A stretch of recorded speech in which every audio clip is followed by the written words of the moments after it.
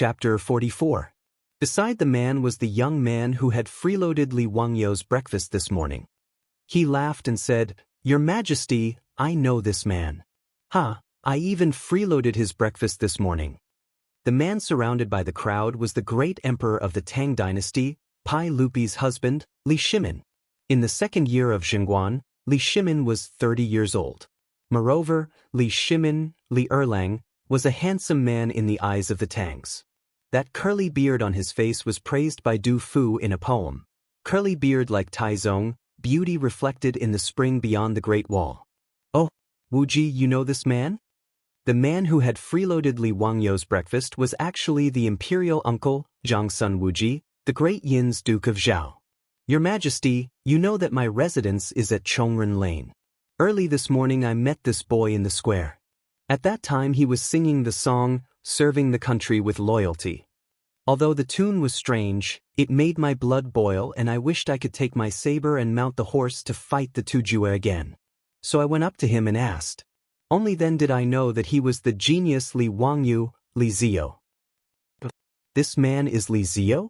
Duke Yu, Gallantry, and On Yang Quan were written by this man?" That's him." In the crowd, Yu Shernan smiled and replied while twirling his beard. Pai Lupi nodded, but then shook his head. "This man's mouth is really sarcastic. It's not like what Duke Yu said.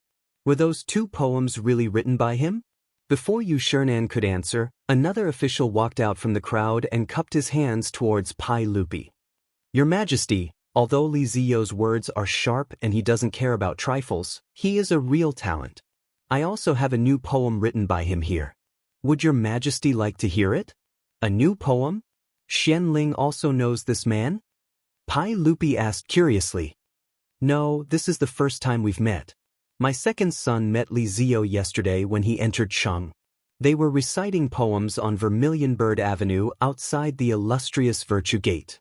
This poem was told to me by Erlang after he returned home. The speaker was Feng Xianling, the head of the Secretariat of the Tang dynasty, the Duke of Liang, and the father of Feng Yai whom Li Wangyou met yesterday." "Read it to me." Feng Xianling twirled his beard and smiled. "The drizzle on the heavenly street is as smooth as butter. The color of the grass can be seen from afar but not near. The most beneficial thing about spring is that it absolutely surpasses the willows that fill the entire imperial capital. What does your Majesty think of this poem?" Pai Lupi smiled and nodded as he praised. "Not bad, it's a good poem. This Li Ziyu was indeed a talent. What was his family background? Where are you from?" Pai Lupi's question made Feng Xianling hesitate. After a long time he finally replied, "Your Majesty, Li Zio was originally from the Li clan of Huxin. The Li clan of Hu County? Isn't that a relative of the royal family? Who is his father?" Pai Lupi asked curiously. The emperors of the Tang dynasty called themselves I or I, except for formal occasions. "Li Zhou." Feng Xianling answered honestly and immediately looked at Pai Lupi's face. Sure enough, after hearing the name Li Zhou, Pai Lupi's face stiffened and his smile became a little uncertain. Feng Xianling was a little uneasy. Did His Majesty still remember Li Zhou's nonsense in the imperial court? After Feng Yai woke up yesterday, he immediately went to find his father and reported Li Wangyou's matter, which made him very happy. It was a good thing that the son of his old friend had grown up and was overflowing with talent. He wanted to invite Li Wangyou to his mansion as a guest, but Feng Yai was so drunk that he didn't know where Li Wangyou lived in Cheng. Feng Xianling was so angry that he scolded his son, but he didn't expect to meet Li Wangyou at Sujiang Lake today. Feng Xianling was now worried that because of Li Zhou's matter, Pai Lupi's impression of Li Wangyou would be affected. That would be very bad. After a long while, Pai Lupi asked coldly, "Xianling, why did you say that he was originally from the Li clan of Hu County? Did something happen?" "Your Majesty, you may not know, but a few days ago, the Li clan of Hu County removed Li Zio and his father Li Zhou from the clan." Yu Shernan answered for Feng Xianling. "Why was this so? Did Li Zio commit a crime? Or did he commit murder and arson?" Pai Lupi asked in confusion. Yu Shernan shook his head. "No, it's because the Li clan of Hu County's elders were insatiable." He told Pai Lupi what had happened, But Pai Lupi's face became colder and colder. Humph! Pai Lupi snorted coldly, but no one knew whether he was dissatisfied with the Li clan of Hu County or Li Wangyu himself. While Pai Lupi was talking to the ministers, Li Wangyu pointed at the group of scholars and scolded them to his heart's content.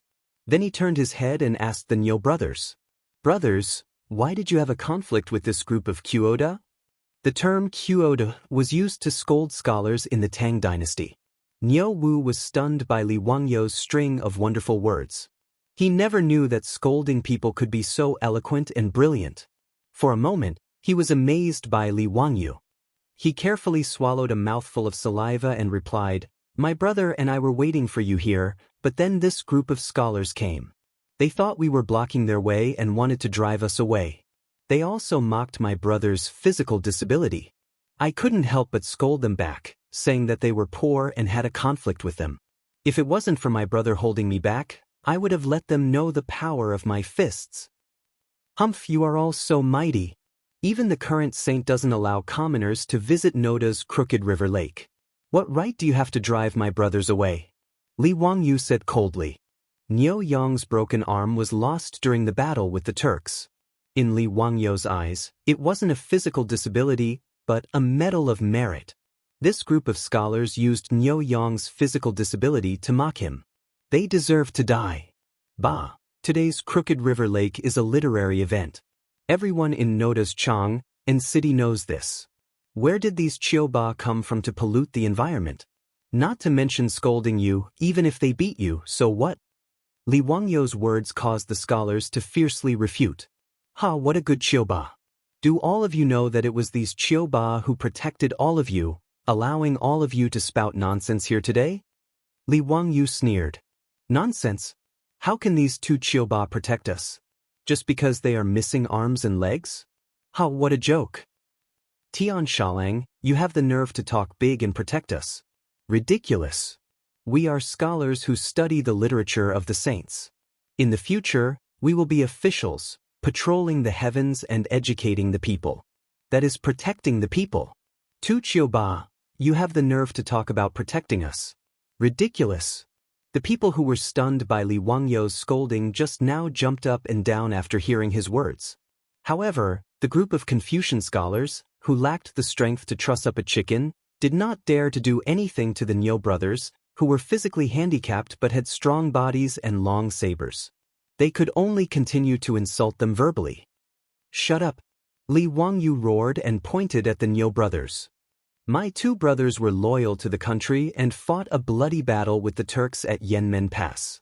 Their village had 60 government soldiers and 37 of them died. The rest were all injured. How dare you insult them? Based on what? Just because you have a mouth?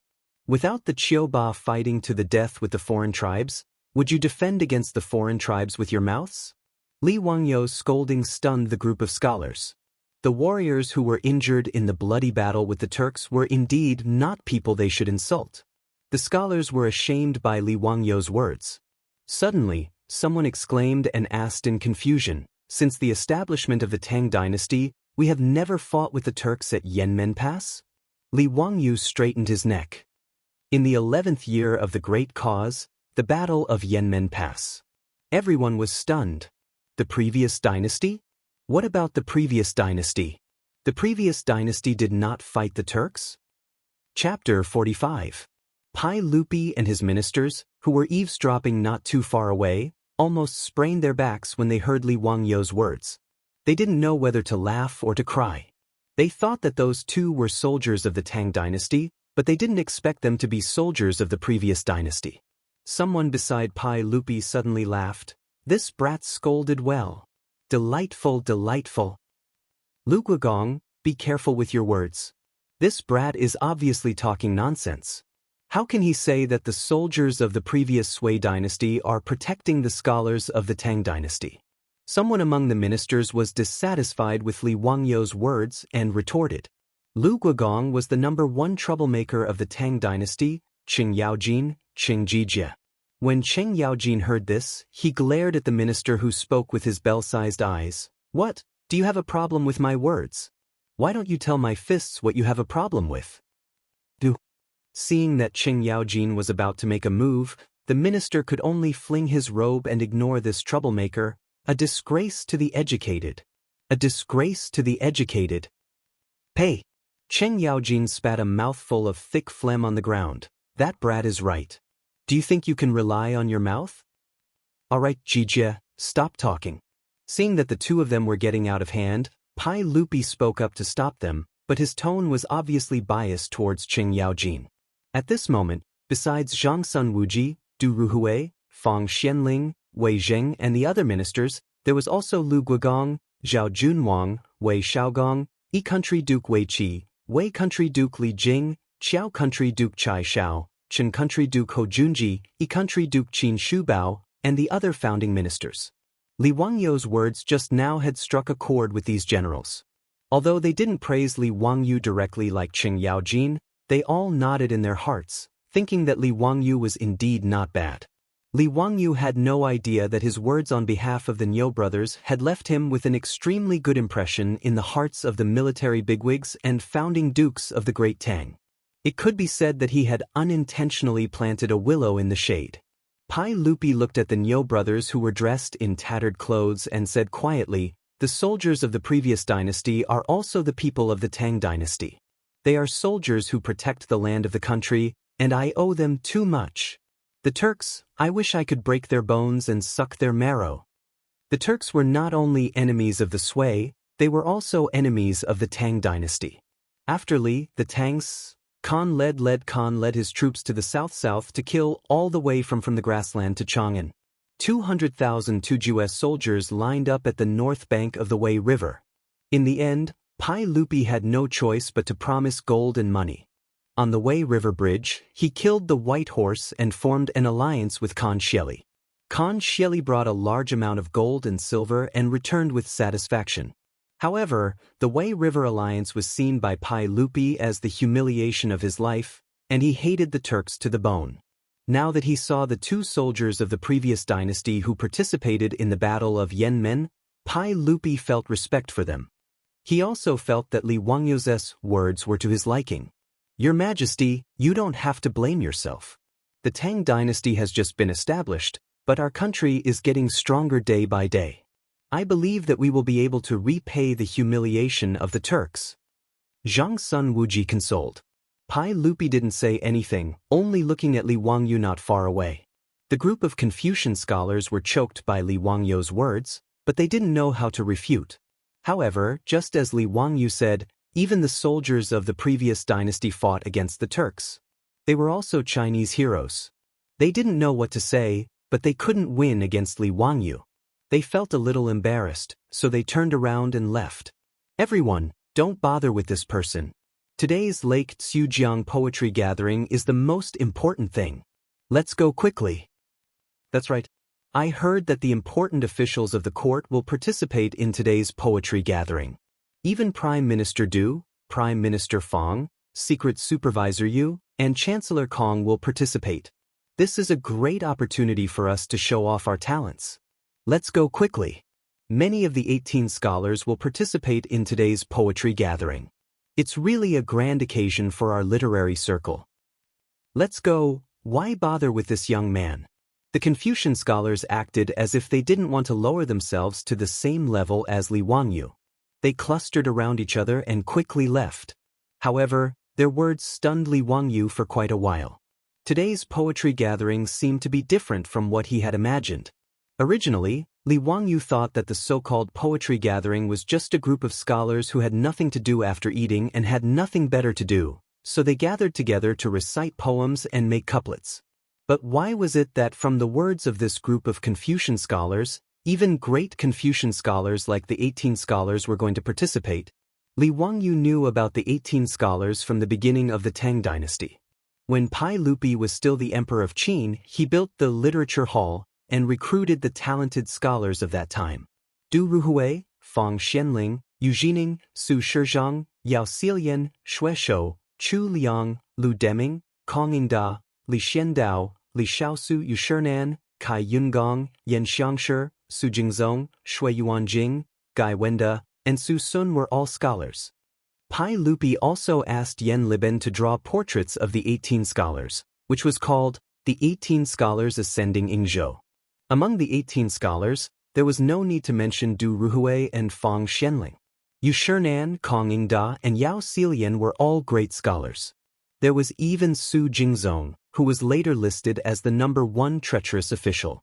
With such a group of big shots participating in the poetry gathering, no matter how he thought about it, he felt that he had been tricked by that bastard Yang Quan. For a moment, Li Wangyu had the urge to turn around and leave. He didn't want to become famous. Making a fortune in silence was the way of the king. If he really took first place in such an eye-catching poetry gathering, he was afraid that there would be a lot of trouble in the future. As the saying goes, there is no first place in literature and no second place in martial arts. If he took first place in the poetry gathering, a group of scholars would come to him every 2 to 3 days to compare their essays. Wouldn't he be depressed to death? Li Wangyu rolled his eyes. The more he thought about it, the more he felt that something was wrong. He called the Niu brothers and was about to leave. He didn't care about Yang Quan's reward of 100 strings of coins. At most, he would draw a few more nude sketches in the next 2 days. As for Yang Quan, he would find a way to fool him later. In any case, Yang Quan didn't know what happened in Chang'an city. Who knew that when Li Wangyu was about to turn around and leave, he was blocked by someone. Ziyo, where are you going? The poetry gathering is over there. Yu Shinan smiled and pointed in the direction that the scholars had left. Looking at Yu Shinan's wrinkled face, Li Wangyu felt a toothache. He was even more certain that he had fallen into Yang Quan's trap. It would be strange if Yu Shinan didn't know that Yang Quan had asked him to come to Chang and to participate in the poetry gathering at Sujiang Pond. Duke Yu, are you also going to participate in the poetry gathering? I suddenly remembered that I have something to do at home. It's a pity that I can't participate in today's poetry gathering. Duke Yu, take care. I'll take my leave first. Ziyo actually has something to do. That's a pity. I heard from Shuqing that he was going to find someone to collect a debt. I wonder if Ziyo is going because of this? Yu Shinan smiled like an old fox. The only thing missing was his tail wagging behind him. Damn it. Using debt to threaten him again. Did Yang Bailao have no human rights? Li Wangyu's expression changed. He immediately smiled at Yu Shinan and said, Duke Yu, what are you talking about? No matter how important something is, I still have to participate in the poetry gathering. I'm going now. If I don't get first place, I swear I won't give up. He didn't wait for Yu Shinan to speak. He cupped his hands and turned around, leading the Niu brothers in the direction that the scholars had left in. Chapter 46. After Li Wangyu left, Pai Lupi led a group of officials over. Elder Yu, this Li Zio's temperament is very lazy. In the crowd, an old man looked at Li Wangyu's back and said with a smile. The one who spoke was one of the 18 scholars, the chancellor of the Imperial College, the 31st grandson of the late Confucius, Kong Yingda. You're right, Master Kong. Ziyu is a rare talent, but he has a lazy personality. He still needs to be polished. Yu Shinan smiled. After Yu Shinan returned to Chang and from Hu County, he spread Li Wangyu's 2 poems far and wide. Li Wangyu had left a deep impression on a group of court officials and great scholars. Today, they unexpectedly saw Li Wangyu's eloquence, which made them feel funny and even more curious about Li Wangyu. Du Ruhui was not stingy with his praise. Just by looking at his 3 poems, I know that he is not a fish in a pond. In the future, he will be a capable official of His Majesty. Everyone knew how to carry a sedan chair, especially the other officials. Seeing that Fang Xianling, Zhang Sun Wuji, and Yu Shinan were thinking highly of Li Wangyu, many officials also spoke up and praised Li Wangyu. Pai Lupi did not comment on this, and the officials and generals could not guess what he thought of Li Wangyu. Li Wangyu did not know that the reason why so many officials were participating in the poetry gathering was because Pai Lupi's first imperial examination after ascending the throne was imminent. The imperial examination of the Tang dynasty was divided into more than 50 subjects such as Xiuzai, Ming Jing, Jinshi, Ming Fa, Ming Zi, and Ming Shu. Jinshi was the most important subject, and many of the prime ministers of the Tang dynasty were Jinshi. Jinsher mainly tested current affairs, poetry, and essays. The imperial examination was held by the Ministry of Ministers, and because it was usually held in the spring, it was also called the Spring Imperial Examination. In the Tang Dynasty, not only did they look at exam results, but they also needed the recommendation of famous people. As a result, the examinees would rush to the noble family's door before the exam and present their representative works to them. This was called handing in the exam papers. Handing in the examination papers was a serious detriment to the original intention of the imperial examination. Originally, they wanted to give the commoners a path to promotion, but because of the scroll, the commoners had all become disciples of the aristocratic families. This was the reason why people said that there were no poor families in the upper class and no noble families in the lower class. In Pai Lupi's view, the aristocratic families were actually the cancer of the Tang dynasty. Although Emperor Li's imperial family was one of the most influential families in the Tang dynasty, the Longxi Li clan, one of the most influential families in the world, the Li clan was one of the most influential families in the world. However, the aristocratic families controlled culture and knowledge. In the imperial court, the aristocratic families controlled most of the positions. Pai Lupi was naturally afraid of the aristocratic families that threatened the imperial rule. Pai Lupi wanted to use the imperial examinations to weaken the aristocratic families, but he didn't expect that just a system of submitting papers would almost cause his efforts to go down the drain. Therefore, Pai Lupi simply held this poetry gathering before the spring imperial examination. He wanted to let the students from all over the country who came to Chang'an and to participate in the imperial examination to show their talents in public, hoping to kill off the matter of submitting papers. On the grass on both sides of a winding stream beside Sujiang Pond, there were many mats laid out with a few tables on them. All the students who participated in the poetry gathering could occupy a mat and a few tables by themselves. When Li Wangyu led the Niu brothers here, there were already hundreds of students sitting beside Sujiang Pond. It stretched for hundreds of meters, and it was very lively. In the Tang dynasty, there were two kinds of people who were qualified to participate in the imperial examination of Chang'an. One was from the capital and the county academies, and they were called students. The second kind was those who first passed the county examination and then sent to the imperial examination, and they were called juren. The Niu brothers were not scholars, so they couldn't sit at the table and could only watch from the outside. Li Wangyu casually found an empty mat downstream of the stream and sat down cross-legged.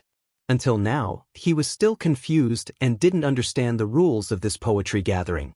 It looked like there was going to be a winding water winder. Winding Water Winder was a game that the scholars of the Tang dynasty liked to play.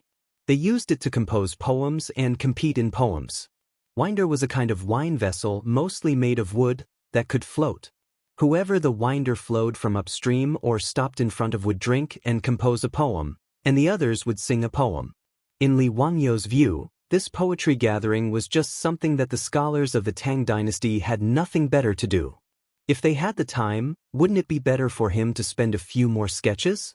While he was silently cursing, he did not notice that Li Er had led a group of important officials to the side of the Crooked River pool and entered a waterside pavilion beside the pool. Soon, there was a crisp sound from the waterside pavilion, and the people who were talking loudly by Sujiang Pond immediately quieted down. Li Wangyu saw a skinny old man come out from the waterside pavilion and said loudly, "Wine." As his voice fell, countless servants began to weave through the grass, bringing a pot of wine, some dried fruits, and writing brushes, ink, paper, and inkstone to each table. Li Wangyu immediately understood that they were going to compose a poem, but he didn't know how to judge. "Everyone, raise your cups and drink." The old man spoke again and raised his cup. The hundreds of students present, including Li Wangyu, all raised their cups and drank the wine in their cups. After drinking a cup of wine, the old man said loudly, "Everyone, please compose a poem with the theme of spring as the theme." Li Wangyu was stunned. Why did it feel like this poetry gathering was like an exam? In addition to the beautiful environment, wasn't this method of composing a poem a kind of imperial examination in the Tang dynasty?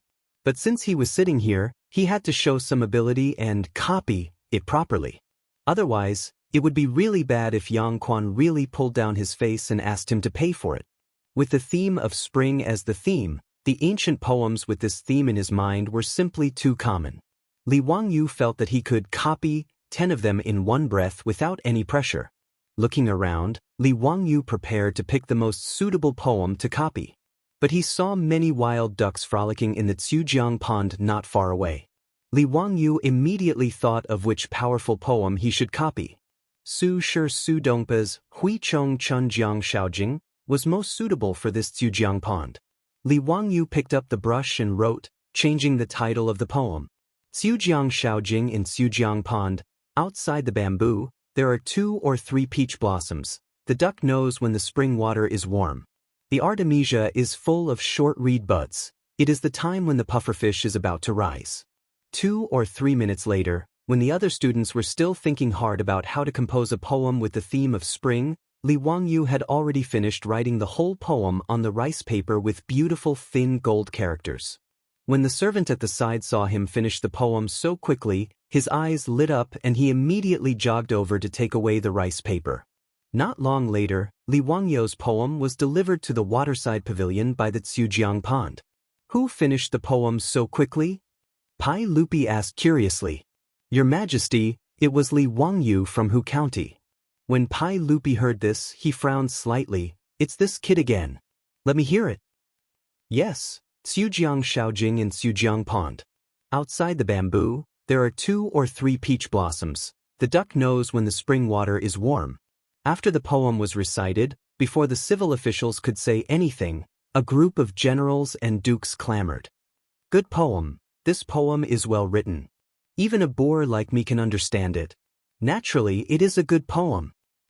The truth is, the spring water is warm. Don't the duck know first? Because the dukes had a good impression of Li Wangyu before, when they heard that it was Li Wangyu's poem, they didn't care about anything else and praised it first. Their words made Pai Lupi and the civil officials not know whether to laugh or cry, but they couldn't deny that Li Wangyu's poem was really good. Chapter 47. The group of civil officials naturally couldn't evaluate Li Wangyu's poem like Qing Yaojin and the others. Yu Shinan twirled his beard and smiled. The poem is like seeing a painting overflowing with spring light, harmonious and warm, good. Out of the ordinary, naturally superior. Zhang Sun Wuji nodded and praised. True and false, diverse and interesting. What a good duck foresight, Li Ziyo really has talent. Kong Ingda clapped his hands and cheered. While everyone was praising him, a discordant voice was heard. Geese also foresight, why only ducks? Everyone was stunned when they heard this, and many of them burst out laughing. Chen Yaojin was immediately unhappy and jumped out, pointing at Su Jingzong's nose and scolding. Su Jingzong, do you know how to speak human language? The one speaking was one of the 18 scholars, Su Jingzong. Su Jingzong was only 36 years old this year. Although he was appreciated by Pai Lupi, his official life wasn't good. Now that he saw everyone praising Li Wangyu's poem, he was jealous and couldn't help but come over to nitpick. Yu Shinan was also unhappy with his words. According to the Yen family, this poem doesn't even need to be written. Guan Guan Jujiu, in the continent of the river. In the continent of the river, Banjiu or Mingjiu is fine. Why write Jujiu? Yen family was Su Jingzong's courtesy name. Su Jingzong could ignore Qing Yaojin's scolding, but he couldn't pretend he didn't hear Yu Shinan's words. He could only awkwardly cup his hands towards Yu Shinan, indicating that he had said something wrong. Being slapped in the face by Yu Shinan in public made Su Jingzong very embarrassed. Although he asked for it, this person held the grudge against Li Wangyu and became more jealous of Li Wangyu. If Li Wangyu knew that he had such an undeserved calamity and took the blame for no reason, he would probably cry until he fainted in the toilet. Being targeted by the number 1 scoundrel of the Wu Zhou dynasty, number 1 on the list of traitorous officials, wasn't this considered sitting at home while disaster came from the sky? Luckily, Li Wangyu did not know what had happened in the waterside pavilion. At this moment, he was drinking wine calmly and in a good mood, looking at the scholars around him scratching their heads and scratching their cheeks as they racked their brains to write poems. However, the old man from before did not give them too much time. After the time it took for an incense stick to burn, the servants took away the rice paper on the tables and sent them into the waterside pavilion. Not long after, servants came out and asked those scholars who didn't write anything or those who didn't know anything to leave their seats according to the name list. These scholars who were chased away knew that they had exposed their cowardice and didn't dare to say much. Each of them covered their faces with their sleeves and left in fear. Soon, less than half of the 100 people who had been sitting by the stream were left. The old man shouted again, "Everyone, let's raise our cups again and drink to victory. Students, please use the frontier fortress as the theme and compose a poem." F***ck, again? Li Wangyu looked at the remaining 40 to 50 people around him and thought to himself, could it be that this poetry meet is still an elimination system? Alright, let's cut the crap and continue to copy poems. It was just nice that the bunch of scholars had looked down on the Niu brothers and he was still unhappy about it. He could copy a poem to vent his anger. Before Li Wangyu put down the wine cup in his left hand, his right hand picked up the brush and started to write. This time around, his speed was even faster. The other scholars were still thinking about the words of the old man when Li Wangyu had already laughed out loud and threw the brush down. The servant who took away Li Wangyu's poem had learned to be smart and stood not too far away from him. When he saw Li Wangyu throwing the brush down, he immediately ran forward and rolled up the paper and took it away. On the tables around Li Wangyu, a few scholars cursed in their hearts when they saw this scene. Who exactly was this young man? Are you sure you're composing a poem? Chao Ji, who was reputed to be extremely talented, had to walk 7 steps to compose a poem. This fellow in front of them didn't even need to think about it? Many scholars snorted coldly in their hearts. This person was obviously trying to please the crowd with claptrap. In the waterside pavilion, Kong Yingda had just announced the topic of the poem to everyone. He had just walked back when the servant brought in Li Wangyu's poem. Pai Lupi couldn't help but stare. Is this fellow playing with us? How can he compose a poem so quickly? Nonsense. For something like composing a poem, other than needing quick thinking and outstanding literary talent, it also needed inspiration. Even so, most of the masterpieces that had been handed down from ancient times were actually a long process of deliberation. The poem had to fit the mood of the author, be catchy, have to have rhyme, etc. For a sentence of a poem or a word in the poem, scholars didn't hesitate to spend their effort and time. The Tang Dynasty poet Jia Dao once used a few years to compose a poem. A sentence: birds sleep in the trees by the pond, monks push the door under the moon. He racked his brains over whether to use the word knock or push and offended Hanyu, causing a beautiful story. From then on, deliberation became a popular and commonly used word. It was used to describe repeatedly pondering and deliberating when writing an article or doing something.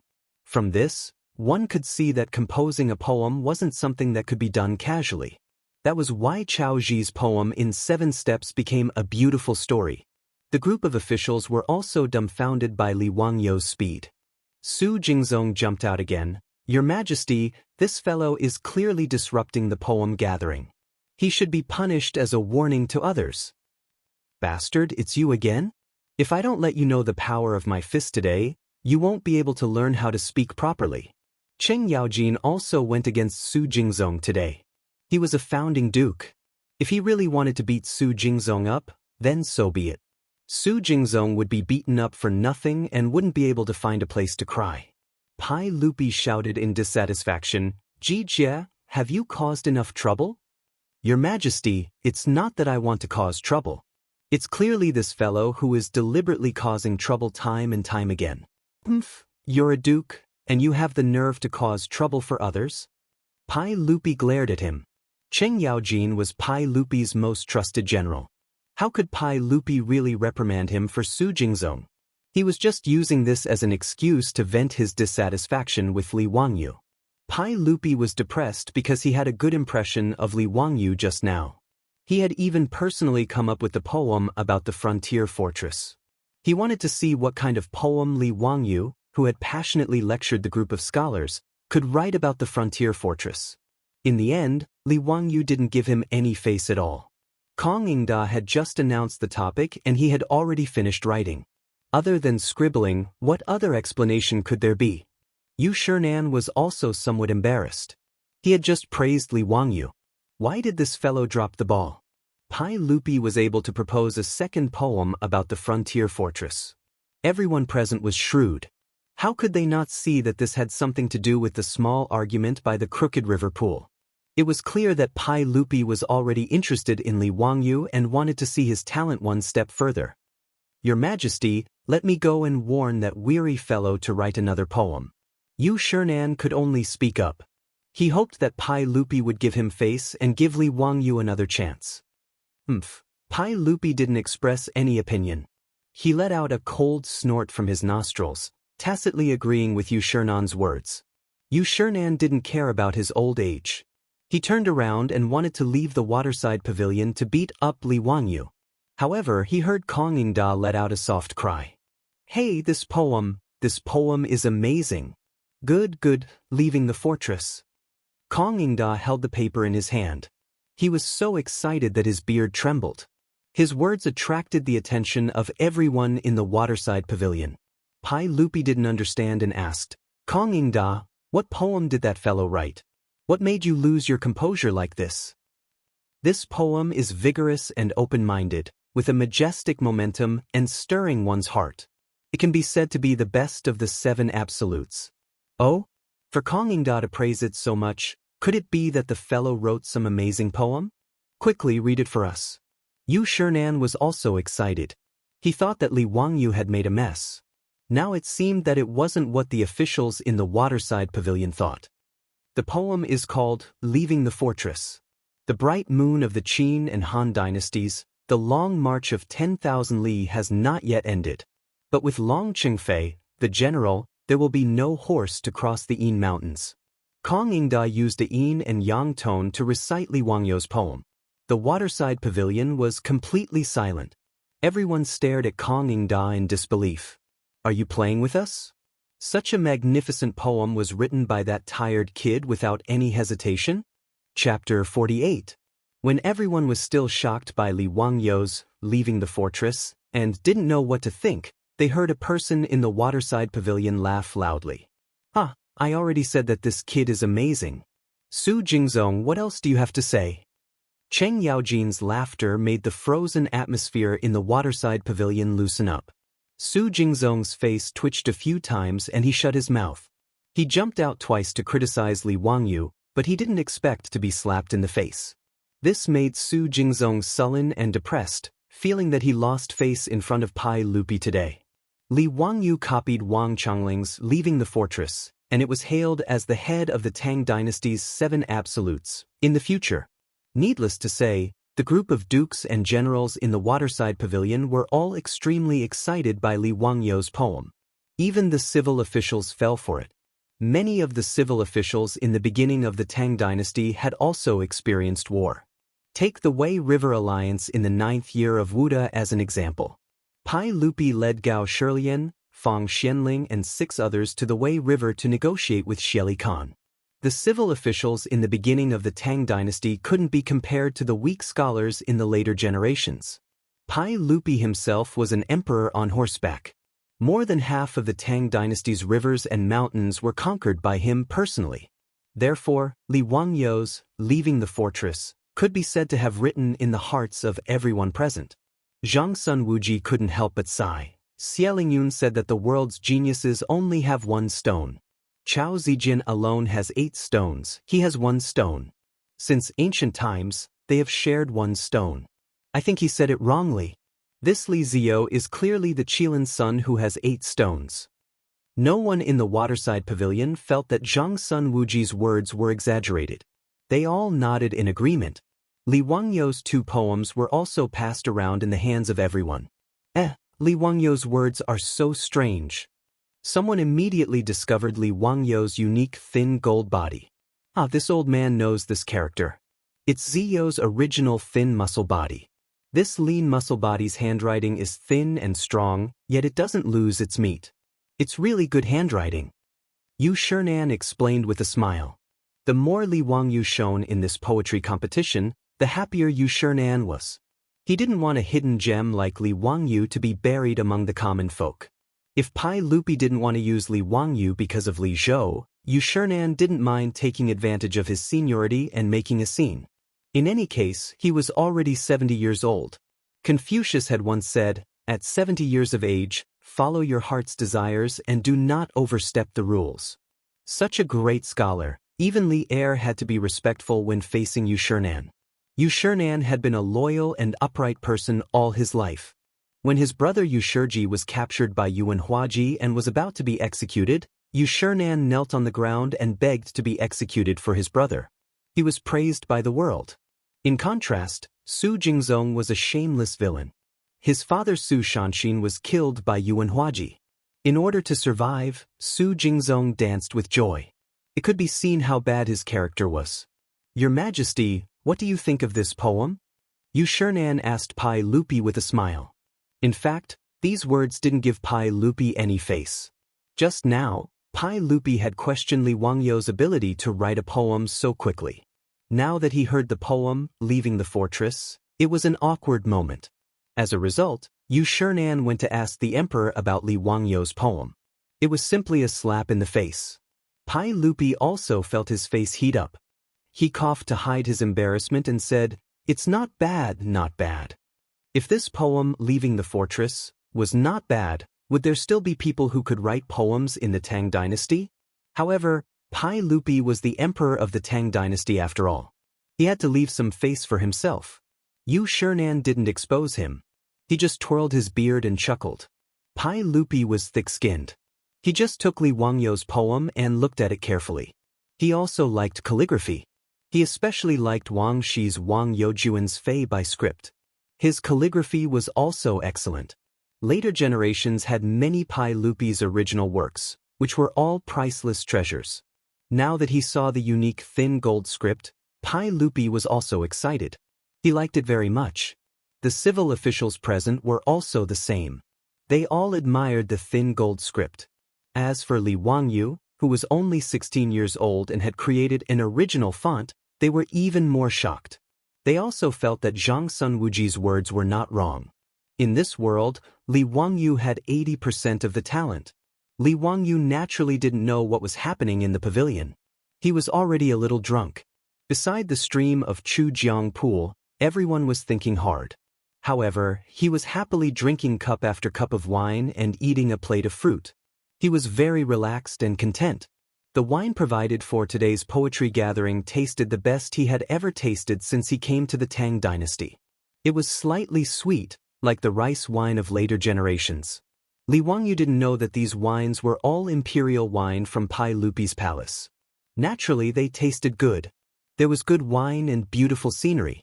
Looking at the vast waves of Chujiang Pool and listening to the clear chirping of birds in the forest, Li Wangyu became more and more greedy.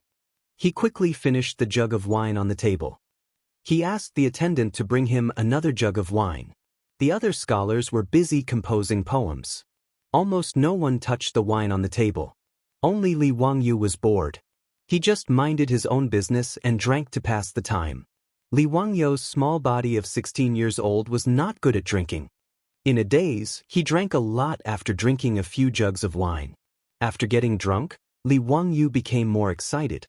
He shook his head and muttered all kinds of strange words. Something like posting on WeChat Moments, or wearing a seatbelt when driving when your phone is out of battery. The attendant beside him shook his head. He felt that this Xiaolang's drinking capacity was too low. He was still talking nonsense after drinking too much. When Li Wangyu was drunk, the poetry gathering at Chujiang Pool was also coming to an end. In this poetry recital, Li Er had indeed discovered quite a number of talents. Many scholars had created masterpieces that made people's eyes light up with the two named poems. However, with Li Wangyu in front of them, the others could only accompany the crown prince in his studies.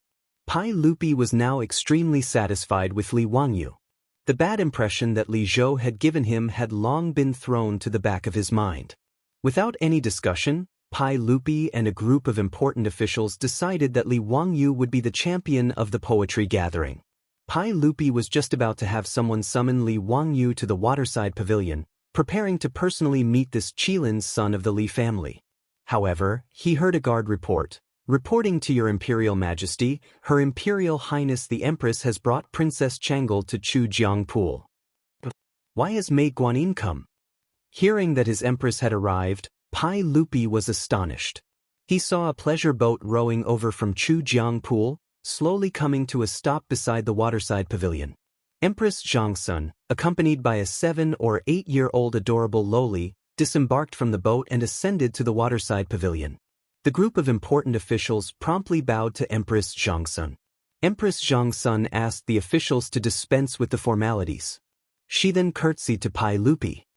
Erlang, Chang'an wishes to come on a boat today. I have made the decision to bring her here for sightseeing.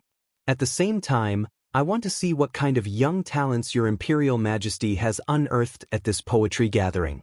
Pai Lupi hurriedly extended his hand to support Empress Chang'an. Mei Guanyin, you are pregnant. You must be careful. At this time, Empress Chang'an was already 5 months pregnant. Her body was beginning to show signs of pregnancy. She had already given birth to 2 sons and a daughter for Pai Lupi. However, the 2 of them were still young husband and wife. They were very loving. Pai Lupi was very distressed for Empress Chang'an. Mei Guanyin, you have truly come at the right time. Come, how about taking a look at these 2 poems? Pai Lupi carefully supported Empress Chang'an to sit down. As if presenting a treasure, he handed over Li Wangyou's 2 poems to Empress Chang'an. He then picked up Princess Chang'an and began to tease her. Princess Chang'an was the eldest daughter of Li Shimin and Empress Chang'an.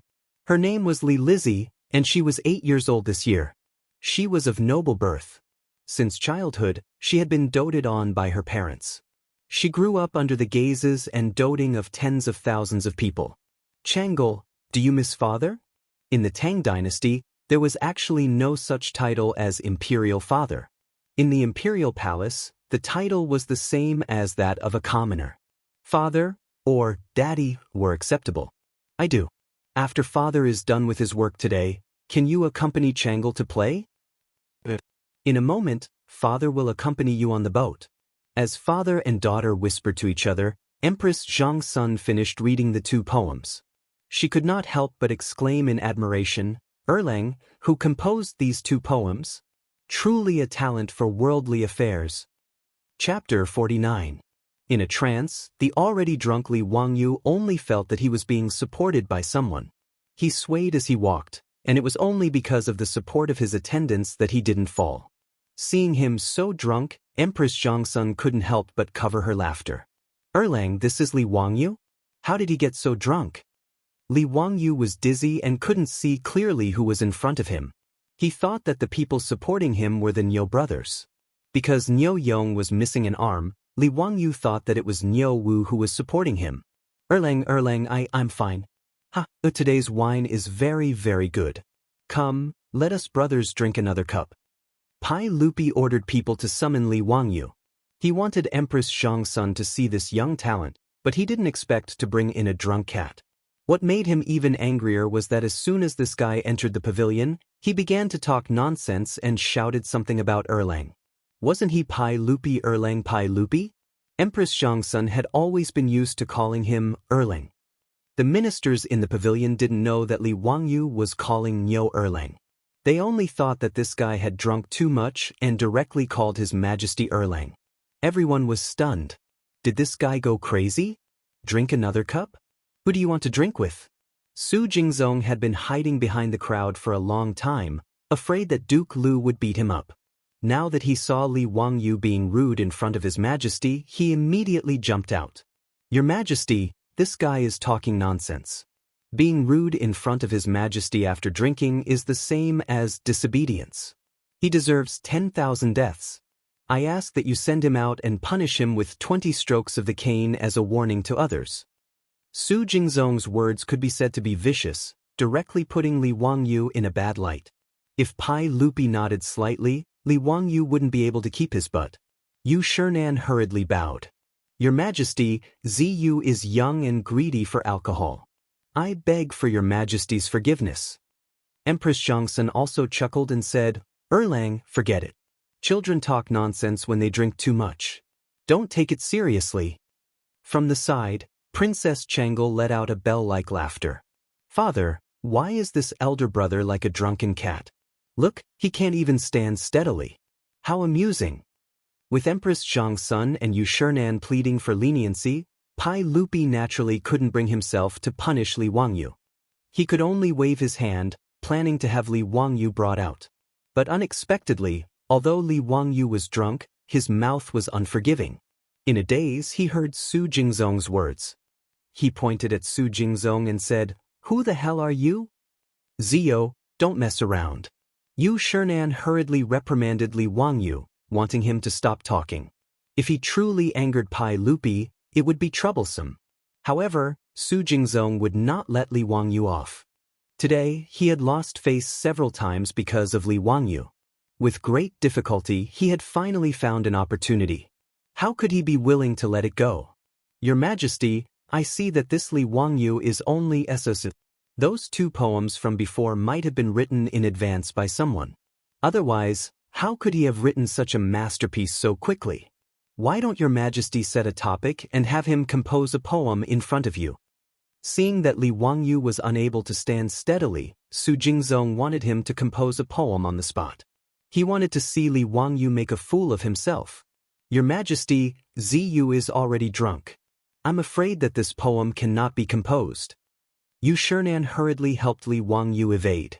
The drunken cat Li Wangyu did not hear anything else clearly, only hearing the word, "compose a poem." He did not wave his hand. Who said that I can't compose a poem? I have countless poems in my stomach. Speak, what kind of poem do you want me to compose? I have everything you need." Yu Shernan was angered by Li Wangyu's words. How could he not know that this fellow was so talkative after drinking? Before Yu Shernan had time to speak up for Li Wangyu, Su Jingzong had already seized the opportunity. Facing Pai Lupi, Su Jingzong bowed. "Your Majesty, since Li Wangyu has said so, why don't you give him an opportunity to display his talent and let us admire his masterpiece?" Pai Lupi was speechless. This fellow is still composing poems? I think it's more like a dream. His words caused all of the important officials in the pavilion to burst into laughter. Princess Chang'an giggled. Hee, dreaming is good. Chang'an loves to dream the most. All of the officials knew that Pai Lupi was joking. Who knew that Su Jingzong, with a deadpan expression, bowed again. "Yes, Your Majesty has ordered that Li Wangyu compose a poem on the topic of dreaming." Once these words left his mouth, all of the officials were stunned. Everyone could tell that Pai Lupi was clearly joking. How could this Su Jingzong be so despicable? Pai Lupi frowned. "Su Qing, I was only speaking without thinking." "Your Majesty, a monarch does not speak lightly." Su Jingzong's mind was currently filled with thoughts of how to make Li Wangyu lose face and make a fool of himself. In a moment of anger, he rebutted Pai Lupi. Su Jingzong's words caused Pai Lupi to choke and be unable to say anything for a long time. It was Cheng Yaojin who jumped out from the side, grabbing Su Jingzong by the collar. "You scoundrel! I see that you're itching for a beating today. The Tang dynasty has so many weapons, yet you insist on learning the sword. You swordsman!" Previously, Cheng Yaojin had heard Li Wangyu's brilliant curses by the side of the crooked river pond. He had been greatly satisfied and had been silently memorizing it. Now that he finally had the opportunity to use it, he opened his mouth and began to spew. Su Jingzong was able to endure. Faced with Cheng Yaojin's humiliation, he did not say a word. Even as Cheng Yaojin's saliva sprayed on his face, he did not try to defend himself. Everyone could tell that Lu Guogong was learning from Li Wangyu's previous curses. None of them could restrain themselves from laughing. Even Pai Lupi was so angry that he began to laugh.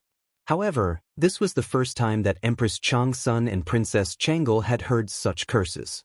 They were both dumbfounded. "Second young master, when did Lu Guogong become so eloquent?" Empress Chang's son asked Pai Lupi in a low voice. Pai Lupi chuckled mischievously. Leaning close, he repeated Li Wangyu's curses to the group of Confucian scholars. Empress Chang's son could not help but roll her beautiful eyes. The reason why Cheng Yaojin had jumped out was because Li Wangyu was to his liking today. Regardless of whether it was the cursing of the Confucian scholars at the edge of Lake Chu or the stunning leaving the fortress, Cheng Yaojin had a favorable impression of Li Wangyu. As a result, he had deliberately pestered Su Jingzong endlessly in order to fool Pai Lupi over with his earlier joke. However, no one had expected that drunken cat Li Wangyu would suddenly shout, "If you want to compose a poem, then compose a poem." Simple, very simple. Dreaming is also simple. Shaking off the attendant who was supporting him, Lu Guogong staggered towards the seating area in the waterside pavilion. As he neared, Li Wangyu swayed his body and shouted to Su Jingzong, "You, help me take off my boots."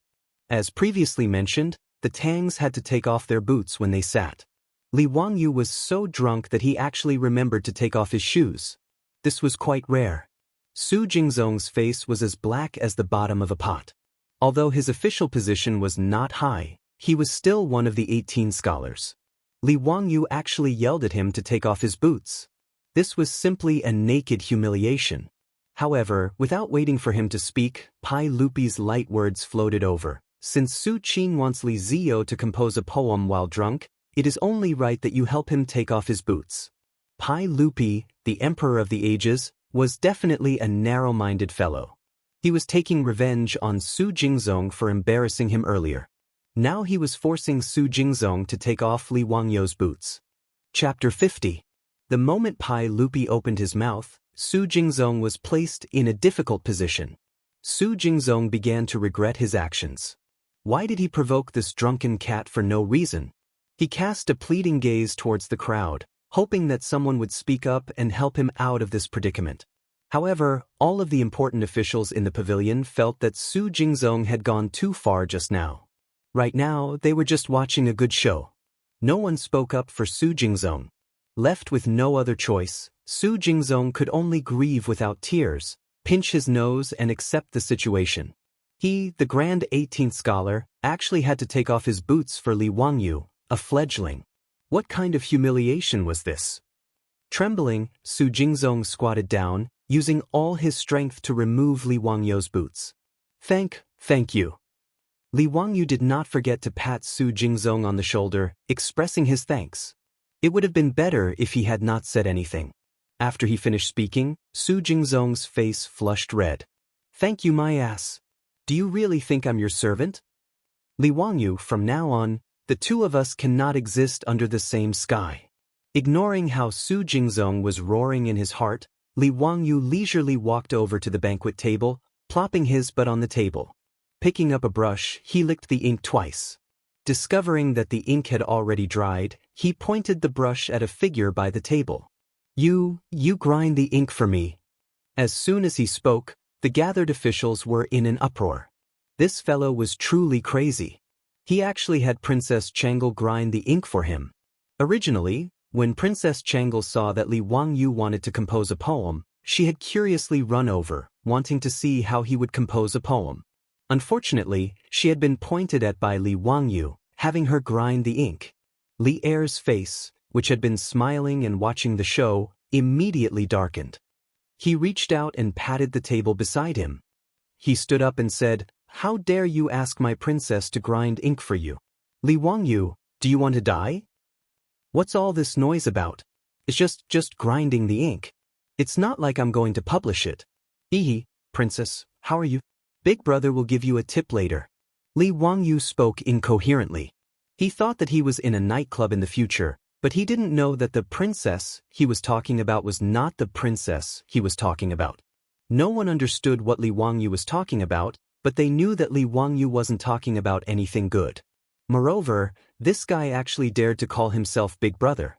He was simply asking for death. In the Tang dynasty, the term elder brother referred to the father as well as the elder brother. According to the old Tang book, Wang Ju's biography, Emperor Xuanzong wept and said, "Fourth brother is benevolent and filial." The fourth brother he was talking about was his father, Tang Ruizong. Because Tang Ruizong was the fourth son, Tang Xuanzong called him fourth brother. In the future, there was also a letter written by Pai Lupi to his son. At the end of the letter, he also addressed himself as his brother. When Su Jingzong heard this, he was secretly delighted. Li Wangyu actually dared to flirt with Princess Chang'an, claiming to be her older brother. He was simply seeking death. Pai Lupi flew into a rage. Just as he was about to call for the imperial bodyguards to drag Li Wangyu out, Empress Zhang Sun gently tugged on his sleeve. "Erlang, I just heard that this Li Jia Shaolang is also a relative of our imperial family. Is there such a thing?" Pai Lupi was in a fit of anger. In a low, muffled voice, he replied. He was born in the Li clan of Hu County. His father is Li Zhou. Li Zhou? If I recall correctly, he is Erlang's older cousin, right? Correct. Then, isn't this Li Wangyu Chang'an's older cousin? There's nothing wrong with calling him big brother, right? Empress Zhang Sun laughed. But, how could my Chang'an be this scoundrel's younger cousin? Don't even think about it. Moreover, this brat has already been expelled from the Li clan of Hu County. Right now, he is no longer a relative of our Tang dynasty. Pai Lupi was still in a fit of anger, speaking fiercely. Empress Zhangxuan's beautiful eyes flickered. Softly, she whispered into Pai Lupi's ear, "How could Erlang be so muddle-headed? Such a talent, and also a relative of the imperial family, is precisely a talent that can be used. How could we push him out the door because of that group of old fools from the Li clan of Hu County? Could it be that Erlang wants to push this child to the side of those aristocratic families?" His wife's words caused Pai Lupi to immediately calm down. However, as Empress Zhangsun had said, he was currently desperately trying to weaken the influence of the aristocratic families. How could he push out such a talent like Li Wangyu? Although Pai Lupi was a man of great talent and bold vision, and could be said to be an emperor throughout the ages, he had a problem that could not be considered a problem. He liked to appoint people by favoritism. Just look at the list of 24 meritorious officials that he had established in the Lingyan Pavilion. Ranked first was Empress Zhangxuan's elder brother, Zhang Sun Wuji. Ranked second was the Prince of Hejian, Li Shaogong, a relative of the Tang dynasty. Ranked 15th was Zhang Sun Shund, Duke of Pai State, who was Empress Zhangxuan's maternal uncle. Of course, the relatives that Pai Lupi placed in important positions were truly talented and learned. Li Shimin would not place those without talent or virtue in important positions. As a relative of the Tang dynasty, Li Wangyu was also talented. How could Pai Lupi not be tempted? His eyes flickered. Suddenly, he laughed and said to Princess Chang'an, "Chang'an, why haven't you ground ink for your brother?" With these words, the entire audience was shocked. Was Li Wangyu trying to reach the heavens in a single bound? As soon as Li Shimin opened his mouth, he would have Princess Chang'an, who was doted on by countless people, recognize Li Wangyu as her brother? Su Jingzong felt as if his head was buzzing and his vision darkened. The little girl, Chang'an, did not think so much. She only felt that Li Wangyu was interesting. Since her father had instructed her to grind ink, she obediently helped Li Wangyu grind ink. Li Wangyu grinned widely. "Thank you." Reaching out, he picked up the brush, licked the ink and stood up. Seeing that Li Wangyu was about to write a poem, an attendant immediately rushed forward. Reaching out, he held up the paper for Li Wangyu to write. Just now, these attendants had been frightened witless by Li Wangyu, fearing that the noble would blame them for not being discerning. At this moment, if they did not hurry up and hold up the paper, if this drunken cat pointed at the emperor and had them hold up the paper for him, would they still be alive? Li Wangyu did not pay attention to these things. Shaking his head, he recited while his brush moved like a swimming dragon, writing a poem in cursive. In a dream, Tianlao sings a farewell. Seafarers talk about Yingzhou, the smoke billows are faint, and faith is hard to find. You people talk about Tianlao, perhaps the rosy clouds can be seen. This guy began to plagiarize Li Bai's poem again. In a dream, Tianlao sings a farewell to the officials of Donglu, was Li Bai's dream poem, and also a poem about traveling immortals. At this moment, Li Wangyu was 80 to 90% drunk, but there was still some sobriety in his mind. He did not write farewell to the officials of Donglu. In the waterside pavilion, Pai Lupi, Empress Zhangsun, and a group of important officials could not help but gather around to watch Li Wangyu compose a poem. Li Bai's poem could be said to have a magnificent artistic conception, unpredictable changes, and colorful colors. Everyone was fascinated and intoxicated by it. His spirit traveled to the fairyland on heaven, and his heart felt that the pleasure of the world was the same. In a long poem, Li Wangyu finally wrote, "The pleasure of the world is the same. Since ancient times, all things have flowed in the east. Farewell to the emperor, when will it return? Between the white deer and the green cliff. Must ride and visit the famous mountains." At this moment, everyone began to clap and cheer. Ziyu's poem is natural and unrestrained. It's a great poem about traveling immortals. Yu Shernan praised. Pai Lupi nodded in satisfaction, and his face was full of smiles. He did not expect this guy to be able to compose a poem about dreaming when he was drunk. He was indeed a talent.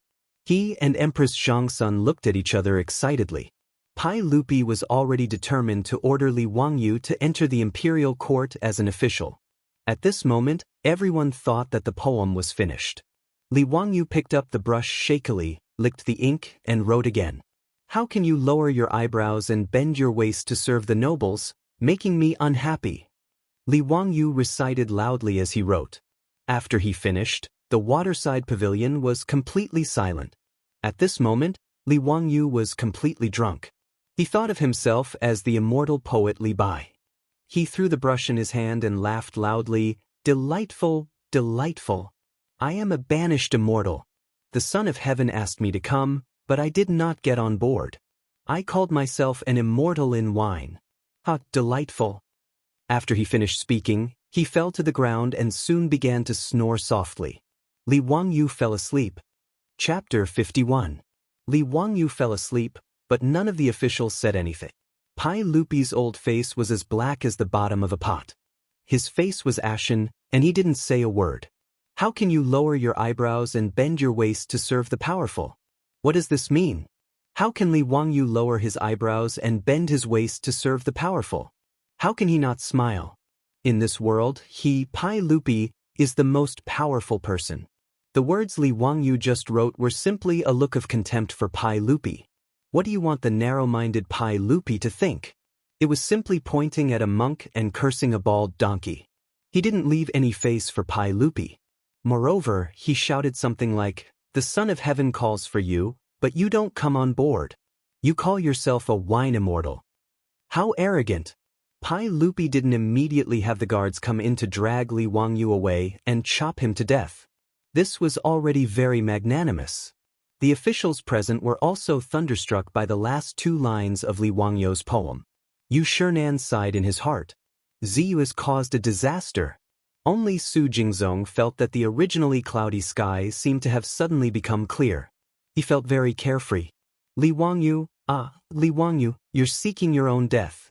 Looking at Li Wangyu, who had fallen to the ground and was sound asleep, Su Jingzong couldn't help but smile.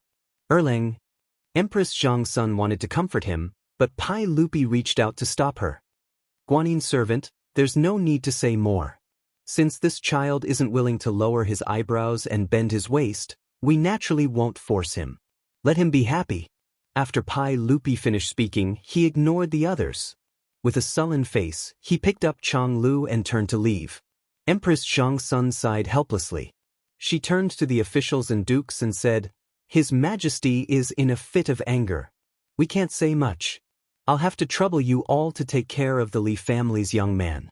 No matter what, you have just heard His Majesty's order to let Chang'an call Li Jia Xiaolang brother. There are some things that His Majesty can do, but you can't. You must not act on your own initiative." All the officials present understood her meaning and hurriedly bowed to Empress Zhangsun. "Your Highness the Empress is too serious. This official naturally will not meddle." Empress Zhangsun's words were a warning to the officials, telling them not to deal with Li Wangyu just because Pai Lupi left in a fit of anger. Empress Zhangsun was both angry and happy about this Li Jia Xiaolang. She was angry that he didn't know what was good for him, but she was happy that he was talented. Pai Lupi was angered by Li Wangyu's poem and left. She didn't want to refute Li Shimon's face. But out of love and care, it was only right to warn the officials and have them protect Li Wangyu a little. Empress Zhangsun's words did indeed make many people who had other thoughts give up, but it was as the Empress said. Even if Pai Lupi was angered by Li Wangyu and left, their surname was Li. It was said that one stroke couldn't write two Li characters. If he thought he was clever and killed Li Wangyu, and Pai Lupi thought of this Li family's Qilin son, then he would be the unlucky one. Even Su Jingzong restrained some of his thoughts. At least, he wouldn't put the idea of dealing with Li Wangyu on the surface. I heard that this child's parents are both dead. He is very pitiful. Empress Zhangsun looked at Li Wangyu, who was sleeping soundly on the ground, and touched the child in her belly. She couldn't help but feel motherly love. Okay, let people send this child away. Everyone, please keep this child a secret. Let's wait for His Majesty to make a decision about what happened today. Chang'an shook his head and sighed. He could only let the attendants take Li Wangyu, who was sleeping soundly, out. He found the Niu brothers and told them to take good care of him. The poetry gathering in Chu, Jiang, and Qi ended unhappily, but the name of Li Wangyu spread among the aristocratic families, nobles, and powerful officials in Chang. For the first time, Li Wangyu left a deep impression on the prosperous Tang dynasty more than 1,000 years ago. But at this time, Li Wangyu only felt a splitting headache, his mouth was dry, and his throat was sore. Water, is there any water? His voice was hoarse, and he moaned softly on the bed. Hearing his voice, Niu Wu quickly poured a bowl of water from the kettle on the low table and handed it to Li Wangyu's mouth. Like a dried-up traveler in the desert, Li Wangyu greedily drank the water in the bowl in one gulp. Only then did he feel that his throat was slightly soothed. Where am I? The hostel. Niu Wu laughed and said, Xiaolang, you can't hold your liquor well. You're so drunk that you're completely unconscious. Li Wangyu was completely drunk. In his mind, he only remembered that he seemed to be drinking by the stream in Chu, Jiang, Qi. He had no idea what happened after that and how he came back. Erlang, is the poetry gathering over? He thought of the poetry gathering and quickly asked. Yang Quan had told him that he had to be the champion of the poetry gathering. But he was so drunk that he completely forgot about it. It's over. Xiaolang, you're really talented. You're the champion of the poetry gathering. Niu Wu grinned and said, Really? Are you sure I'm the champion? How can it be fake? An old man came out and said it to everyone in person. The champion of the poetry gathering, Li Wangyu from Huxian. Who else could it be other than you? Xiaolang, you didn't see the faces of those scholars. It was really wonderful. A group of scholars in their 20s or even 30s, losing to a 10-year-old teenager, wouldn't they be ashamed to death? Li Wangyu had a headache. He patted his head hard. The aftereffects of this Tang dynasty wine were quite strong. And then? You brought me back? Li Wangyu asked. How could that be? When my brother and I were happy for you, we saw you being carried away by 2 attendants. It was said that there was a noble who wanted to see you. Xiaolang, what noble person did you see? Tell me about it. A noble person wanted to see him? Li Wangyu's mind was in a mess. There were only a few vague figures. There seemed to be a princess? Didn't he say that he would give a tip? Princess? Li Wangyu's mind buzzed. Damn it. Could it be a real princess of the Tang dynasty? When he was talking nonsense at that time, he seemed to be a princess in the nightclub of the future. There was a princess. Then, were there also Li Shimin and Empress Zhangsun? Li Wangyu tried hard to recall. He remembered that he seemed to have written a poem. What did he write? It seemed to be a sailor or something. Yes, a sailor talking about Ingzhou. He copied Li Bai's Farewell in Dream poem. Suddenly, a flash of lightning flashed through his mind. Li Wangyu froze on the spot.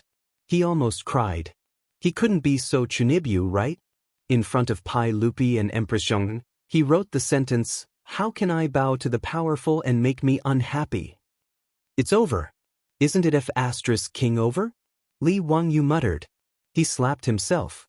Why did he drink wine for no reason? Wasn't this a mess? In front of the emperor of the Tang dynasty, how could he bow to the powerful and make him happy? Did he have nothing better to do? Li Wangyu didn't care whether Pai Lupi appreciated him or not. He was afraid that if he offended Pai Lupi, he would lose his life. Li Wangyu had died once. He didn't believe that he could die again and travel again. Xiaolang, what did you say? Niu Wu didn't hear clearly and asked in confusion. No, nothing. Erlang, what happened after that? What happened after that? He asked nervously and looked up at the door from time to time. He was afraid that a group of soldiers would rush in and take him away to prison. After that? After that, someone sent you out and told me and my brother to take good care of you. We brought you back to the hostel. Really? That's it? Didn't he say anything else? Li Wangyu couldn't believe it. He even asked the Niu brothers to take good care of him. Didn't he write the last sentence? Really? How can it be fake? That's good. That's good. By the way, what time is it now? Shinshir, it's almost Yushir. Xiao Lang, you slept for the whole afternoon, Niu Wu replied. That was 4 or 5 o'clock in the afternoon. There was still some time before the evening drum was sounded and the door was closed. Li Wangyu quickly got up from the bed, tidied up his clothes, took out the sketch he drew last night from the package, told Niu Wu and went out. He planned to sell another painting and buy food to go back to Zhou village tomorrow. Chang'an was too scary. He couldn't stay here for long. Chapter 52. Under the strange gaze of the old guard, Li Wangyu walked to Peace Square on the opposite side of the street. Peace Square was still crowded with people. Li Wangyu carefully shuttled through the crowd, looking for a suitable target. He saw a young scholar with a jade pendant on him.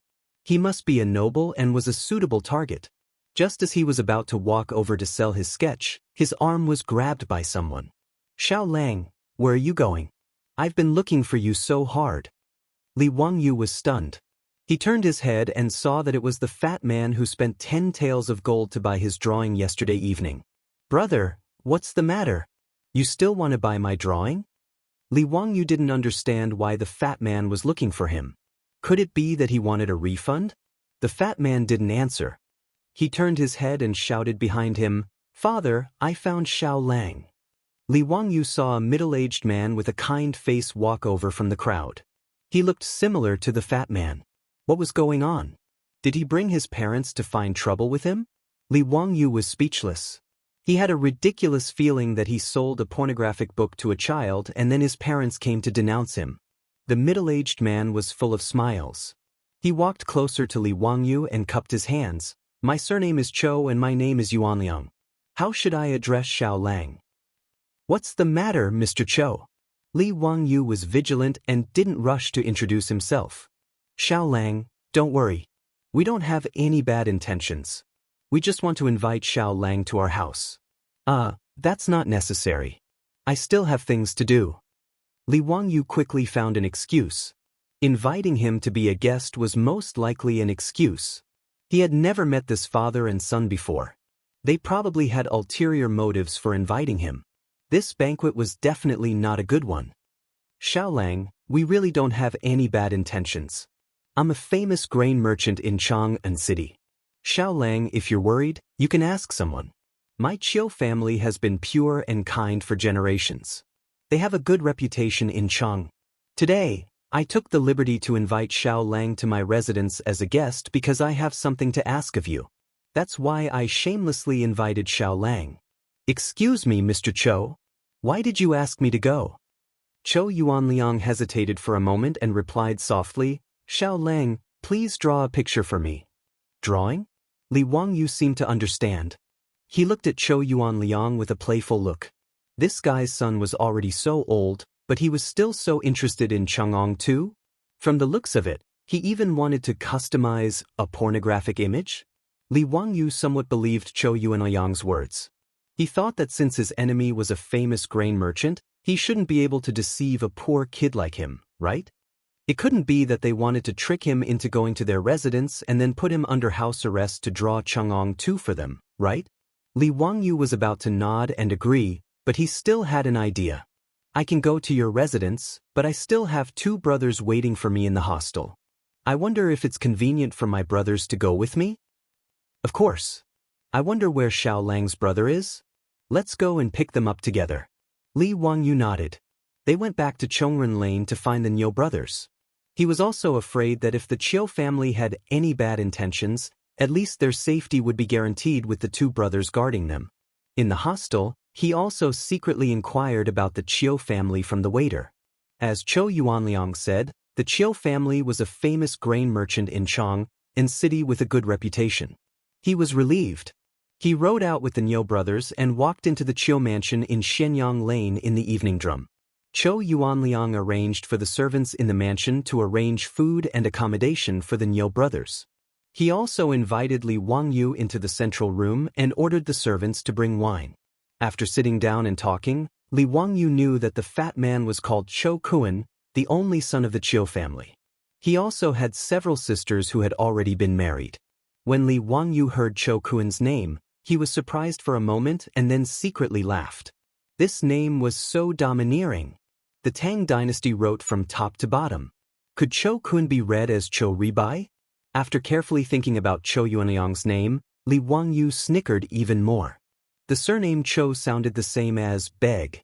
The father and son, one beg for forgiveness, the other beg for re-ex. Li Wangyu secretly ridiculed the Chiu family's ability to give names. He almost spat out the wine in his mouth. It was so hard for him to hold back his smile with a strange expression. After 3 rounds of wine, the conversation started. Li Wangyu finally figured out why the father and son of the Chiu family were so anxious to find him. The Chiu family had been merchants for generations. Chou Yuanliang was honest and kind, but he had 2 small shortcomings. First, he liked to drink wine. Second, he liked to pretend to be cultured. It was not a bad thing to pretend to be cultured. Although the status of merchants in the Tang dynasty was not low, they were not as good as scholars. In order to put up a facade and raise their status, it was understandable to make friends with some scholars. For this reason, the Chiu family did not even settle down in the west of the city. Instead, they bought property in the east of the city in Shenyang, with the purpose of being closer to Pingkangfang. Although Pingkangfang was a red light district in Chang'an, and the Little Sisters, there were not low-class prostitutes who only sold their looks. They could still recite poems, paint, and write poems. They could dance, ride, shoot, and play with swords. They were most loved by the nobles and scholars. Therefore, the scholars and even the bureaucrats of the Tang dynasty liked to go to Pingkangfang to drink and chat, enjoy singing and dancing, recite poems, and talk about life with beautiful women. Chou Yuanliang moved here to make it easier to make friends with the scholars. However, the bad thing was that he was greedy for good wine. A few days ago, Chou Yuanliang invited a group of scholars to a banquet in Pingkangfang.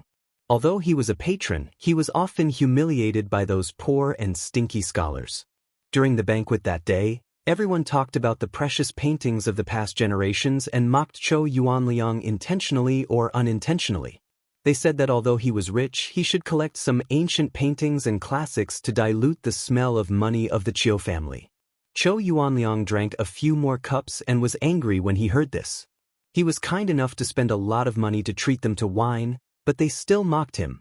Feeling indignant, he opened his mouth and boasted. "Who said that I don't have ancient paintings in my house? I have a goddess Luo's painting in my house." "That's a great treasure," Chou Yuanliang said with a big tongue. His words caused everyone to be stunned for a moment before they burst into laughter. "We only know Gu Kaiji's ode to goddess Luo from the East Jin dynasty. What is Master Chou's ode to goddess Luo?" That's right. Master Chou, did you make a mistake?" Chou Yuanliang was indeed wrong.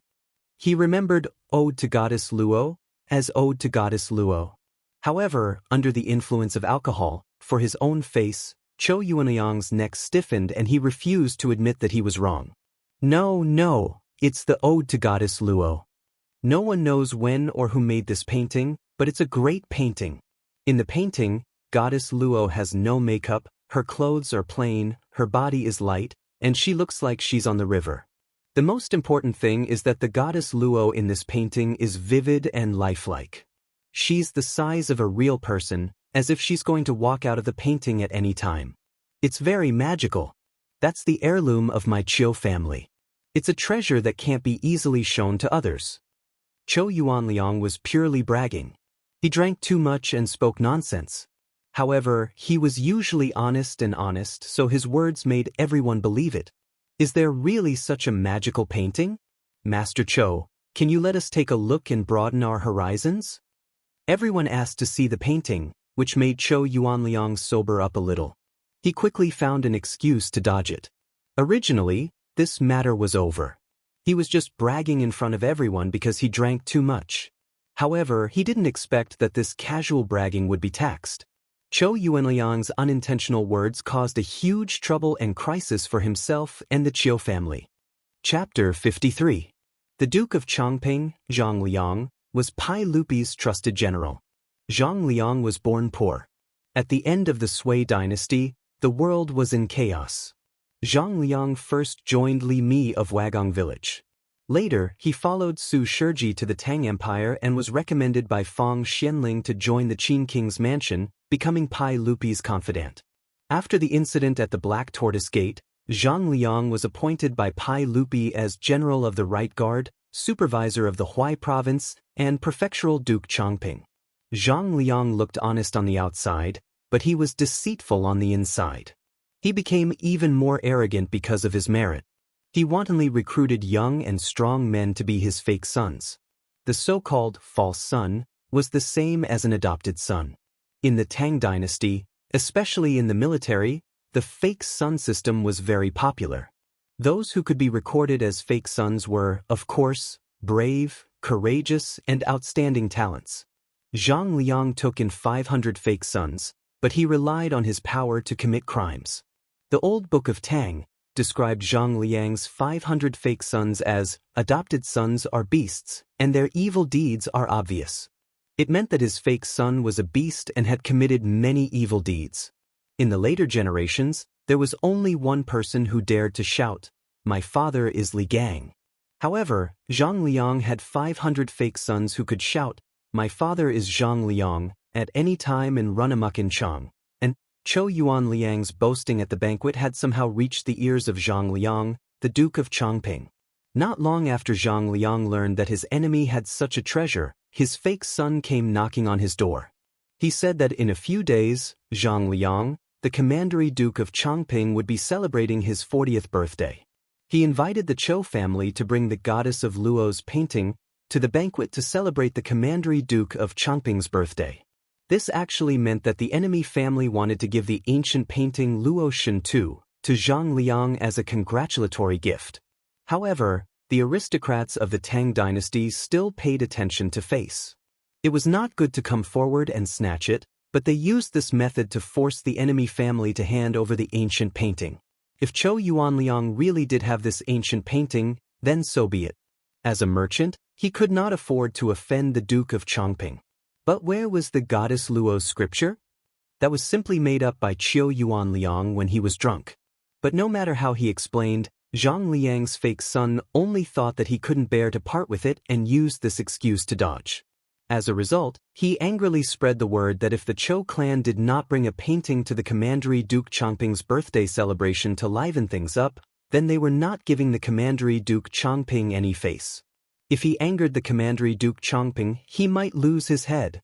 At this point, Zhou Yuanliang could only lower his head and admit defeat.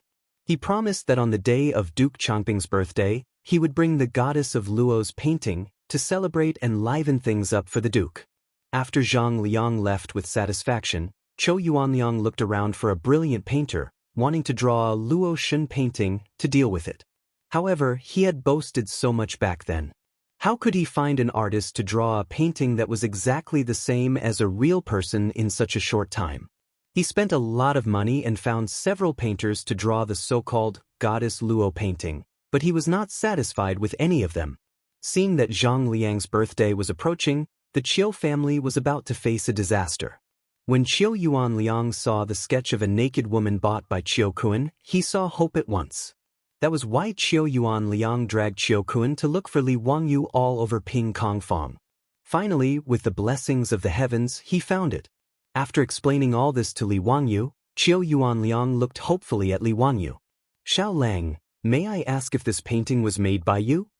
The reason why Zhou Yuanliang guessed that the sketch was made by Li Wangyu was because the paper was very new. It was obviously a newly completed painting. Secondly, he had heard Qiu Kun describe the process of buying the painting. He guessed that the painting was made by the person who sold it. Otherwise, the price would not have been so easily negotiated.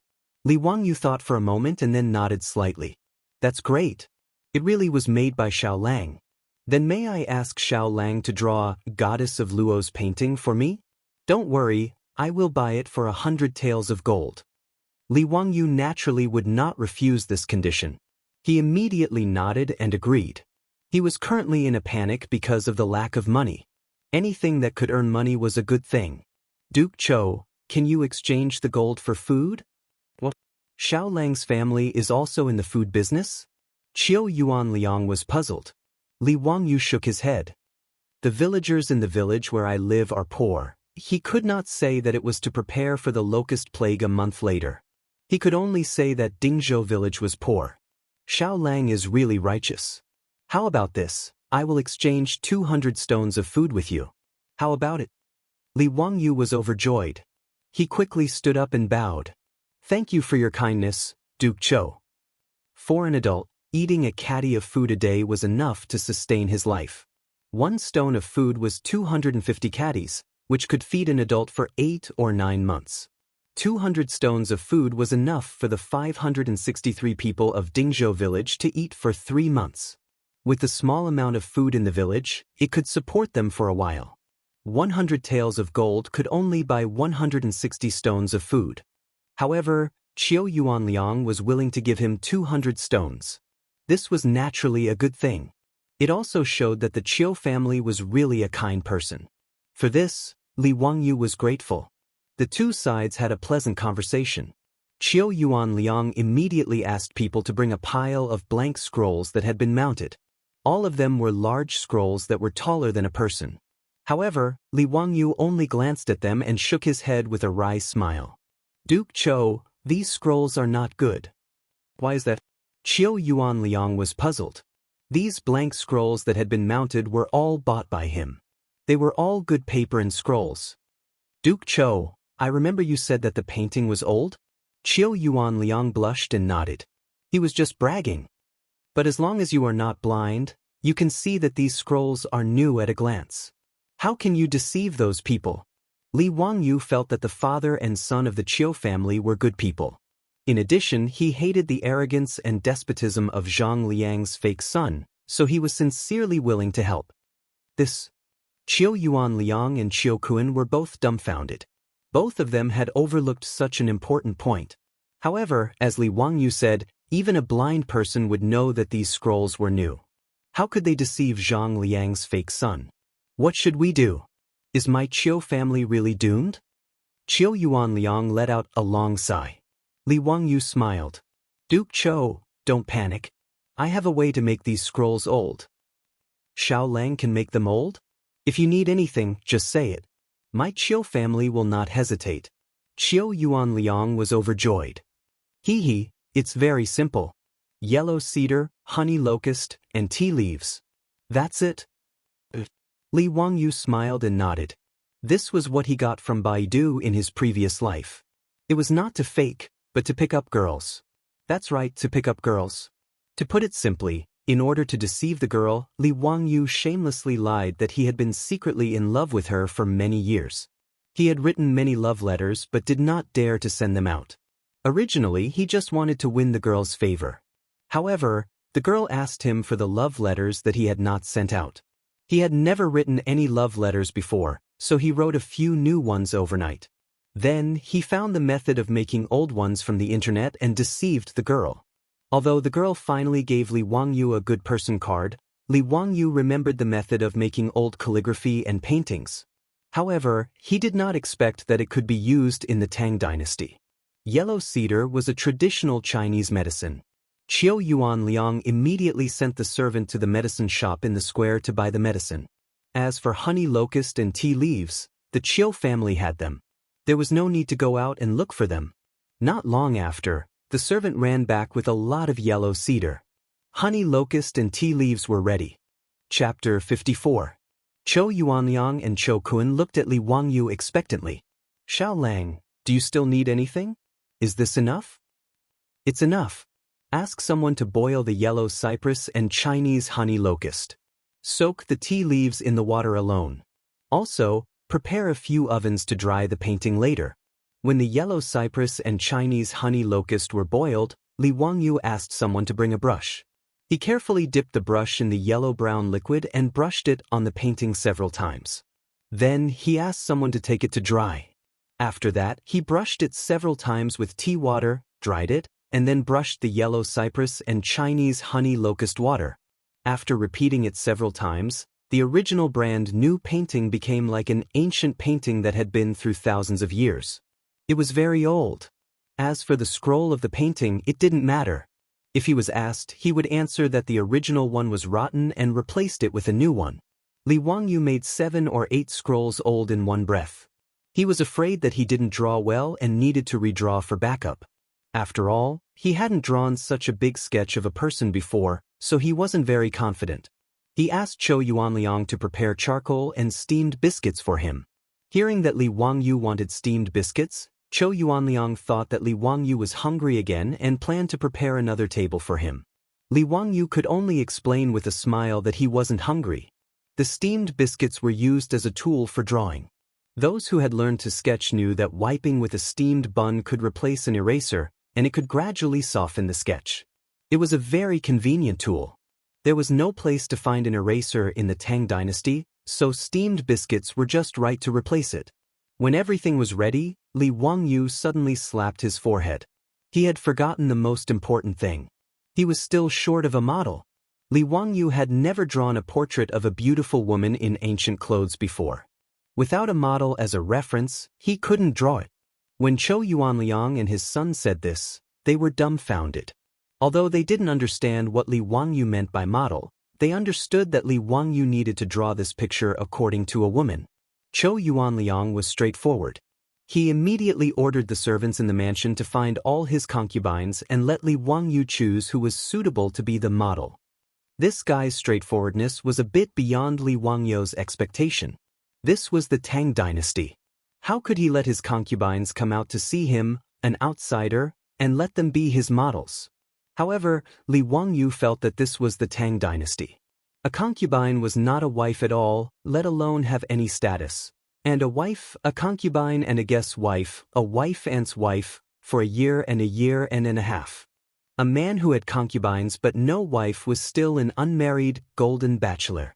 And if his wife died, even if the husband had a house full of concubines, he would still be a widower without a wife. He would have to find another good family to marry his wife. Scholars like Bai Ji and Su Dongpa often gave their concubines to others. It was normal to give concubines to confidants and meritorious officials. In the Tang dynasty, there were hundreds of concubines at most and dozens of concubines at least. From the nobles to the common people, taking in concubines was a common phenomenon. Moreover, when the master of the Tang dynasty invited guests, these concubines had to come out and dance to liven things up. It was even common for the guests to directly ask these concubines to serve them or even give them as gifts. Bai Ji had a poem, 12 Beauties Before the 9 Candlesticks, the master keeps them drunk for entertainment. Zhou Yuanliang only kept a dozen concubines. With his wealth, he could be considered diligent and thrifty. However, when these young and beautiful concubines stood in front of Li Wangyu in light silk and satin, letting him choose, Li Wangyu had an illusion. How was this similar to when he accompanied clients to nightclubs in the future, and the mothers brought a group of princesses for the guests to choose from? Zhou Yuanliang's concubines even included Hu Ji, who had blonde hair, blue eyes, fair skin, and towering breasts. These concubines wore thin clothes, and a large white mountain range was exposed under their tube tops. Li Wangyu felt that he had misunderstood old Mao. He had ridiculed the countless big buns squeezed out of Curse of the Golden Flower, but he did not expect that what he saw now was true. Li Wangyu swallowed a mouthful of saliva and calmed his mind. He chose a concubine with an outstanding figure and appearance from the many concubines and let her be his model. Xiao Lang, do you like this concubine? Why don't you give her to Xiao Lang to warm his bed? Zhou Yuanliang saw Li Wangyu choose a concubine and hesitated for a moment before offering to give her away.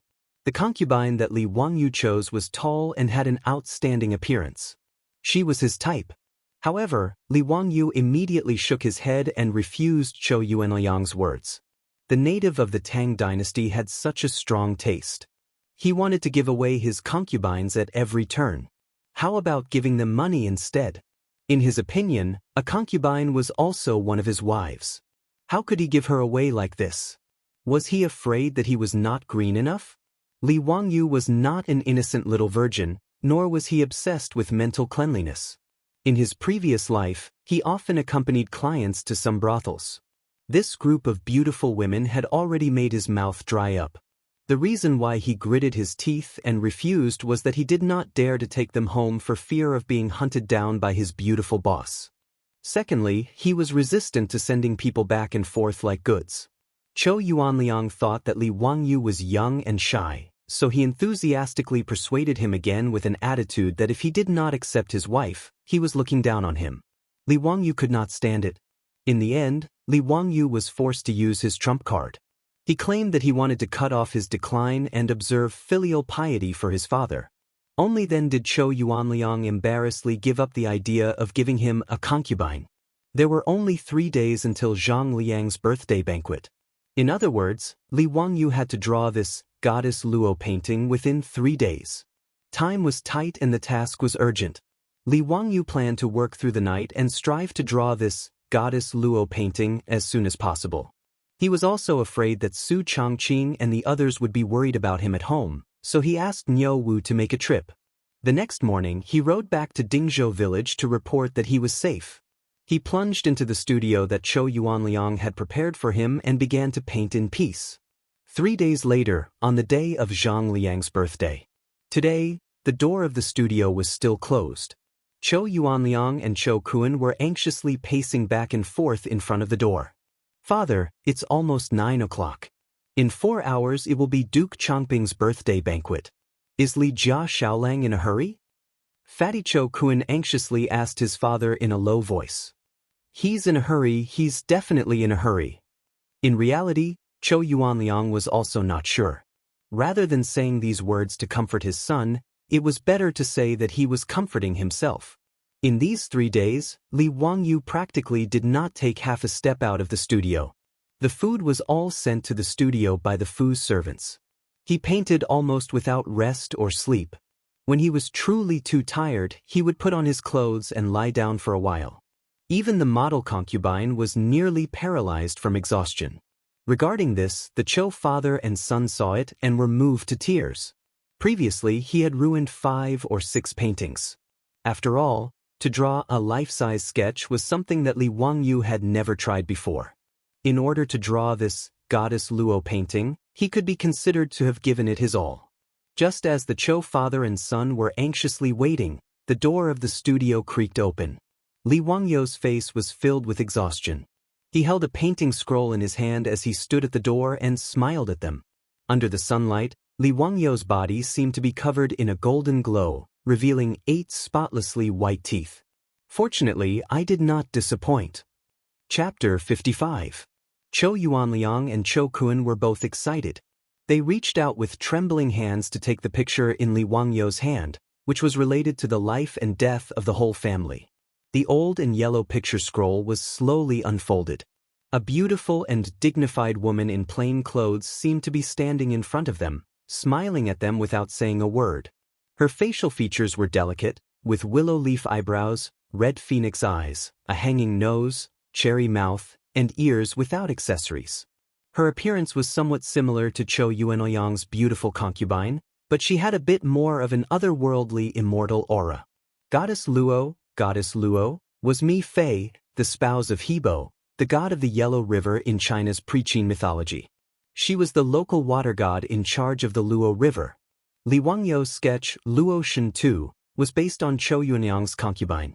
Her fluttering clothes accentuated the fact that she was riding the clouds and walking slowly on the vast waves. For a moment, Chou Yuanliang and Chou Kuan were stunned. In fact, Li Wangyu's sketching level was at most the level of the students in the ordinary art schools of later generations. If it was given to those professional teachers, he would be criticized. However, in the Tang dynasty more than 1,000 years ago, Li Wangyu's sketching skills were already amazing. Even in Europe, during the Renaissance of the 15th century, 700 or 800 years later, Leonardo da Vinci, Michelangelo, and others invented and used the principles of perspective, anatomy, and composition, which provided a scientific basis for the three-dimensional and spatial sense of the sketching performance and gradually perfected the sketching skills. In the Tang dynasty, Li Wangyou's Goddess Luo's painting was unique and unparalleled. The huge three-dimensional sketch of a person, which was no different from a real person, completely subverted the understanding of the Zhou father and son. Although both of them had seen the sketch of a naked woman, they did not expect that the life-size portrait would be so shocking when it appeared in front of them. Is this really Goddess Luo? Zhou Kun, the fat man, put his hands together and almost knelt down. Zhou Yuanliang was no better than his son. His hands trembled and his lips trembled. Just as he looked up to say something to Li Wangyu, an accident happened. He was too excited. Just as he was about to speak, he felt his heartbeat quicken. Then, everything went black and he fainted. Zhou Yuanliang suddenly fainted and fell to the ground, which shocked Zhou Kun and Li Wangyu. They quickly stepped forward to support him. Zhou Kun frantically called for the manor's servant to immediately invite the medical workers from the square over. That's right, a medical worker, not a doctor. The medical conditions in the Tang dynasty were not that good. Just look at the lifespan of the royal family. In addition to the Imperial Medical Bureau, the Tang dynasty also had a professional official medical institution, the Imperial Medical Bureau. The Imperial Physician Department not only provided medical services for the ministers and nobles in Chang'an, but also for ordinary officials, soldiers, and officials. The doctors in the Imperial Medical Department were divided into physician, and worker according to their medical skills. As for the civilian doctors, they were called Luyan worker.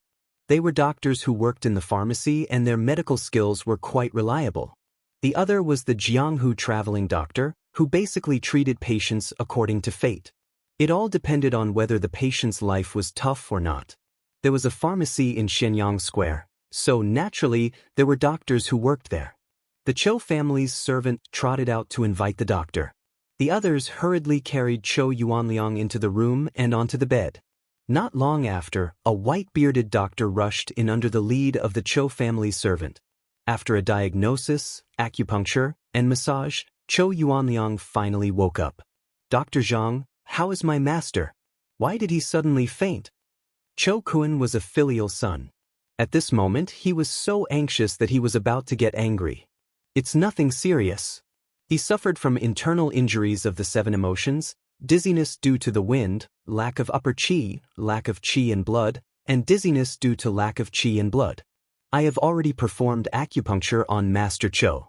Take a few decoctions and he will be fine after a few days of recuperation. Li Wangyu only understood half of Dr. Zhang's words. The gist of it was that Zhou Yuanliang was too emotional. Coupled with the lack of qi and blood, he fainted. Thinking about it, it was probably due to the excitement of seeing Li Wangyou's Luo Shen's painting. Coupled with the recent depression in his heart, the sudden excitement caused him to faint due to insufficient blood flow to his brain. After Zhou Yuanliang woke up, he struggled to get up. "It's getting late. I have to rush to Duke Changping's manor. Kun, help me up." Dr. Zhang hurriedly stopped him. "Master Zhou, don't be rash. You have to stay in bed and rest for a few days. Otherwise, your condition will relapse." "No, today concerns the life and death of my Zhou family. I have to go." How could Zhou Yuanliang listen to the doctor? Zhou Kun hurriedly stopped him. "Father, you rest well. I will go to Duke Changping's manor." You can't." Zhou Yuanliang immediately refused. Even though Zhou Kun was 20 years old, he was spoiled and had never come into contact with the family's business or affairs. The Zhou family did not lack money. Therefore, Zhou Kun spent his days either drinking and making merry or staying in P Square. Furthermore, Zhou Kun had a problem. He liked to meddle in other people's business. Even though he was a dandy, he was not a bad person. However, he had a one-track mind. Zhou Yuanliang knew his son's personality. How could he let him go to Zhang Liang's manor? What if this guy was humiliated and said something he should not say? Wouldn't that harm the entire Zhou family? Being looked down upon by his father, Zhou Kun's chubby face flushed red. He opened his mouth, but did not know what to say. Actually, even Li Wangyu had long since noticed that this Cho Kun could be considered to be a straightforward fatty without any schemes. He could guess why Cho Yuanliang did not allow him to go to Zhang Liang's manor to present the painting. Seeing this, Li Wangyu shook his head and sighed. Master Cho, if you trust me, why don't I go to Duke Changping's manor on behalf of the Cho family? Xiao Lang is willing to present the painting on behalf of my Cho family? How can that be? Cho Yuanliang hurriedly refused. It was not that he did not trust Li Wangyu, but he was afraid that this Xiao Lang Jun would be wronged. Even though he had only known Li Wangyu for 3 days, Cho Yuanliang's eyes, honed from many years of business, had already seen that he was not ordinary. He was not old, but he spoke well. His words and actions were mature and shrewd. Seeing that day in Ping Kong Fong, Li Jia Xiaolang insisted on bringing his 2 elder brothers to the Cho family. Cho Yuanliang knew that he was meticulous. This was to prevent the Cho family from harming him. Even though he was guarding against the Cho family, Cho Yuanliang thought highly of Li Wangyu. It was not easy to be so careful at such a young age. After entering the Cho family, Li Wangyu's actions made Cho Yuanliang sigh in admiration. For the livelihood of the villagers, he did not want gold but only food. This was benevolence. For the Cho family to draw the goddess of Luo's painting, he did not rest or sleep for 3 days. This was righteousness. He did not trust others easily and was careful to seek confirmation. This was wisdom. With such benevolence, righteousness, and wisdom, Xiao Lang Jun, Cho Yuanliang naturally had nothing to worry about. He could not bear to see Li Wangyu suffer on behalf of the Cho family. Since ancient times, the status of a merchant's family was low. Even the Cho family, who was a wealthy grain merchant in Chang'an, had a far cry from the status of a normal aristocrat. Not to mention a marquis like Duke Changping. Zhang Liang's reputation was not good. If Li Wangyu presented the painting on behalf of the Cho family, who knew how much humiliation he would suffer? How could he be at ease? Li Wangyu saw Cho Yuanliang's worry and smiled. Master Cho, don't worry. Leave the matter of presenting the painting to me. Chapter 56. Cho Yuanliang naturally knew Li Wangyu's good intentions. He hesitated for a while and sighed on the sickbed. In that case, I'll leave it to Xiao Lang. After this matter is over, my Cho family will definitely repay you generously. He looked at his son on the side. I'm afraid it's not enough for Xiao Lang to go alone. Kun, you go with Li Jia Xiao Lang. But listen to Xiao Lang. You must not act on your own. Fatty, who was originally depressed, was overjoyed when he heard his father's words. He nodded repeatedly and said yes. Cho Kun, this fatty, did not have any other abilities, but he was very filial and listened to his father. Although he was a few years older than Li Wangyu, since his father asked him to listen to Li Wangyu, he would never say anything. Xiao Lang, I'll leave it to you.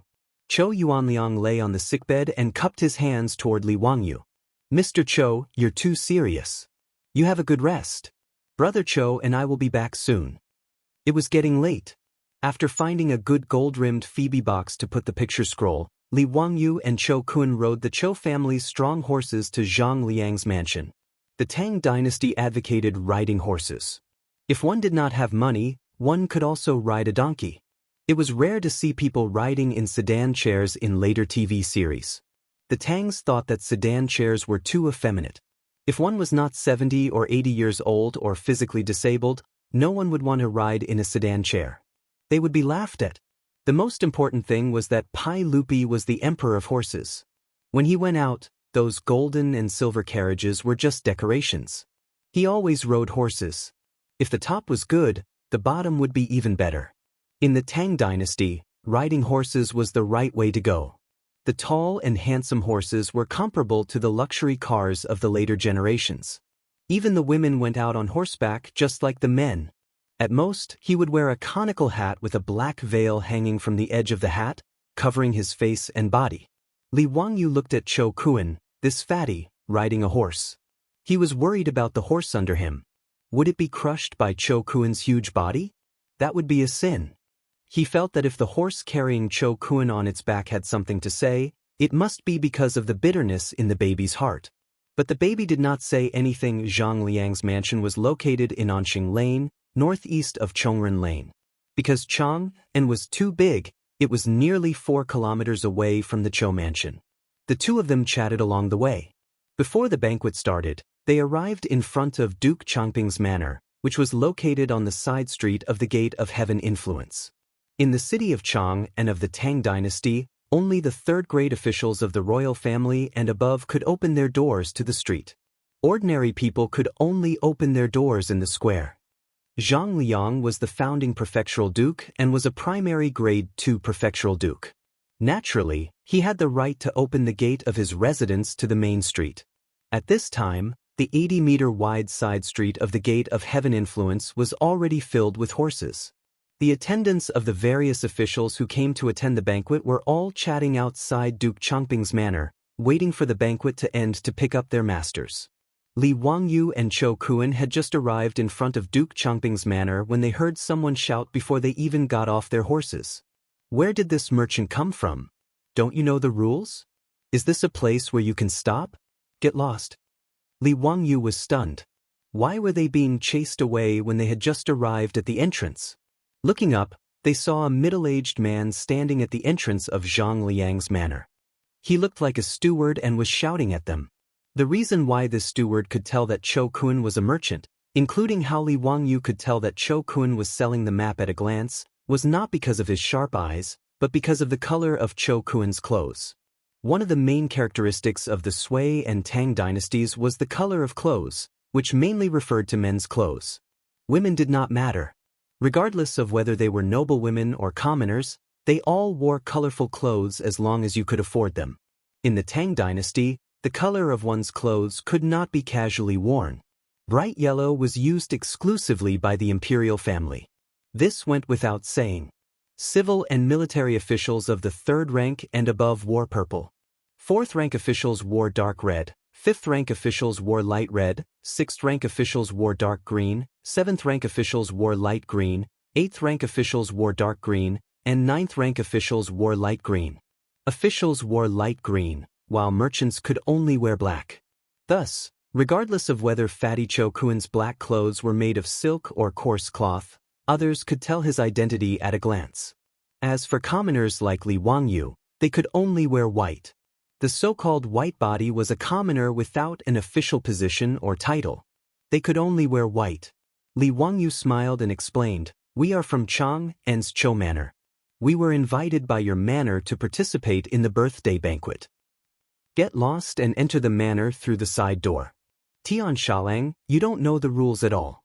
Is this gate something that merchants and white bodies like you can walk through? Don't you have eyes? Are there any officials of the 3rd rank and below who can walk through the gate? The steward's words caused the surrounding troops and servants who were waiting for their masters to burst into laughter. Steward Zhang is right. Merchants dressed in black want to walk through the front door of the Duke Changping's manor. They are truly audacious. They must be drunk from drinking at home. It's been a long time since I've seen someone so ignorant. Interesting. A merchant in white wants to walk through the front door of the Duke Changping's manor? Are they dreaming? Steward Zhang, why would the Duke Changping invite a merchant to his birthday banquet? Steward Zhang, who had loudly berated the Cho Manor's carriage, was pleased. He cupped his hands and replied loudly, "Bullshit invitation. This Cho family is a grain merchant in Chang.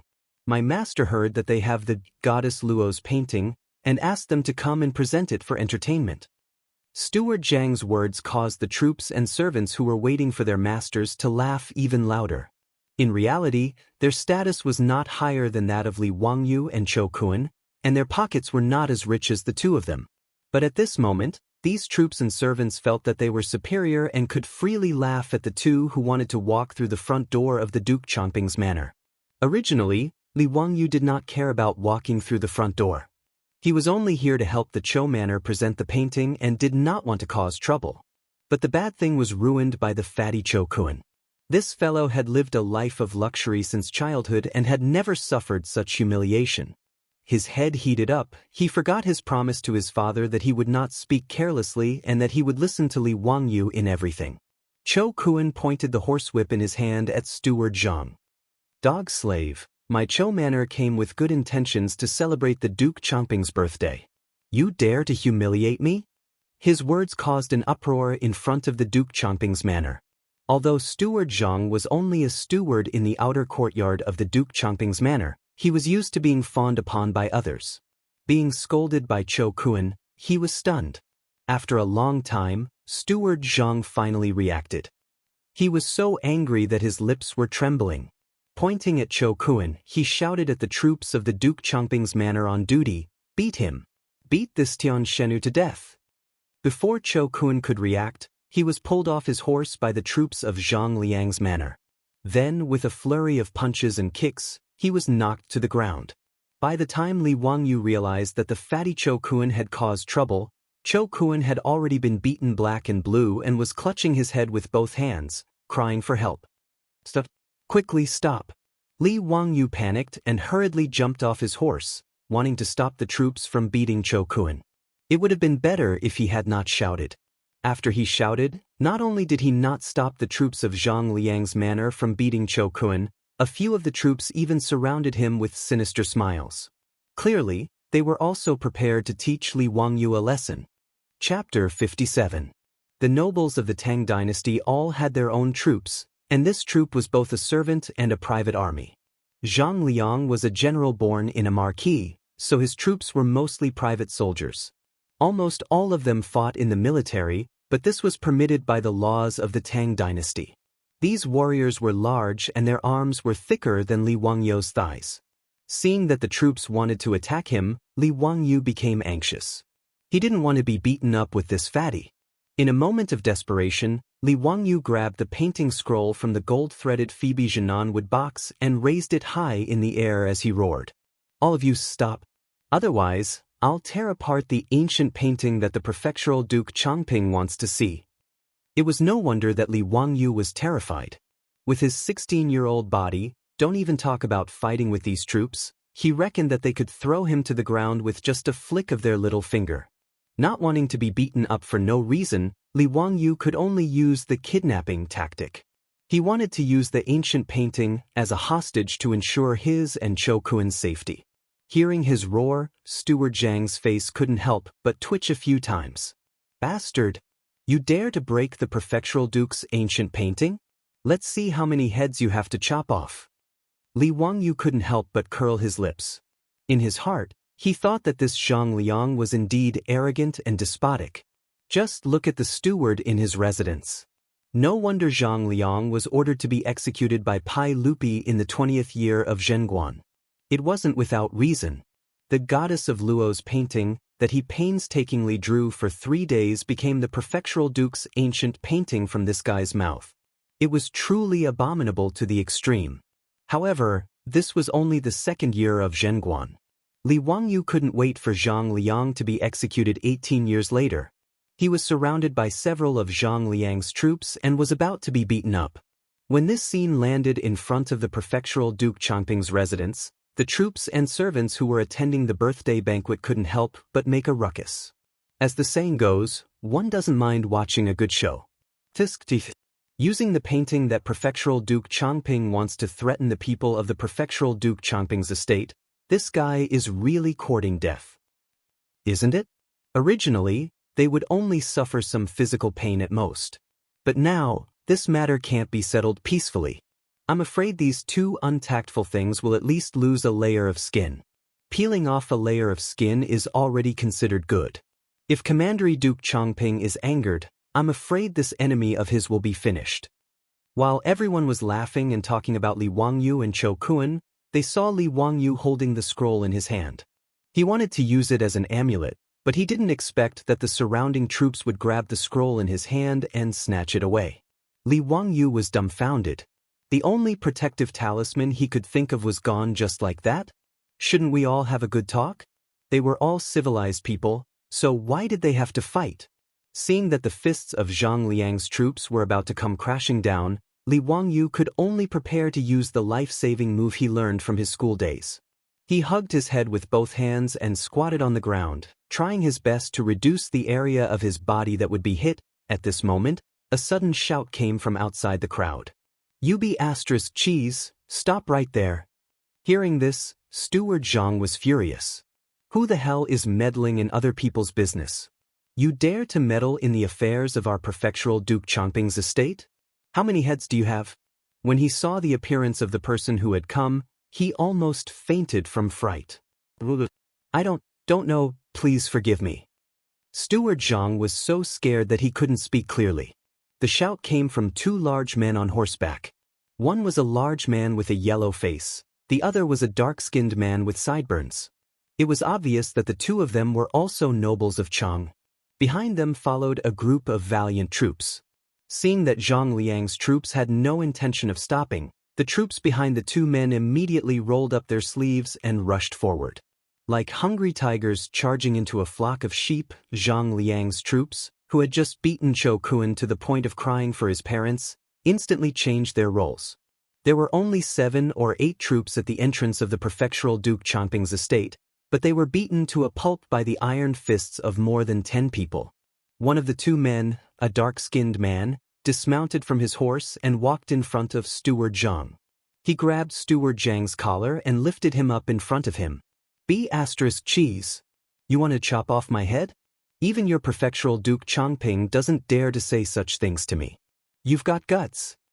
Without waiting for Steward Zhang to beg for mercy, he swung his hand and slapped him across the face. With a p-pa sound, the arrogant and despotic Steward Zhang fainted from the slap. Who knew how many of his teeth were knocked out and blood flowed from the corner of his mouth? The troops and servants of the guests in front of the prefectural Duke Changping's estate had been chatting and laughing as they watched Li Wangyu and the others. Now, they were as silent as cicadas in winter, afraid that they would get into trouble. The two men who had beaten up Zhang Liang's steward and his troops were naturally recognized by the servants of the Chang and city's nobles. Many people were muttering in their hearts. What exactly was the matter with these two throwing tantrums today? Could it be that they were standing up for the merchant who had been beaten? Or was it that white-robed Xiao Lang? Li Wangyu had originally thought that they would not be able to avoid physical pain, but he hadn't expected that someone would step in and save them. Fortunately, someone had appeared out of nowhere. Otherwise, he and Cho Kun would have been in big trouble, Li Wangyu thought to himself. He hurriedly helped the wailing fatty Cho Kun up. This fatty had thick skin and flesh. Although he had been beaten until he was screaming, there were no obvious injuries on his body. Seeing that Cho Kun was fine, Li Wangyu bowed deeply to the two burly men. Many thanks to the two Langjuns for helping us. How should I address you? The fatty Cho Kun had been beaten senseless. He knew that he had said something wrong and had almost caused a disaster. Ignoring the pain on his body, he hurriedly bowed to the two men and lowered his head, not daring to speak.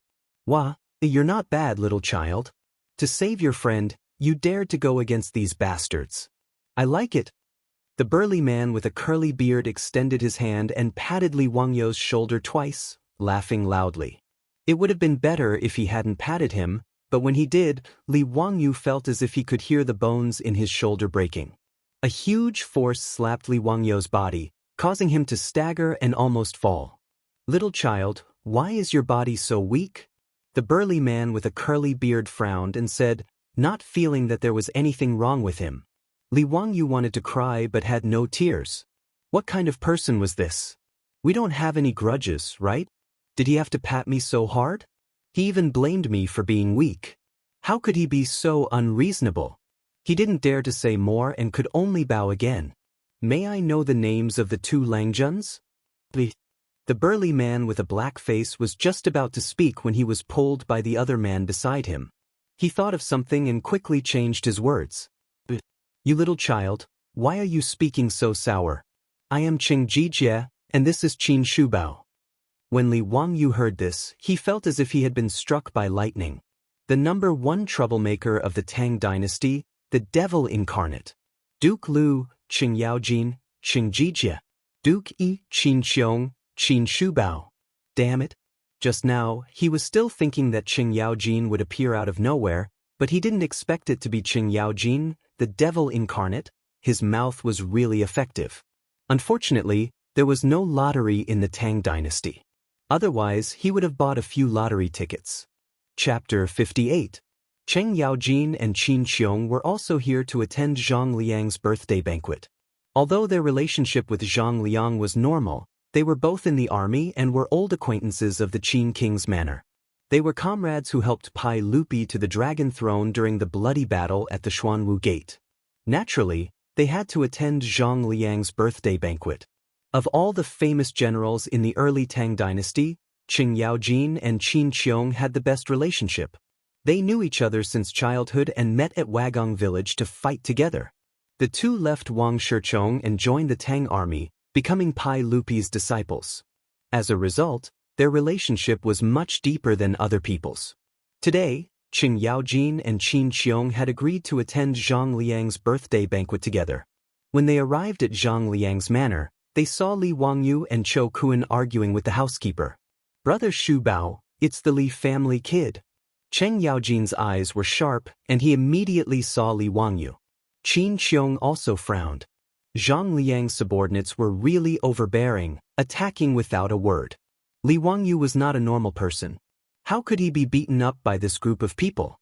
3 days ago, Cheng Yaojin, Qin Qiong, and Zhang Liang were all present at the Tsujiang Lake Poetry Banquet. They had a deep impression of Li Wangyu. Li Wangyu's literary talent that day was astounding, especially the poem Leaving the Fortress, which made the two veteran generals, who had been on the battlefield for a long time, raise their eyebrows. It's a pity that this fellow's line, "How can you lower your eyebrows and bend your waist to serve the rich and powerful, so that I can't be happy?" angered Li Er. Because of this, many of the ministers that day wrung their hands and sighed for Li Wangyu. In addition, Empress Zhangxuan's words that day made Cheng Yaojin and Qin Qiong want to protect Li Wangyu. Seeing that Zhang Liang's subordinates wanted to beat up Li Wangyu, they immediately stood up. Just now, Cheng Yaojin almost blurted out the words, "Li family's little doll," but was pulled back by Qin Qiong. Only then did she remember that Empress Zhangxun had ordered her to keep what happened that day a secret, so she quickly changed her words. Li Wangyu was already drunk when he entered the waterside pavilion that day. How would he know that the two Grand Dukes knew him? He was still wondering why the two Grand Dukes would step forward to save him. He bowed again respectfully and said, "Li Wangyu greets High Duke Lu and High Duke Yi. Thank you for saving both of them." "Xiao Lang, there's no need to be so polite." Qin Qiong smiled. Cheng Yaojin said casually, "Why are you being so polite? Just call us uncle." Li Wangyu was speechless. Was he already so lovable? Or were all the famous generals of the Tang dynasty so unassuming? They had just met, and he wanted her to call him uncle? The Tang dynasty wasn't like the modern era, where people called people uncle. This kind of relative address wasn't used casually in the Tang dynasty. Usually, only relatives would call each other that way. Li Wangyu began to wonder if he had been taken advantage of by this guy. "Nephew, what are you doing here at Zhang Liang's residence?" Cheng Yaojin didn't hold back and directly called him nephew. Replying to High Duke Lu, "I'm here to deliver a painting to Duke Changping." As soon as he finished speaking, Cheng Yaojin slapped him on the shoulder and said, "Call me uncle." Li Wangyu felt his body go numb. He didn't know whether to laugh or cry, and could only obediently say, "Yes, yes. Greetings to Uncle Cheng and Uncle Qin. Why aren't you going back to Huxian? Why did you come to Zhang Liang's residence to deliver a painting?" Li Wangyu was stunned. "Uncle Cheng, how do you know that I live in Huxian?" His words also made Cheng Yaojin stunned. He knew he had said the wrong thing. Qin Shubao couldn't help but roll his eyes. He looked at the sky at a 45-degree angle, not wanting to know this idiot. Cheng Yaojin glared at him and said shamelessly, "Why are you saying so much nonsense? Do you believe that I won't beat you up?" Li Wangyu, encountering an unreasonable High Duke, he could only accept it. Pinching his nose, he explained, "Chang'an's Chou family has the ancient painting Goddess Luo. Today is Duke Changping's birthday banquet, so he asked the Chou family to borrow the painting to liven things up. Because the head of the Chou family is seriously ill, he asked me to deliver the painting on his behalf." Cheng Yaojin and Qin Qiong immediately understood what was going on. The two of them looked at each other, thinking that Zhang Liang was trying to snatch someone else's painting. They didn't know what he would think when he saw that it was Li Wangyu who had come to deliver the painting. The conversation between the three of them at the entrance of Zhang Liang's residence was also heard by the guests and servants waiting at the entrance. Just a moment ago, they were still mocking this young man. In the end, in the blink of an eye, this Xiao Lang was actually addressing the founding High Duke as his nephew. The people who had been talking nonsense earlier shrank back. They now regretted that they had spoken so harshly, afraid that Li Wangyu would hold a grudge against them. As they spoke, the housekeeper of Zhang Liang's residence received the news and came out to greet them. Looking at the unconscious housekeeper at the entrance and the groaning troops on the ground, he couldn't help but shake his head with a bitter smile. How did they provoke these two fiends without rhyme or reason? He hurriedly ran over to greet Qing Yaojin and Qin Qiong. Greetings to the two High Dukes. How did these bastards offend the two High Dukes? I'll take care of them later. No need. I've already helped your Duke Chongping take care of them. A bunch of blind fools. Yes. High Dukes, please come in. The housekeeper didn't dare to say more. Did the two High Dukes need a reason to take care of people? Even Zhang Liang himself couldn't say anything. He bowed and invited Qing Yaojin and Qin Qiong in. At the same time, he added in a small voice, "The sage also came today, but he told people not to make a fuss." Hearing this, Qing Yaojin and Qin Qiong couldn't help but laugh. They looked meaningfully at Li Wangyu. 3 days ago, Li Wangyu was drunk and recited poetry, angering Pai Lupi. Today, they actually met again at Zhang Liang's residence. There was going to be a good show to watch. Cheng Yaojin and Qin Qiong looked at Li Wangyu. It was obvious that he didn't remember what happened that day. This was even more interesting. Zhang Liang's housekeeper looked at Li Wangyu and Chou Kuan, who were standing to the side. He found it strange that a commoner and a merchant would be with Cheng Yaojin and Qin Qiong. These two are? The housekeeper asked carefully. They're here to deliver a painting to your duke.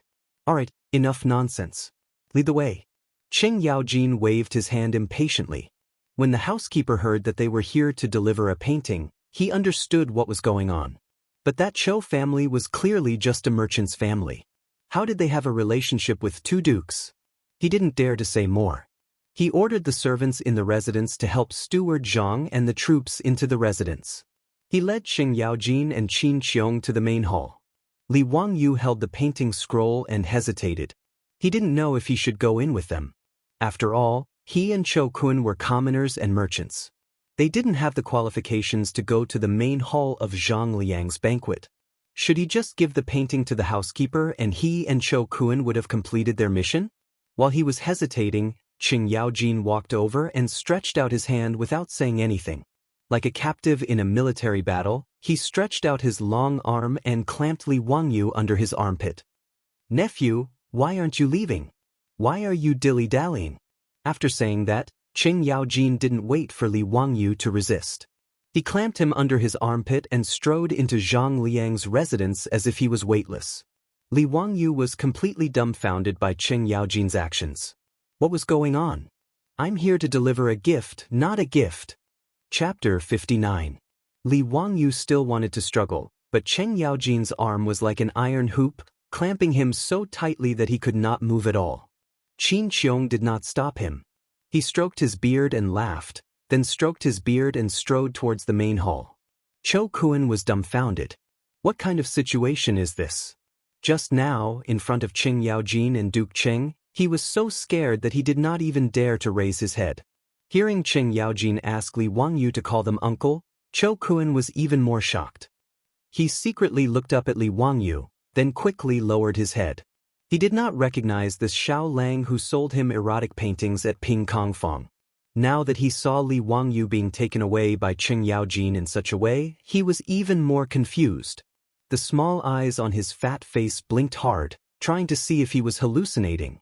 Chou Kuan hesitated for a moment, then shouted at Qing Yaojin, Duke Lu, quickly put down Li Jia Xiao Lang." "Little kid, what did you say?"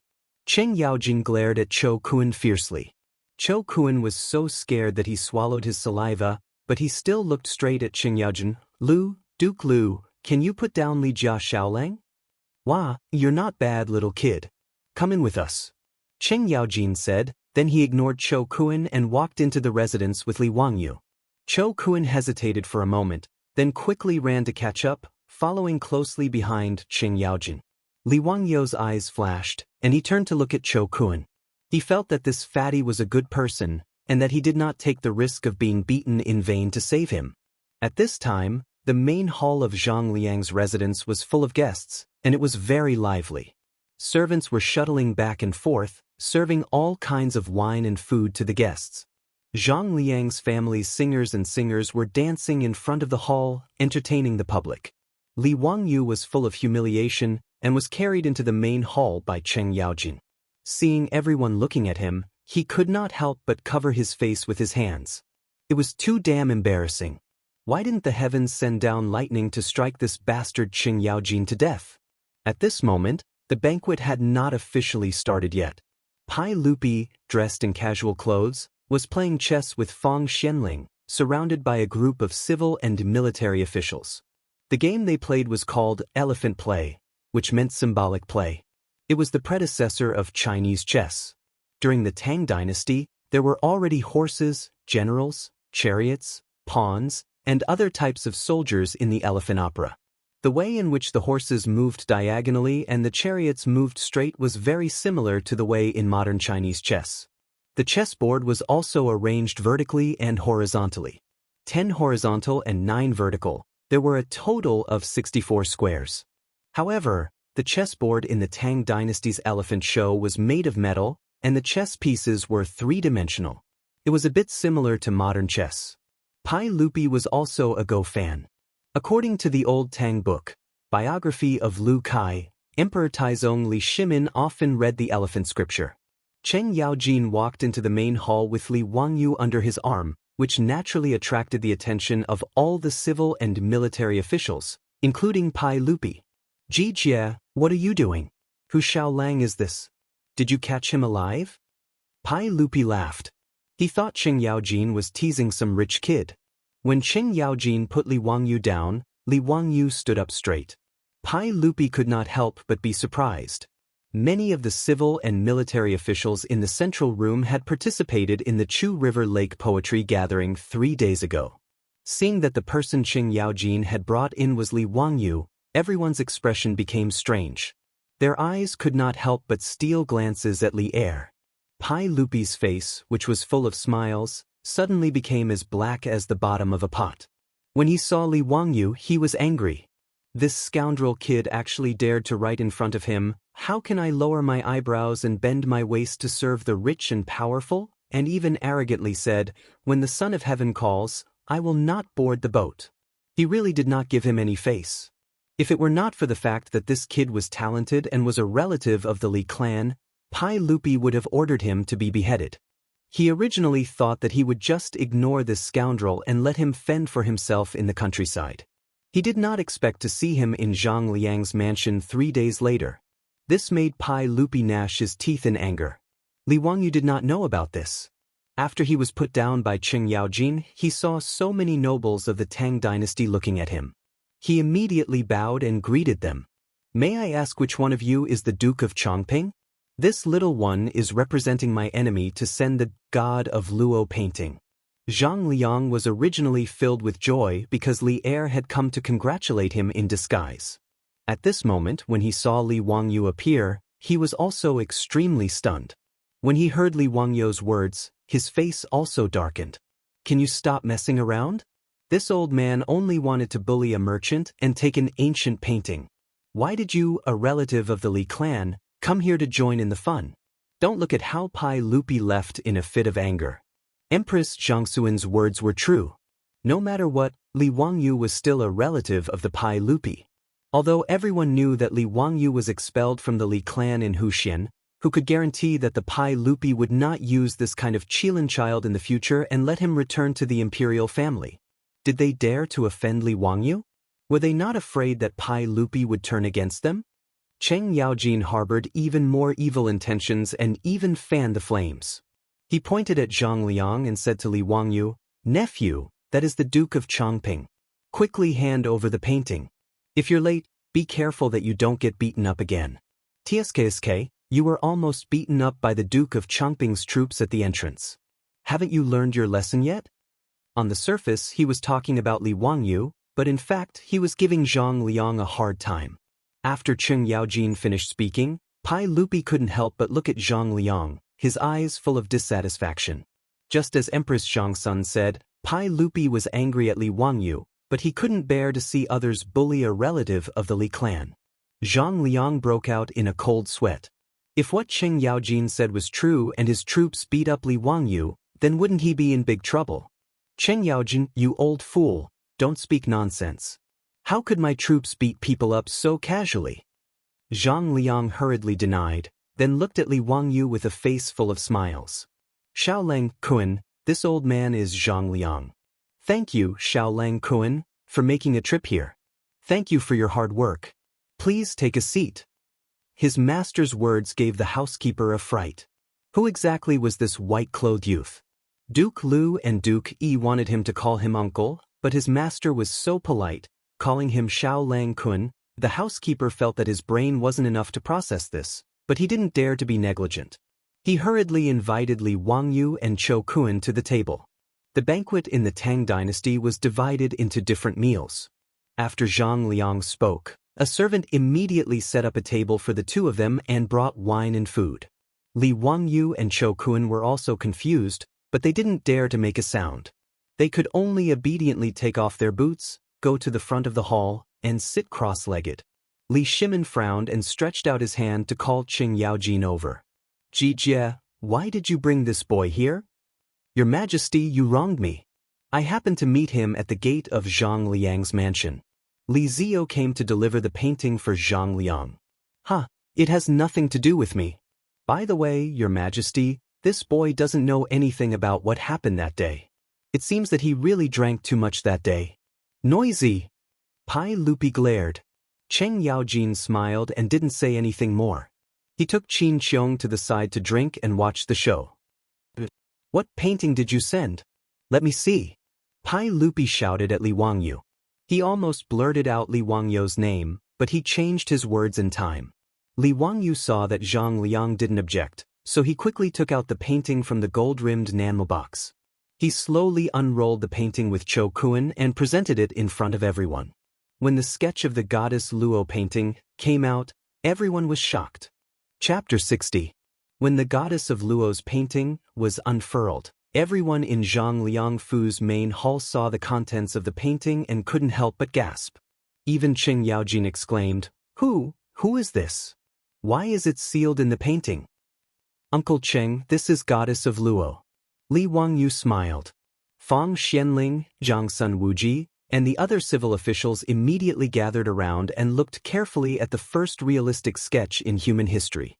Through the contrast of light and darkness, it produced a strong three-dimensional feeling. At the same time, it made use of the principle of perspective to draw a realistic sketch. This was unprecedented in this era. There is actually such a lifelike painting. How did it come to be?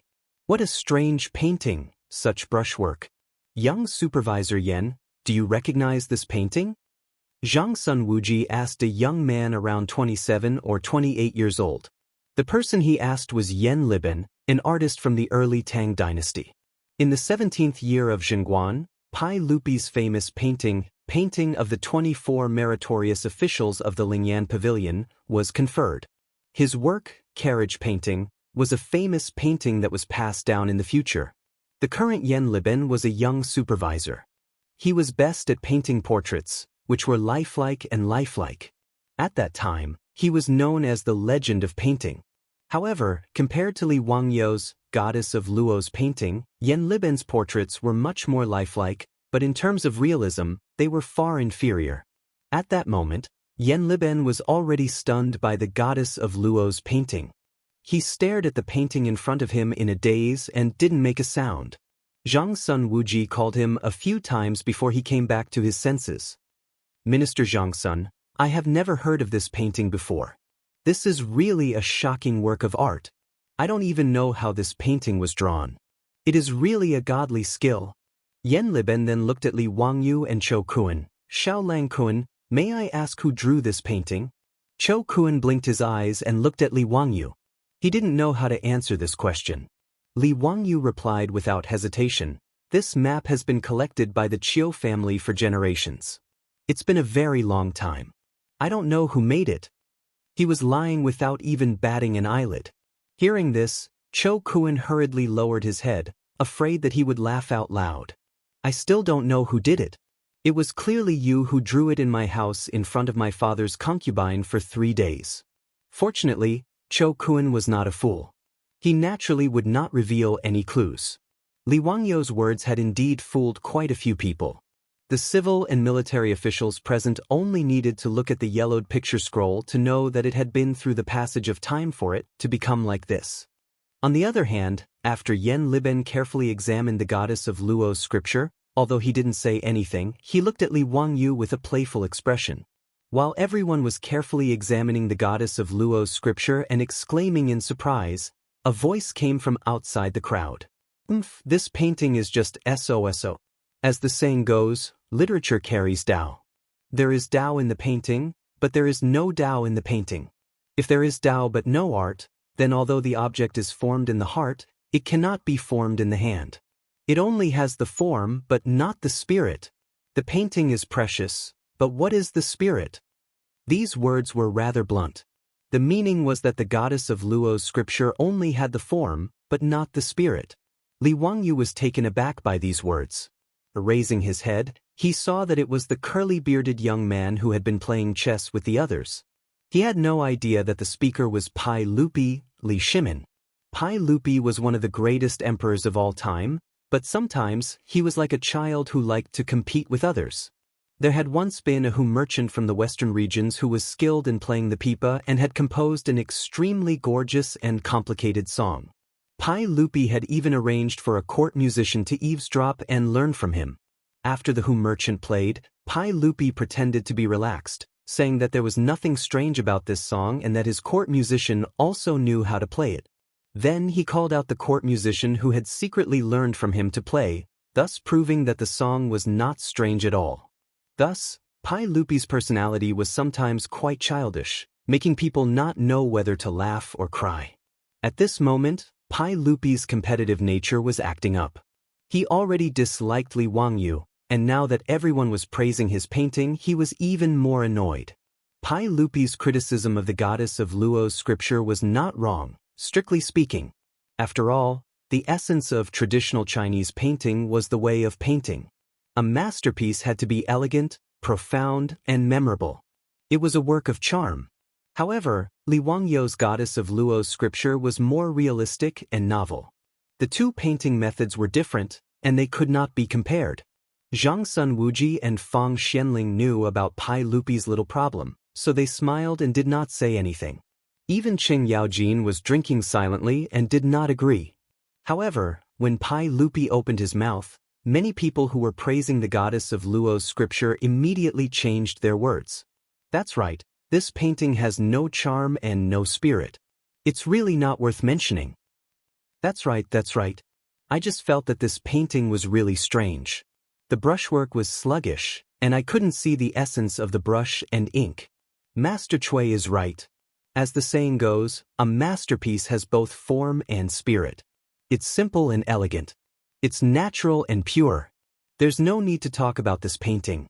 These words made Li Wangyu furious. Were these people born in the year of the chameleon? The speed at which they changed their faces was comparable to the Sichuan opera. Especially that bastard bearded man. Who the hell are you? Fortunately, Li Wangyu was still sober. He knew that the people in the main hall of Zhang Liang's mansion were all influential people of the Tang dynasty, and he could not afford to offend them. However, he did not say it out loud. He also did not know that the bearded man he called a bastard was the emperor of the Tang dynasty, Li Shimin. After being scolded by the people in the hall, Li Wangyu's face also darkened.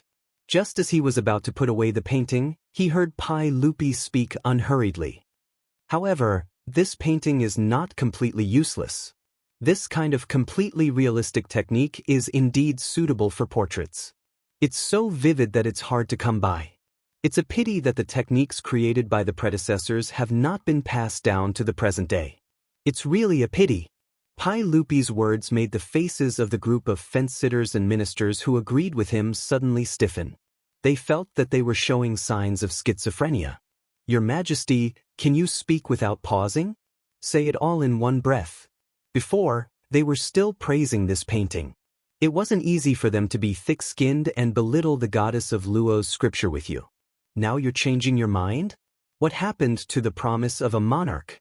Where did the trust between people go? My heart is so tired. Pai Lupi swaggered to the front of the goddess of Luo's scripture. He carefully looked at it again and nodded at Li Wangyu. Why don't you sell this painting to me? How much would it cost? Li Wangyu was also confused by this bearded man. Just now, he was desperately belittling it. Now, he said that he wanted to buy the painting. Did he deliberately come to make trouble? His heart was in a bad mood, so his tone was naturally not good. Li Wangyu straightened his neck and said, I'm afraid you can't afford this goddess of Luo's scripture. Bastard! How can you say that? Shut up! Who dares to do this? Do you want to die? Before Pai Lupi could speak, a group of flattering ministers jumped out and pointed at Li Wangyu's nose and reprimanded him. Li Wangyu looked at the situation and knew that this man's identity was not ordinary. He did not dare to say anything else and immediately shut his mouth. Pai Lupi was not angry. He laughed and said, just name a price. There is nothing in this world that I can't afford. Li Wangyu silently looked at Pai Lupi. His eyes only revealed 6 words. Will you die if you don't brag? Chapter 61. The current situation was very strange. Li Wangyu didn't like Pai Lupi, and Pai Lupi also didn't like Li Wangyu, this bastard. For a moment, the two of them stared at each other for a long time in the main hall of Zhang Liang's mansion. Both of them didn't like each other. Although Li Wangyu knew that this curly-bearded man must be a bigwig of the Tang dynasty, he didn't want to do as he wished. Of course, he couldn't refuse him directly. If he opened his mouth and asked for a sky-high price, he would offend him even more. He had to think of a way to annoy this boastful curly-bearded man. He rolled his eyes and saw the chessboard that the curly-bearded man was playing chess not far away. He couldn't help but smile.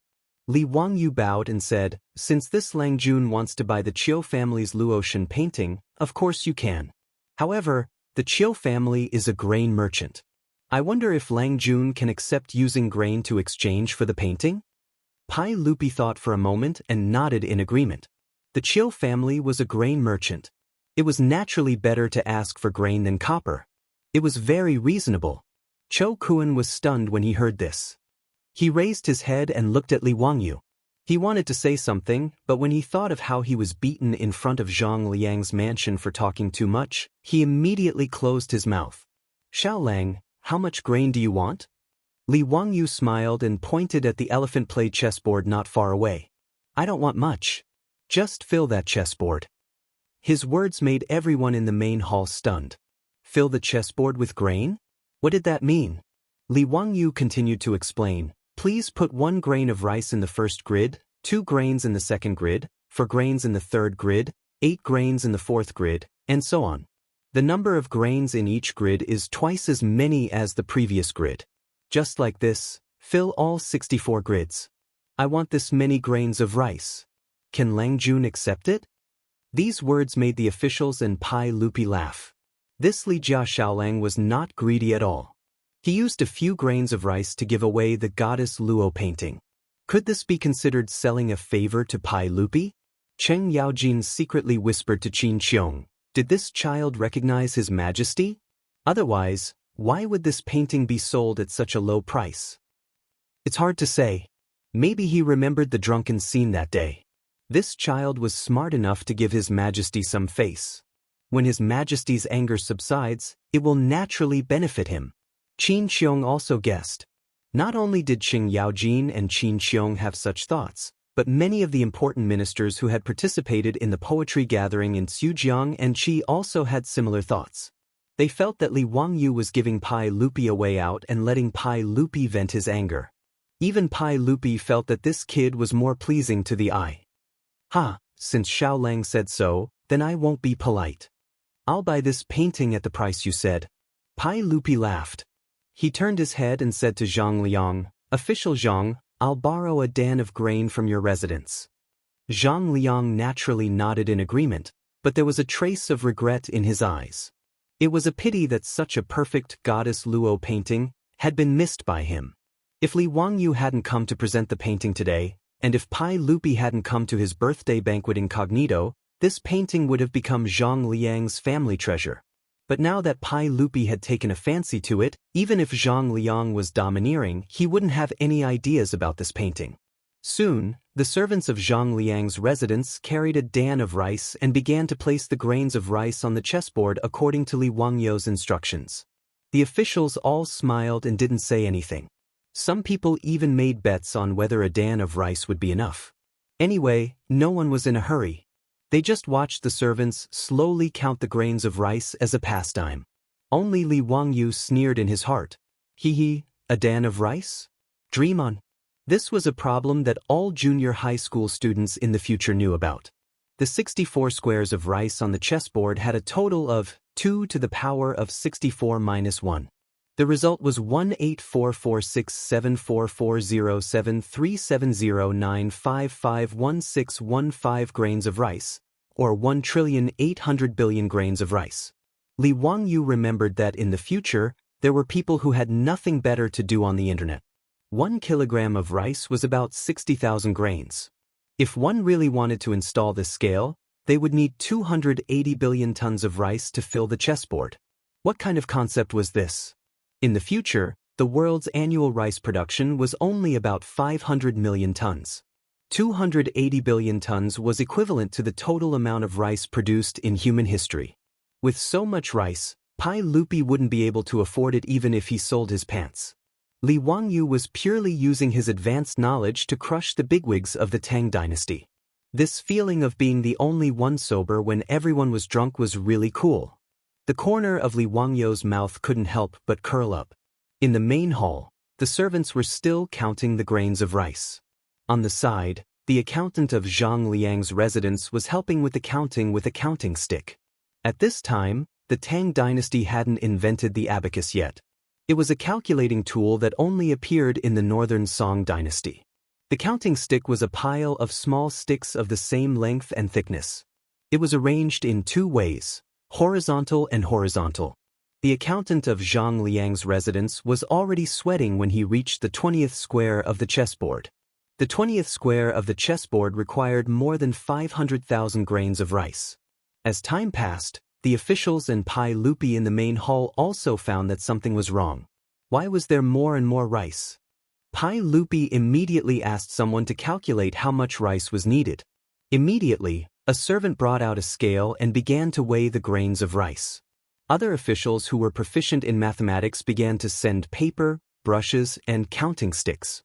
Together with the accountant of Zhang Liang's residence, they calculated how many grains of rice were needed to fill the chessboard.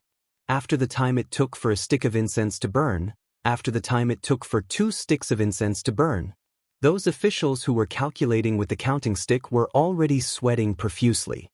However, the number they calculated was getting bigger and bigger. The person who made the fastest progress was only able to calculate the 26th square of the chessboard. Even if he couldn't go any further, it was already an astronomical number. The servants of Zhang Liang's residence also used the scale to calculate that 1 tael was about 1,000 grains of rice. Thus, 1 tael of rice was about 190,000 grains of rice. This is impossible. According to this number, even all the grains of the Tang dynasty wouldn't be enough. One of the officials who was proficient in mathematics exclaimed as he looked at the counting stick in front of him. Pai Lupi and the other officials were all shocked. They quickly walked to the front of the several officials. It can't be wrong. I just calculated it. The 26th square of the chessboard just now has already exceeded the amount of grains of the entire Tang dynasty. This is a chessboard that can't be filled. The officials responsible for the calculation were all sweating profusely. They all nodded in agreement. This number was really too huge. It was simply impossible to continue calculating. When Pai Lupi heard this, how could he not know that he had been fooled? He was burning with anger. He fiercely glared at Li Wangyu, who was calmly sitting at the banquet table, drinking wine and eating meat. Xiao Lang, explain to me. What is the meaning of this? Are you playing with me? Pai Lupi angrily said. The officials who previously thought that Li Wangyu was deliberately giving Pai Lupi a way out were all dumbfounded. This bastard clearly put His Majesty on a high pedestal and then ruthlessly pulled down the ladder. Chapter 62. Li Wangyu, on the other hand, began to feign ignorance. Why do you say that, Langjun? I only want a little bit of food and have no ill intentions. Why are you so angry?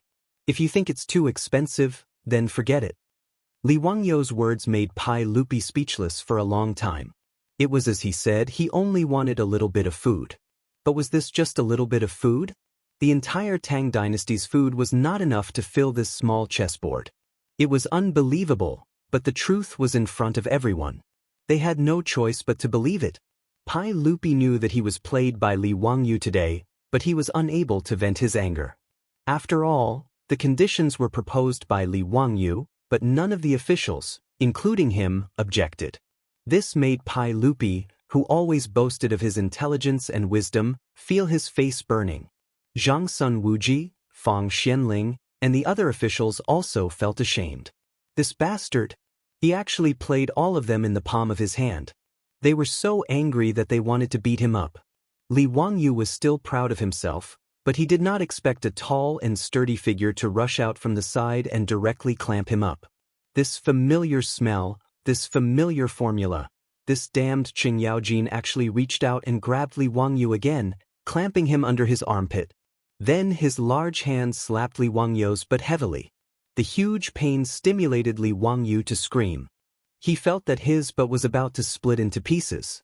What made him feel even more humiliated was that ever since his grandfather passed away, he had never been hit on his butt again. He did not expect that after transmigrating to the Tang dynasty, he would receive such treatment again. It was really humiliating. As Cheng Yaojin slapped his butt, he also scolded, "I'll beat you to death, you bastard. You dare to tease your uncles? Today, I'll take care of you on behalf of your father." The loud slapping sounds and Li Wangyu's wailing and howling made the main hall of Zhang Liang's mansion very lively. However, this scene caused all the officials to heave a sigh of relief. Zhang Liang waved his hand to have the servants take away the food and ordered for water and wine to be sent over. The officials, including Pai Lupi, acted as if they did not see the scene of Li Wangyu being beaten up by Cheng Yaojin. They all raised their cups and drank, chatting and laughing with each other, as if nothing had happened. Fang Xiang, today's wine has a unique taste. Ha, Brother Wuji is right. Come, let's drink. The singers and dancers in Duke Zhang's residence are pretty good. Cheng Yaojin gave Li Wangyu a good beating and kept reprimanding him. Bastard, do you still dare to cause trouble in the future? I don't dare anymore. Duke, please stop. What did you call me? Uncle Cheng. Stop it now. Li Wangyu was completely terrified. Who the F***ck were these people? You can't reason with them and you just beat them up. Barbaric, too barbaric. Li Wangyu had just used his intelligence to crush the officials of the Tang dynasty, but he was immediately crushed back by Cheng Yaojin's force. It was really retribution. Cho Kuan, the fatty, was already stunned. He was born in a merchant's family. Although he was simple and straightforward, he was very good at arithmetic, which was essential for merchants. When Li Wangyu proposed to fill the chessboard with rice, he was the only one who faintly felt that something was wrong. Cho Kuan naturally did not say anything. He just sat on the side and watched with cold eyes. The final result also surprised him. It turned out to be such an unimaginably huge number. The fatty looked at Li Wangyu seriously with his small eyes full of admiration. But before he could express his admiration, he saw Li Wangyu being beaten up by Lu Guogong. Even Cho Kuan couldn't help but sneak a few steps away from the scene, afraid that he would be dragged into it. However, although Li Wangyu was being beaten, Cho Kuan's eyes were full of envy. Li Wangyu did not understand, but Cho Kuan saw it very clearly. The reason why Cheng Yaojin rushed out to beat him up was not because he wanted to abuse him, but because he wanted to protect Li Wangyu. This bastard kid used the chessboard to play with all the officials. Even if they did not say anything, they might not hate Li Wangyu in their hearts. But when Cheng Yaojin rushed out and beat him up, the nature of the matter completely changed. It was just the younger generation being mischievous. Now that he was being disciplined by the elders, the others would not have any grudges. Chou Kuan naturally did not know that Cheng Yaojin beat Li Wangyu for the reason he said, and also to beat up Pai Lupi, the emperor of the Tang dynasty. Cheng Yaojin was thought to be a rough martial artist. In fact, Cheng Yaojin was born in a Shandong family and received a good education. He was also very shrewd and was trusted by Li Shimin all his life. He was Pai Lupi's most trusted general. Although Cheng Yaojin was known as the devil incarnate, in fact, most of the time, Cheng Yaojin was deliberately given this title by him. His image as a hob was the same as pretending to be a pig to eat a tiger. The more Cheng Yaojin looked at Li Wangyu, the more pleasing he was to the eye. Especially after Li Wangyu played with all the officials, it made him very happy. He felt that Li Wangyu was to his liking. Therefore, Cheng Yaojin jumped out when everyone was embarrassed and beat up Li Wangyu to resolve this farce. "Say, are you still selling this map?" Cheng Yaojin stared at Li Wangyu fiercely with his bell-like eyes. Li Wangyu covered his butt with both hands and said with a painful expression, "I'm not selling it, I'm definitely not selling it. It's free, it must be free." "That's more like it." Cheng Yaojin nodded in satisfaction, feeling that his efforts had not been in vain. Li Wangyu grimaced and walked towards Pai Lupi with both hands holding the goddess of Luo's painting. All the officials were happy to see this, and Pai Lupi was secretly delighted. He felt that Cheng Yaojin's beating had not been in vain. This bastard finally understood how to conduct himself. Li Er was even calculating in his heart whether he should console this kid with kind words, or reprimand him with a stern face, and ask him not to act so recklessly in the future. Under the watchful eyes of Pai Lupi and all the officials, Li Wangyu walked step by step towards Pai Lupi, and then, turned a corner, Li Wangyu walked directly in front of Zhang Liang and bowed. "Today is Chongping County Duke's birthday. I was entrusted by Chang'an's Chou family to come and present a congratulatory gift, the goddess of Luo's painting. I hope County Duke Zhang will kindly accept it." With these words, everyone was thunderstruck. Zhang Liang's face was filled with fear. "Li Jia Xiaolang, don't make a scene. Speak properly. I have no enmity with you in the past, so why do you want to harm this old man? Pai Lupi wants the goddess of Luo's painting, but you don't give it to him. What is the meaning of giving it to this old man?" Zhang Liang looked as if he had stepped in dog shit. His face was incomparably ugly. He stole a glance at Pai Lupi, who was frozen to the side. His face was as black as a Kunlun slave's. Pai Lupi only had one thing on his mind. After he called people in to drag Li Wangyu out, should he chop him into minced meat or slice him to eat?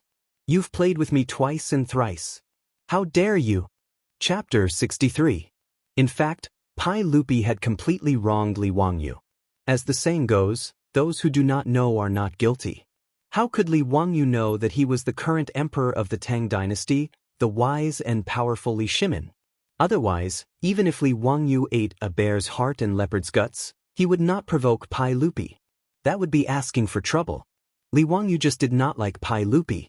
In addition, he was beaten up by Cheng Yaojin, so he hated Pai Lupi even more. Therefore, even if Cheng Yaojin's hint was very obvious, Li Wangyu could only pretend that he did not understand. He pretended to be crazy and gave the goddess of Luo's painting to Zhang Liang. Li Wangyu's words made it difficult for Zhang Liang to accept or not accept. He was completely in a predicament. After a long time, Zhang Liang took the goddess of Luo's painting with a complicated expression. "Many thanks for Xiaolang's kindness. This old man will accept this painting." Zhang Liang's smile was uglier than crying.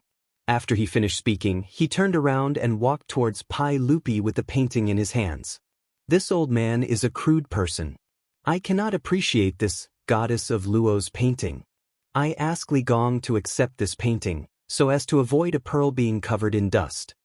Because Pai Lupi came here in plain clothes and told him not to make it public, Zhang Liang did not address Pai Lupi as Your Majesty. Pai Lupi did not refuse Zhang Liang's action of offering the painting. He reached out and took the goddess of Luo's painting, but his eyes looked at Li Wangyu. The arrogant emperor let out a cold snort from his nostrils to show his dissatisfaction with Li Wangyu. In fact, Pai Lupi could be considered a very magnanimous emperor. Just by looking at his attitude of tolerating Wei Jing, one could tell. Even when Wei Jing had once pointed at his nose and scolded him as a fatuous ruler, he was so angry that he blew his beard and glared at Wei Jing, but he didn't do anything to Wei Jing. Moreover, Pai Lupi did not kill any of the civil and military officials who had followed Pai Lupi to fight for the country, nor did he give up his military power. Except for a few muddle-headed fellows who had plotted a rebellion, the rest of them had basically enjoyed all the glory and wealth they could muster. Although Pai Lupi was very obstinate and opinionated when he got old, Pai Lupi was still in the prime of his life, so he didn't have the bad habits of old age. But for some reason, Pai Lupi got angry whenever he saw Li Wangyu. Today he had been angered by this bastard twice in a row. He felt that Li Wangyu was even more disgusting. So when Pai Lupi took the painting from Zhang Liang, he wanted to anger Li Wangyu. But Li Wangyu ignored him and walked straight back to his seat. As he walked, he shook his head and said, "AI, my heart was originally towards the bright moon, but the bright moon shines on the ditch." Pai Lupi had just found a trace of a sense of accomplishment, but Li Wangyu's words immediately ignited his anger. "This bastard, I can't let him off so easily. Is he comparing me to a ditch?" Pai Lupi almost used the painting in his hand as a weapon and threw it at Li Wangyu. With great difficulty, he took a few deep breaths and stabilized his emotions. He knew that if he got angry at Li Wangyu, this young man, it really wouldn't be honorable. But when he saw Li Wangyu, he felt that he couldn't vent his anger. Pai Lupi wanted to figure out one thing first. Did Li Wangyu accidentally come up with the chessboard arrangement, or was he really a genius? Pai Lupi casually handed the painting to his servant. He reached out his hand to summon the Minister of Civil Affairs, Dai Zhou, and whispered a few words to him. Dai Zhou nodded repeatedly and looked at Li Wangyu with a smile in his eyes. The Ministry of Civil Affairs was the Ministry of Revenue in later generations. In the first year of Yonghui, because of the taboo of Li Shimin's name, the Ministry of Civil Affairs was renamed the Ministry of Revenue. It had been used in later generations. The Ministry of Civil Affairs was divided into 4 sections: the Unified Branch, the Ministry of Civil Affairs, the Ministry of Civil Affairs, the Ministry of Gold, and the Ministry of Grain. The middle branch was in charge of the statistics and transfers of national taxes. It was equivalent to the National Accounting Department in later generations.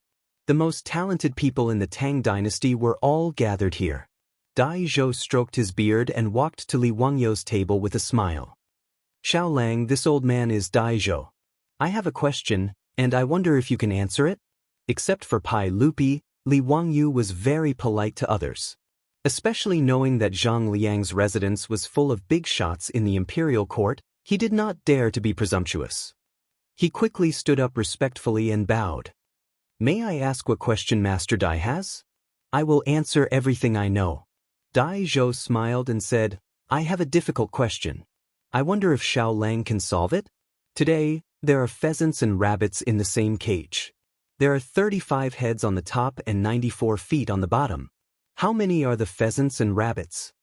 After he finished speaking, Li Wangyu was stunned. "Pheasants and rabbits in the same cage? You have the nerve to ask me such a simple 4th grade math question? Do you think I did those questions in the 5 years of college entrance examination, 3 years of mock papers, for nothing? Or do you think I, a college student, can't do elementary math?" Li Wangyu had already calculated the answer after Dai Zhou finished speaking. "This question is very simple. Xiao Lang, don't talk big." Dai Zhou frowned slightly. This kind of math question of pheasants and rabbits in the same cage was not something that anyone could solve. At least, there were only a handful of civil and military officials in Zhang Liang's residence who could solve this question. Li Wangyu suddenly thought of a variety show he had watched in his later life. There was a heaven-defying method of solving pheasants and rabbits in the same cage. He could not help but laugh. "It's simple. Look, there are 35 heads and 94 feet, right? If I ask all the pheasants and rabbits to raise one leg, then how many feet are left?" His words stunned Dai Zhou. Pai Lupi and the other officials who were eavesdropping were also stunned. Ask the pheasants and rabbits to raise one leg? What did that mean? 59 feet. Dai Zhou replied. Then what if I ask all the pheasants and rabbits to raise one leg? How many feet are left? 24 feet. Li Wangyu laughed. Okay, the answer is out. His words made everyone confused. They didn't understand how the answer came out. Dai Zhou looked at Li Wangyu in confusion, waiting for his explanation. The pheasants only have 2 legs. If they raise 2 legs, then all the pheasants are sitting on the ground. The remaining 24 legs are all rabbit legs. Hee, so there are 12 rabbits and 23 pheasants. Pheasants, sitting on the ground, everyone, including Pai Lupi, was dumbfounded. It could be calculated like this? After thinking about it carefully, it was indeed so. How could the problem of pheasants and rabbits in the same cage be solved so easily? Dai Zhou thought for a moment and clapped his hands. Good. Xiao Lang is indeed smart. I have another question. Han Xin is training soldiers. 3 people in a row, 1 person left. 5 people in a row, 2 people left. 7 people in a row, 4 people left. 13 people in a row, 6 people left. How many soldiers are there? Han Xin counted the soldiers. The difficulty level increased. It was an elementary level 6 math question. Do you dare to do a middle school math question? Li Wangyu calculated in his mind and gave the answer. 487 people. Dai Zhou gave several math questions in succession, which were all easily answered by Li Wangyu. In the end, Dai Zhou could only sigh in admiration. He felt that Li Wangyu was indeed a young hero. He could be called a genius in mathematics. Li Wangyu was a little unhappy. He had done elementary level math for no reason. If he did not retaliate, how could he live up to his two-faced personality? Grandpa Dai, I also have a question to ask. Xiao Lang, please speak. There was a theft in Chang'an City. The patrolling marquis caught 4 thieves, A, B, C, and D. Thief A said, B did it. Thief B said, D did it. Thief C said, I didn't do it. Thief D said, B is lying. The facts proved that only one of the 4 was telling the truth. May I ask, who was the culprit of this theft? When this question was asked, the officials were in an uproar. Chapter 64. Pai Lupi also frowned, seriously thinking about Li Wangyu's question. The B, C, and D, all of them said different things, and only one of them was telling the truth. But how could they be distinguished? The officials were also discussing. It should be thief B, right? Both of his accomplices said he did it. No, only one person was telling the truth. Someone immediately refuted. Then it was a who did it? This question is really strange. For people said different things, how can we know who is telling the truth? There is actually such a strange question? How can we know who is telling the truth? Under the 3 trees, do you think they won't tell the truth? Li Wangyu's question was not a math question, but a logical deduction question. According to the hypothetical exclusion method, it could be inferred that the criminal was thief C. There was a contradiction between the words of A and B. If A was telling the truth, then thief B was telling the truth. If thief B was telling the truth, then thief A was telling the truth. It could be seen that one of A and B was telling the truth, and the other was telling the truth. Therefore, thief C was the thief who committed the theft.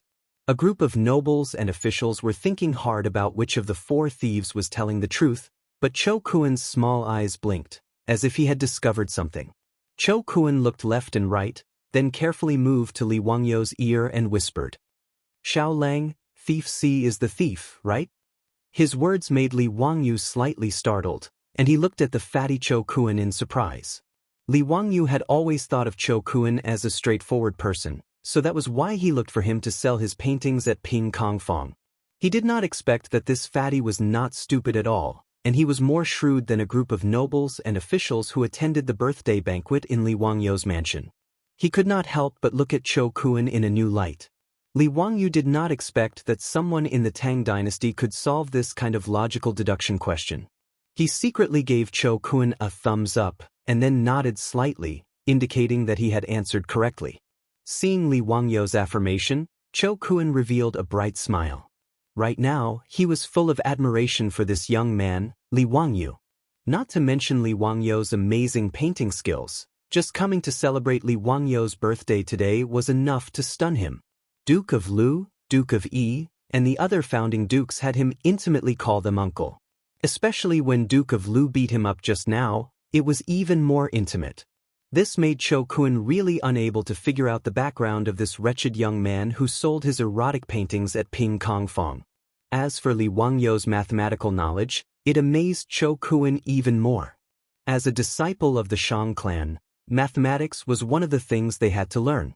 Cho Kun also felt that mathematics was his strength. But when he was still thinking hard about the few questions that Dai Zhou gave him, Li Wangyou gave him the answer. He could not help but feel frustrated. So when Cho Kun got Li Wangyou's affirmation, he smiled so much that his eyes could not be seen. The fatty almost forgot that he was older than Li Wangyou by a few years, but he was as excited as a youth who was praised by his elders.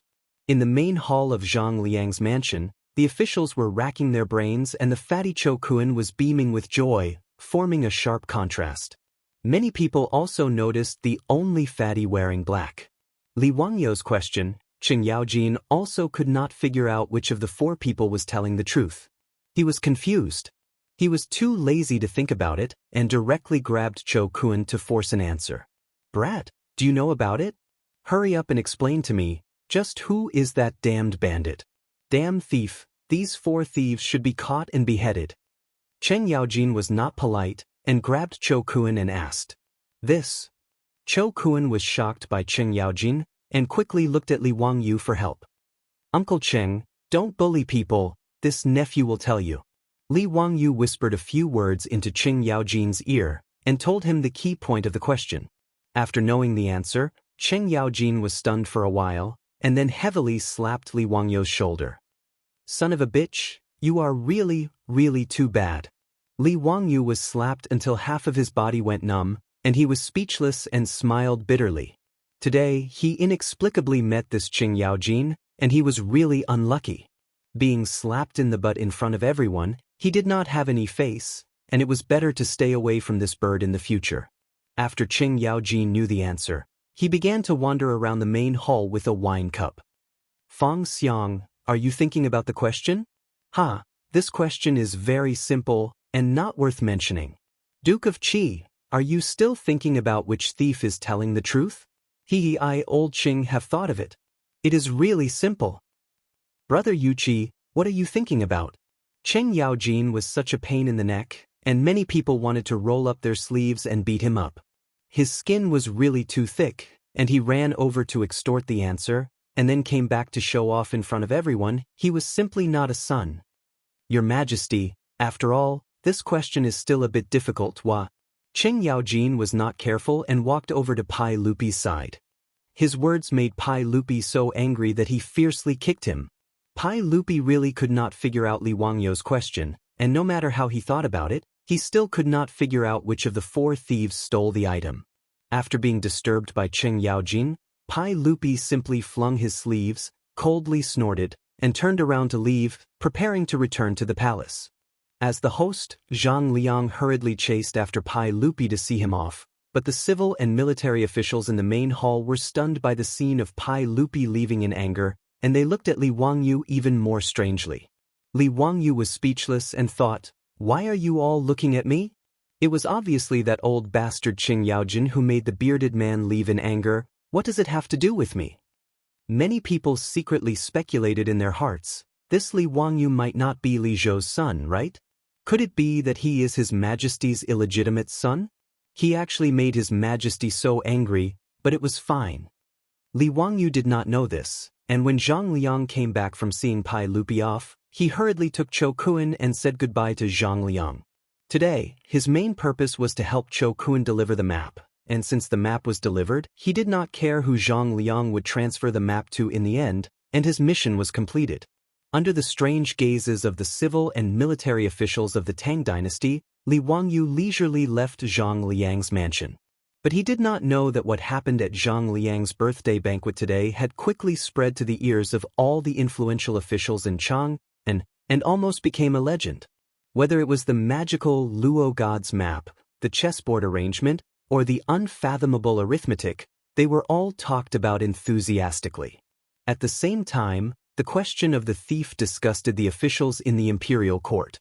Not to mention that the old bastard Qing Yaojin especially liked to visit people recently, and whenever he caught someone he would grin and ask questions about the thief. Recently, in Chang'an, many people had been tortured by the thief, and they hated that they could not catch the 4 thieves and beat them 100 times to vent their anger. The name Li Wangyu was firmly remembered by the influential officials in Chang'an and after the poetry contest in Chujiangpool. Meanwhile, Li Wangyu's poems gradually spread among the Confucian scholars in Chang'an. Many scholars recited the famous lines of the poems over and over again. It was a good story for a while. These were all later stories, and Li Wangyu did not know. After he and Chou Kun returned to the Chou mansion, he told Chou Yuanliang, who had been anxiously waiting, and finally let his heart rest.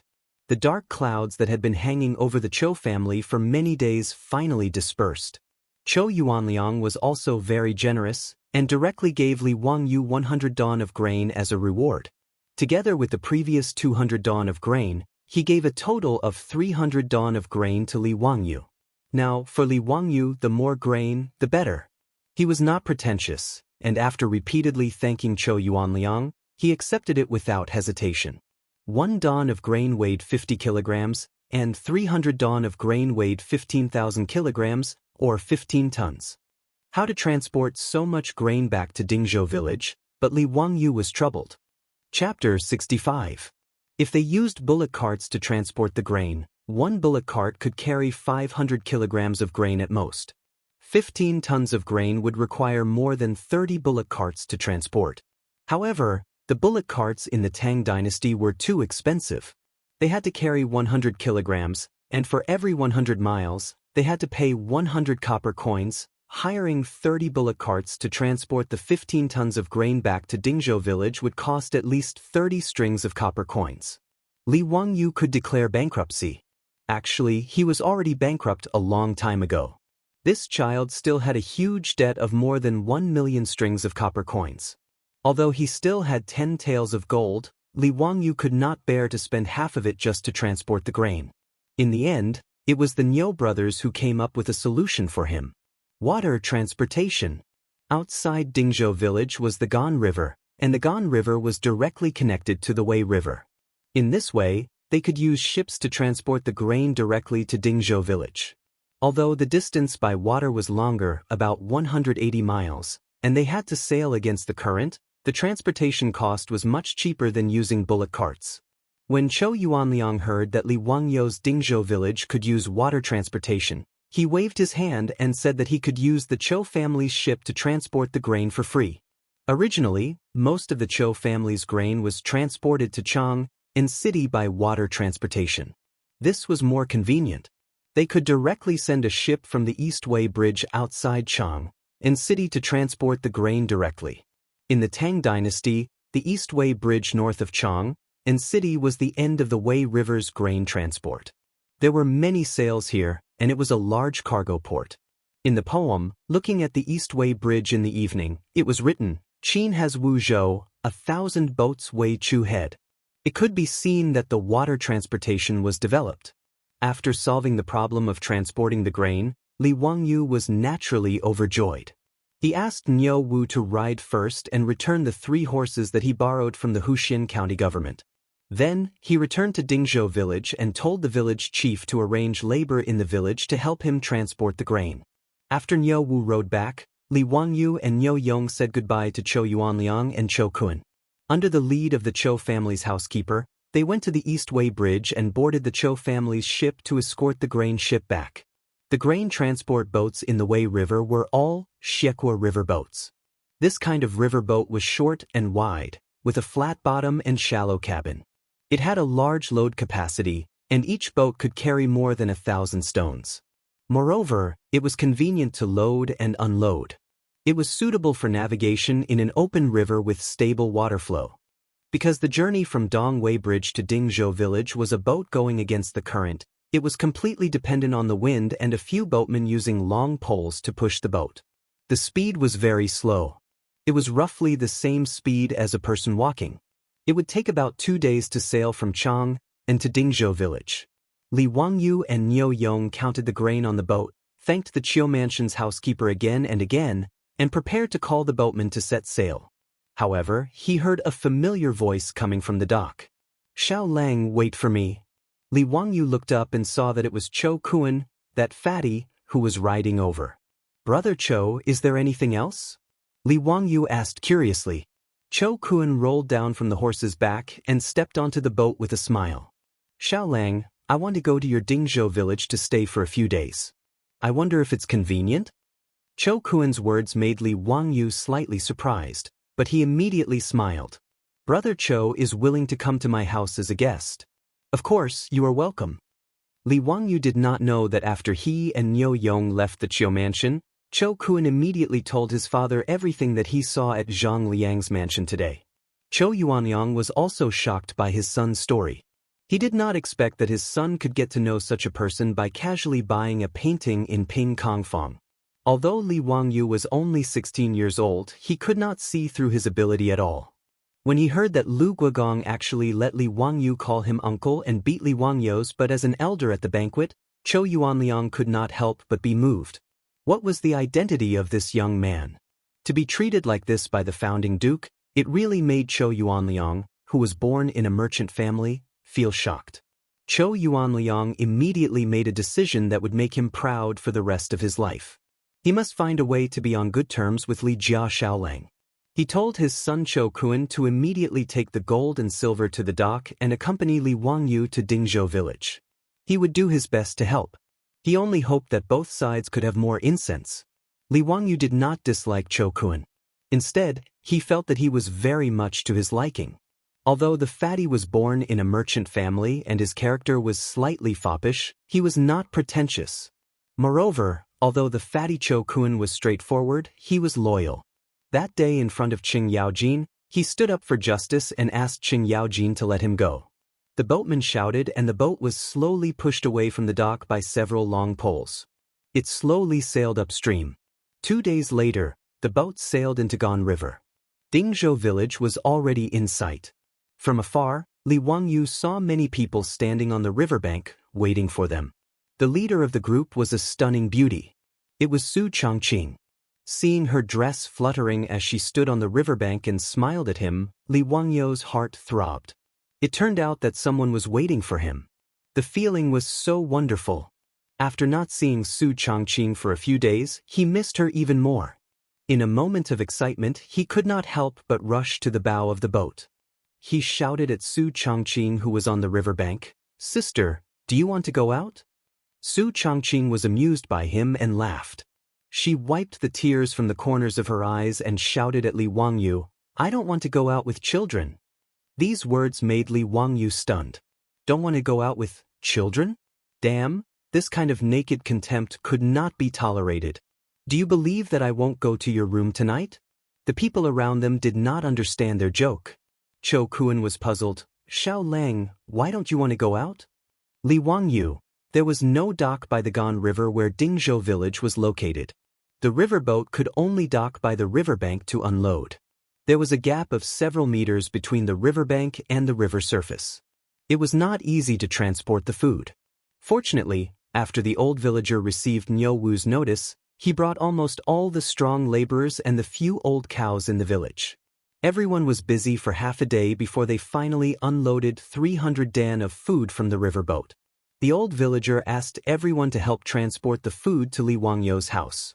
But he stopped Li Wangyu in confusion. Why did Xiao Lang bring so much food back?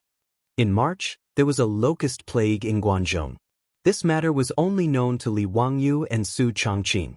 In the eyes of outsiders, it was unreasonable to transport so much food to the village at one time.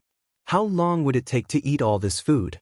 Li Wangyu naturally would not tell the old villager that this was the life-saving food he prepared for the whole village.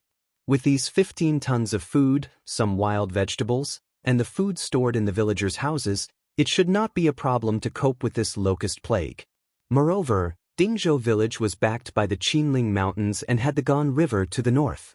Whether it was fishing or hunting, Li Wangyu felt that the villagers should not suffer from famine. Hee, it's nothing. I don't feel anxious when I have food in my hands. But this is too much. Not much, not much. I think it's too little. Li Wangyu smiled. Old villager, in a while, the villagers who are invited to help will each bring back a dough of food as a reward. We are all villagers. What reward do we want for helping to transport some food? You little child, don't learn bad things from the people in the city. The old villager was unhappy when he heard this. He did not call Li Wangyu and Xiao Lang and directly lectured them. After being lectured by the old villager, Li Wangyu was stunned. Chapter 66. The surrounding farmers who were helping to transport grain heard this and nodded in agreement with the old village chief. That's right, we need to be paid for helping a little child transport some grain. If this gets out, does our Dingzhou village still have any face? Yes, Eunuch Li took such good care of us in the past, not to mention that your family now has you, Xiao Lang, and your family's women and children. If we do something for you and ask for a reward, if this gets out, our Dingzhou village will be scolded to death. Haha, everyone work harder. Help Li Jia Xiaolang quickly transport the grain home. The words of the Dingzhou village villagers made Li Wangyu sweat. He really had not expected these Guanzhong men to be so loyal. If he gave them a reward, it would make him seem stingy. Fine, if they did not want to give, then so be it. In any case, the grain was being stored for the villagers. When the locust plague came in a month, these would be life-saving grain. However, Li Wangyu knew the Guanzhong men. Even if they were about to starve to death, they would not reach out to beg. If he gave them grain, then it would hurt the pride of these Guanzhong men. In disaster years, when rich families or the main family gave out grain, these Guanzhong men would stiffen their necks and say it was a loan. When the harvest was good, they would return it. If they dared to say it was a gift, they would throw down the grain and rather starve to death. Also, they would do as they said. After the disaster years, they would carry the grain and return it with interest. When Li Wangyu thought of this, he felt a headache. When the time came, if he wanted to give grain to these Guanzhong men, he would have to spend a lot of effort. If that's the case, then why don't I treat the entire village to a meal tomorrow? This way no one will refuse, right? Just treat it as my Li family moving to Dingzhou village as a housewarming banquet? Li Wangyu thought and decided to treat the entire village to a good meal. Everyone would have a good time. In the future, he would have to rely on the help of the villagers for many of his properties. Treating the entire village to a meal was a way to express his gratitude and also to get closer to everyone. Xiao Lang, are you joking? There are more than 500 people in the village, how can you treat them? I'm not kidding. Tomorrow, I'll treat everyone to pig slaughtered rice. Li Wangyu recalled the pig slaughtered rice that he would cook every year in his hometown. It was not a big deal for 500 to 600 people to eat together. What is pig slaughter rice? The old villager was puzzled. Li Wangyu smiles and doesn't explain. Old Muramesa, can I trouble you to buy me 2 pigs tomorrow? Are you really going to treat the entire village to a meal? 2 pigs? That's a lot of money. Don't worry about it. It's settled then. Tomorrow at noon, I'll treat the whole village to pig slaughter rice. Old village chief, I'll have to trouble you to help inform them. Seeing that Li Wangyu was so certain, the old villager nodded and agreed. After talking about the meal, Li Wangyu was in a very good mood. He stood on the embankment and looked around at the scenery of the Gan River, but he noticed that there was a large piece of abandoned land by the riverbank. There were at least a few hundred acres of land next to the riverbank, and there were only a few plants growing sparsely on it, making it look exceptionally desolate. Old village chief, why hasn't this wasteland been developed? The old villager looked at the land behind him and sighed. It's all saline alkali soil. Nothing can grow here. Who would want to develop it? Saline alkali soil? Li Wangyu carefully looked at the land. The color of the soil was mostly white, yellow, and other light colors. There were a few weeping willows growing on the large piece of land. If he was not wrong, this wasteland should be alkaline soil. Weeping willows were also called strange willows. They could not survive in acidic soil. They could only survive in alkaline soil. Li Wangyu squatted down and grabbed a handful of soil. He felt that it was prickly when he held it in his hand. He also took some water from the river and poured it on the wasteland. He observed carefully and found that the water penetrated the soil slowly, and there were white bubbles and foam on the surface of the water. Li Wangyu stood up and clapped his hands. He was sure that this wasteland was alkaline soil. After all, he grew up in the countryside. There used to be a large area of alkaline soil in the village.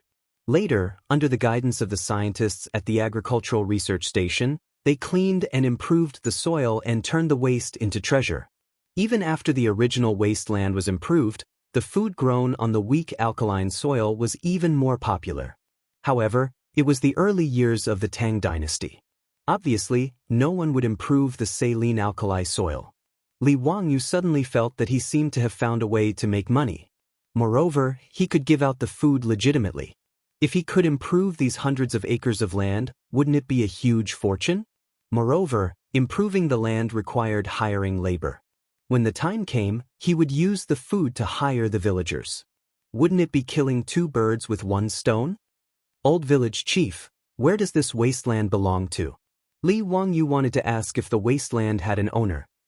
This land should belong to the county, right? The old villager was not sure, but it's all useless wasteland. It's worthless. Then what if I reclaim this wasteland?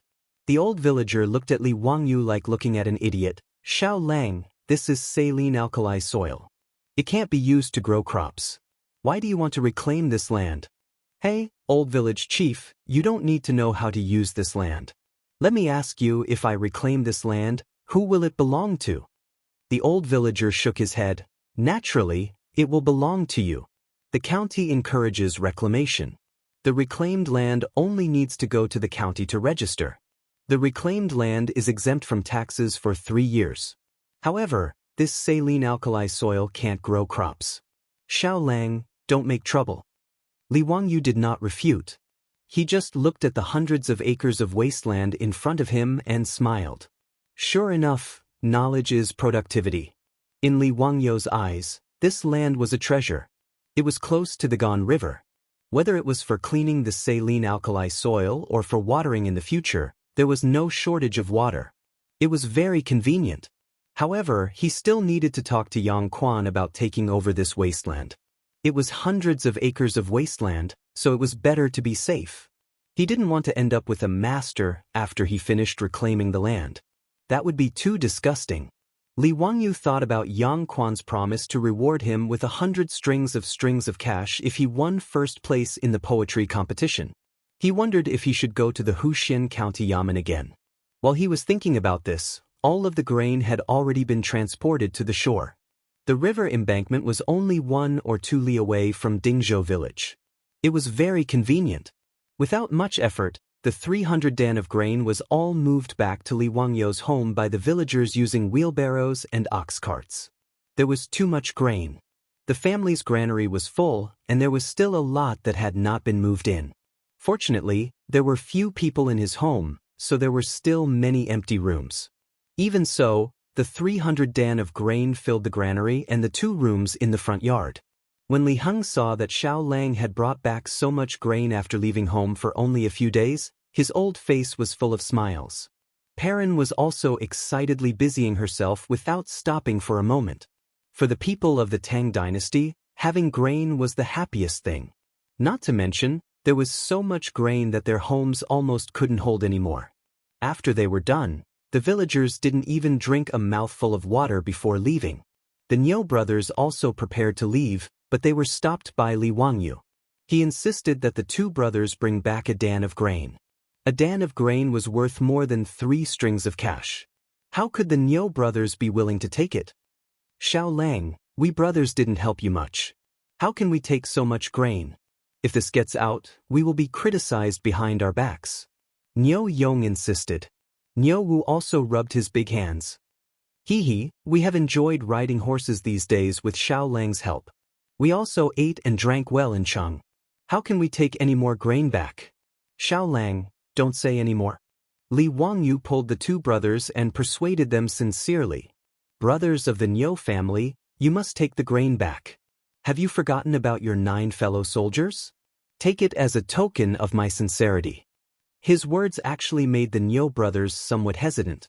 The 2 brothers indeed didn't need food, but those 9 disabled comrades who had lost the ability to work did need it. After refusing for a long time, they finally couldn't resist Li Wangyou's insistence. They had to thank him again and carried the grain back. Chapter 67.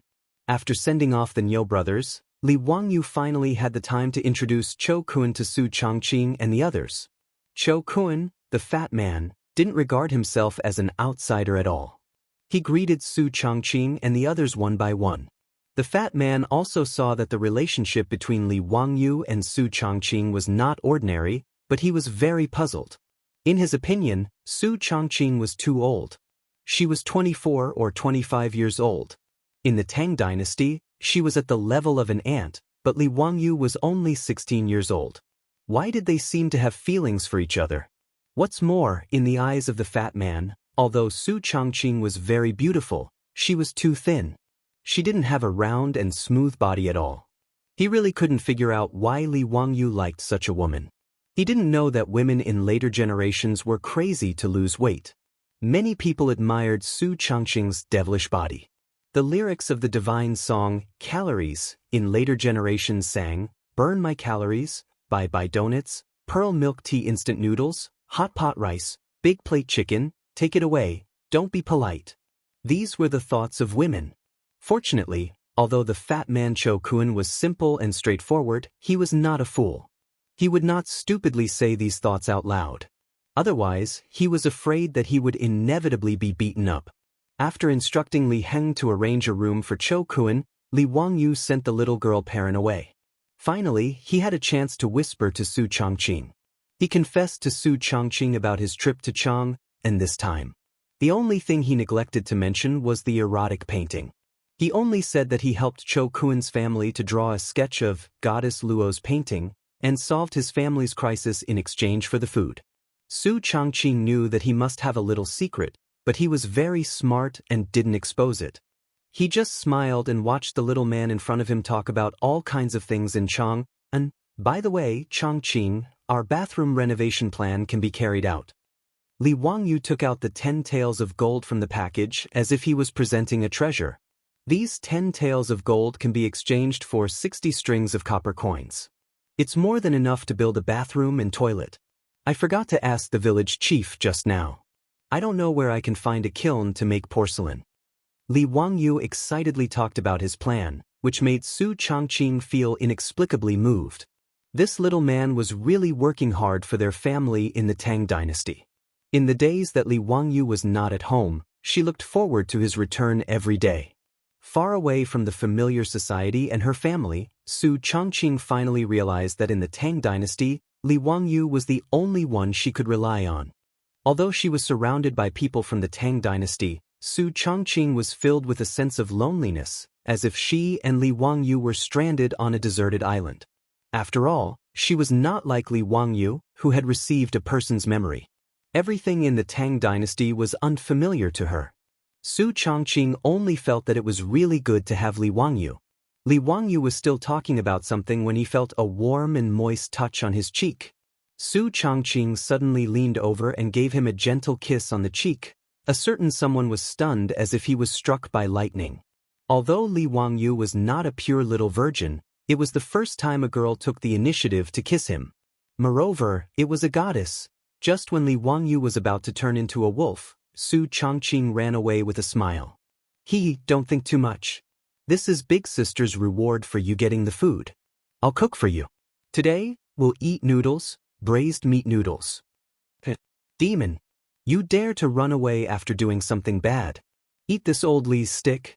Li Wangyou giggled. The dinner of the Li family was an eye-opener for Chou Kun and also a surprise for Li Wangyou. At the beginning of the Tang dynasty, sitting with one's feet down was not popular. However, sitting on the ground was really not ergonomic. Su Changqing was not used to it.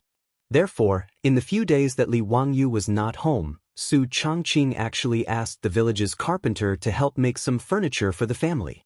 These furniture were very simple. There were no exquisite carvings or complicated decorations. They were not even painted and maintained their natural wood color. A large long dining table with high stools on both sides of the table made Li Wangyou very excited, but also made Chou Kun confused. How should one sit on such a high table and stools? Cho Kun wondered if he should take off his shoes and kneel on the stools to eat. Li Jia Xiaolong's furniture was very strange. Li Wangyou's eyes lit up. Without saying anything, he ran to the head of the table and sat down. Comfortable. Changqing, did you ask someone to make this? Su Changqing's beautiful eyes were smiling. He nodded and sat down next to Li Wangyu. In the past few days when you were not home, I wanted to do something. I just learned that there were carpenters in the village, so I drew some drawings and asked them to make a lot of furniture. I also asked someone to make a desk for you in your study. In addition, I also asked a carpenter to make 2 beds for your bedroom.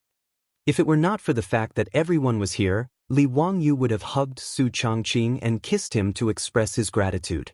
Of course, whether Su Changqing would accept his gratitude was another matter.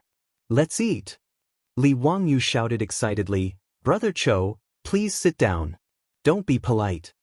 Perrin and Li Heng quickly served the noodles. Su Changqing's cooking was absolutely excellent, especially the braised meat. There was no such cooking in the Tang dynasty now. Cho Kun, who ate the braised meat noodles for the first time, almost swallowed his own tongue. Although Chow's family had no power, they were rich. He had been hanging around Ping Kong Square for a long time. What delicious food had he not eaten? However, Li Wangyou's simple bowl of noodles made Cho Kun feel that what he had eaten for the past 20 years was as vulgar as pig food. After the bowl of noodles went down his stomach, Cho Kun was embarrassed and asked Perrin to make him another bowl. Such delicious noodles made Cho Kun forget about being a guest. Under the astonished gazes of Li Wangyu, Su Changqing, and the others, Cho Kun, the fatty, finished 3 to 4 bowls of noodles by himself. Only then did he feel satisfied and put down his bowl and chopsticks while stroking his stomach. The bowl of noodles was a big bowl from Guangzhou. The size was similar to the soup bowl of later generations, but the fatty ate 3 or 4 bowls in one breath. Li Wangyu finally understood how Cho Kun's round body shape came about. This guy was simply the top foodie in the Tang dynasty. His appetite was comparable to that of their family of 4. Li Wangyou's face darkened. Could it be that Cho Yuanliang felt heartache for giving him so much food and specially asked Cho Kun to come to his house to eat until he became poor? Cho Kun looked at everyone embarrassedly. Xiaolang, the food in your house is really delicious. I couldn't help but order it. Li Wangyu rolled his eyes. Brother Cho, if I didn't know your situation, I would think that you were a refugee. If you do this, I will charge you for your food. Cho Kun was not angry. He took out a gold ingot from his arms and put it on the table. That's good. Xiaolang, my food. Such a nouveau riche behavior confused Li Wangyu. What the hell was this situation? You damn fatty, do you really think I am a restaurant owner? Forget it, I won't lower myself to your level. Li Wangyu put away the 5 taels of gold ingot without the slightest anger. Well, the things that fall in my Li family belong to my Li family. Chapter 68. On the morning of the second day, Li Wangyu led his family to prepare pig rice. The old villager was leading a young girl from the village with 2 fat pigs. They were here to sell the pigs to Li Wangyu. The girl was obviously malnourished. Her hair was dry and yellow, and she was pitifully thin. But the 2 pigs that she rushed over were very fat. It was obvious that they were well fed and taken care of. Xiaolang, this is Zhao family's little Mississippi. These 2 pigs were raised by her. If you think they're suitable, you can buy her pigs. The old villager pulled Li Wangyu to the side and whispered, Little Miss Zhao's father was also a government soldier in his early years. He was unlucky and didn't come back alive. She and her widowed mother depend on each other for survival. Ai, Xiaolang, if it's convenient, you can take care of them. Buying her 2 pigs can also increase her family's income. When Li Wangyu heard this, he felt sad. This widow and her child had suffered a lot of grievances. And if little Miss Zhao's father was also a government soldier of the previous dynasty, then he had been dead for at least 10 years. If that was the case, little Miss Zhao should be in her teens. But he thought that little Miss Zhao was less than 10 years old. She was really too thin. It was obvious that she was malnourished. It could be seen how hard the mother and daughter had lived. He didn't care about avoiding suspicion. He reached out and touched the little girl's hair. His voice was unusually gentle. Little miss, I'll buy your pigs. Do you want copper coins or food? Little Miss Zhao gave Li Wangyu a curtsy in a very restrained manner, answering Lang Jun if it's convenient. Is half copper coins and half food possible? Yes, of course. Li Wangyu nodded and called Li Heng out to weigh the 2 pigs. The 2 pigs were around 200 caddies. Little Miss Zhao looked at the tall scale and smiled until her face was red. She went to cut pigweed and carefully fed these 2 pigs every day in order to sell them for a good price to supplement the family. Her family only had the 2 of them. They couldn't do heavy labor. Although everyone in the village took care of them and the Niu brothers often brought them food, Little Miss Zhao didn't want to rely on others to survive. Li Wangyu laughed and said, "For 100 caddies, that's really fat. 40 copper coins per caddy, that's a total of 16,000 copper coins. Little Miss Zhao, I'll give you 8 copper coins and 2 dan of grain. What do you think?" Who knew that Little Miss Zhao would shake her head? "Lang, your calculation is wrong. This was a pig made of wool, so the price could not be calculated according to the price of slaughtered pork in the county town. The price of a pig is less than 20 copper coins at most. I can't accept so many." Her words made Li Wangyu stunned. He did deliberately calculate the price according to the price of meat in the county town, but he didn't expect that the little girl wouldn't accept it at all. "Miss Zhao, isn't it good to earn more money?" Li Wangyu asked. Little Miss Zhao's head shook like a rattle drum. "My mother always taught me to be an honest person and not take money that I shouldn't take. What's more, you're willing to buy my pig. I'm very grateful to you." Li Wangyu could only be in awe of her. Although she was poor, she was able to stick to her original heart and was neither greedy nor humble. It was really rare. Was the quality of the people of the Tang dynasty so high? Li Wangyu could only comply with Little Miss Zhao. "Then let's calculate it at 20 copper coins. I'll give you 4 copper coins and 1 dan of grain and 5 dan of grain." Little Miss Zhao still wanted to say something. She felt that the grain was too much, and the pig couldn't be sold for 20 copper coins. However, Li Wangyu didn't wait for her to speak. He glared at her. "Do as I say, or I won't buy this pig." Little Miss Zhao bit her lips. Her eyes were filled with gratitude as she bowed to Li Wangyu and agreed. He found someone to help Little Miss Zhao transport the copper coins and grain home. The people who slaughtered the pig came, but they were none other than the Niu brothers. "Niu Dalang Erlang, you're also cameo as butchers?" Li Wangyu asked curiously. "What do you mean by cameo?" "The slaughtering in this village is done by us brothers." "Ha! Xiao Lang, I heard that today you're going to treat the whole village to some pig slaughtered rice?" "Yes, I'll have to trouble the 2 brothers to help." Li Wangyu pointed outside the courtyard, where a large pot and stove were already boiling water. Li Wangyu decided yesterday that he was going to treat the whole village to pig slaughtered rice, so he started preparing early in the morning. When they found out that Li Wangyu was going to butcher a pig and treat everyone, the village was as lively as New Year's. The old village head was directing the villagers to bring out straw mats and short tables from their houses and directly place them on the road in the village. The bowls and chopsticks for the dishes were also prepared by each household. Now, they were waiting for the Niu brothers to slaughter the pig. The naughty children in the village came early to watch the fun. The fat pig was dragged to the slaughtering platform and screamed miserably, but it made the adults and children smile. It was rare for these villagers to eat meat all year round. 4 or 5 strong men held the pig down. Niu Wu held a short knife and directly cut the pig's blood. Immediately, a woman came over with a big basin and collected the pig's blood. This was specially ordered by Li Wangyu to use the pig's blood to make blood tofu. After the 2 fat pigs stopped breathing, Li Wangyu directed the villagers to carry the pigs to the side and use boiling water to remove the pig's hair and clean it. After dissecting the pig's stomach, Li Wangyu began to direct the villagers to divide the work. Some cleaned the intestines, some cleaned the pig's head, and some cleaned up the pig's feet. It was very lively. Niu Yong and Niu Wu cleaned up the 2 fat pigs in no time, dividing the pork and ribs into 2 portions. "Xiao Lang, how do we cook the pork? Should we let the villagers cook?" Niu Wu wiped his sweat and asked. "Please don't. I will personally cook the pig slaughtered rice today." Li Wangyu quickly stopped him. These Tang dynasty women probably only know how to cook meat. It would really be a waste of these 2 fat pigs.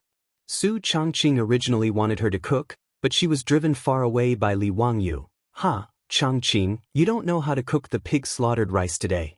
Just watch me. Can you really do it? Su Changqing was a little unsure. He just watched. When I was in the village for Chinese New Year, my family would cook pig slaughtered rice every year. Li Wangyu rolled up his sleeves and walked to the big stove. His actions gave everyone a fright. Regardless of whether it was Li Heng, Pei Lan, or Chou Kun, they all did not expect that Li Wangyu was actually prepared to personally cook. Xiao Lang, a gentleman should stay away from the kitchen. Chou Kun did not expect Li Wangyu to cook for a group of farmers. He was a little shocked.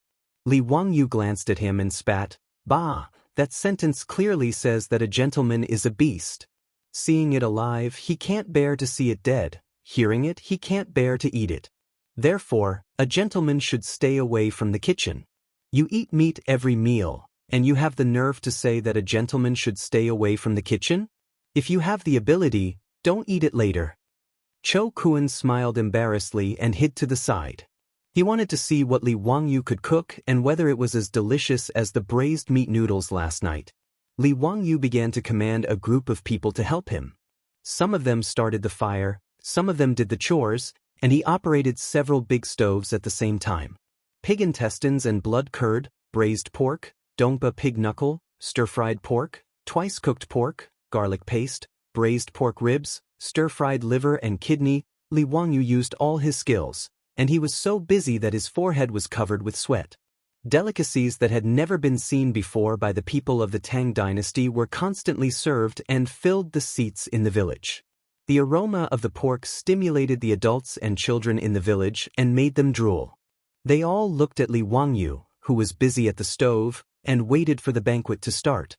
When Li Wangyu finished the last dish and ordered the women to bring it to the table, the pig slaughtered rice could finally be served. Just when everyone was ready to eat, the sound of horse hooves came from outside the village. Chapter 69. Li Wangyu looked at the people riding into the village in surprise. They were familiar faces. As the saying goes, better to come early than to come at the right time. The people riding into the village were the magistrate of Hu County, Yang Quan, and the registrar, Lu Xiao. Behind them were a few yamen runners. Li Wangyu quickly got up to greet them. "Greetings to Ming House and Registrar Lu. Is there anything I can help you with?" "Ziyo, what's the good news in the village today?" Yang Quan asked instead of answering the question. On the road in the village, a long banquet was set up in the open air. It was a spectacular sight. It was the first time he saw a village having a banquet like this. Li Wangyu smiled and said, "Hee, today I'm going to treat all of you to pig slaughter rice. Ming House and Registrar Lu, please take a seat. Let's have fun together." Pig slaughter rice? Yang Quan was a little unhappy when he heard that it was cheap meat. However, he still nodded and got off the horse with Lu Xiao. When the old village chief saw that the magistrate and registrar had arrived, he quickly came forward to greet them. He politely invited Yang Quan and Lu Xiao to take a seat. "Ziyo, why did you think of making pig slaughter rice?" "Hee, I had a small harvest in Chang'an a few days ago. Plus, I just moved back to Dingzhou village. It's only right that I treat the villagers to a banquet." Yang Quan nodded and did not refuse. He took off his boots and sat down with Lu Xiao. The yamen runners were also called to other seats by the old village chief. "Let's start," the old village chief shouted. More than 500 people in the village couldn't wait to reach out their chopsticks. Although they had never seen the dishes on the table and didn't know how good Li Wangyu's cooking was, it was still meat. Even if it was cheap meat, few people in the village could eat it. Only the Niu brothers who often went hunting in the Qinling Mountains could taste meat occasionally. Moreover, most of the Niu brothers' harvests would be exchanged for food at the county town, so there weren't many opportunities for them to eat heartily. Many women in the village were still murmuring that such good meat should not be ruined by Li Jia Xiaolang. What kind of cooking was this? Shouldn't meat be cooked in a big pot and then eaten with sauce? But when the first bite of meat was put into his mouth, the unspoken criticism in his heart disappeared. The originally noisy banquet suddenly became silent except for the sound of chewing. Meat. Fragrant. The color was rosy, the fragrance of the meat overflowed, and it was soft and tender. One bite was filled with bliss.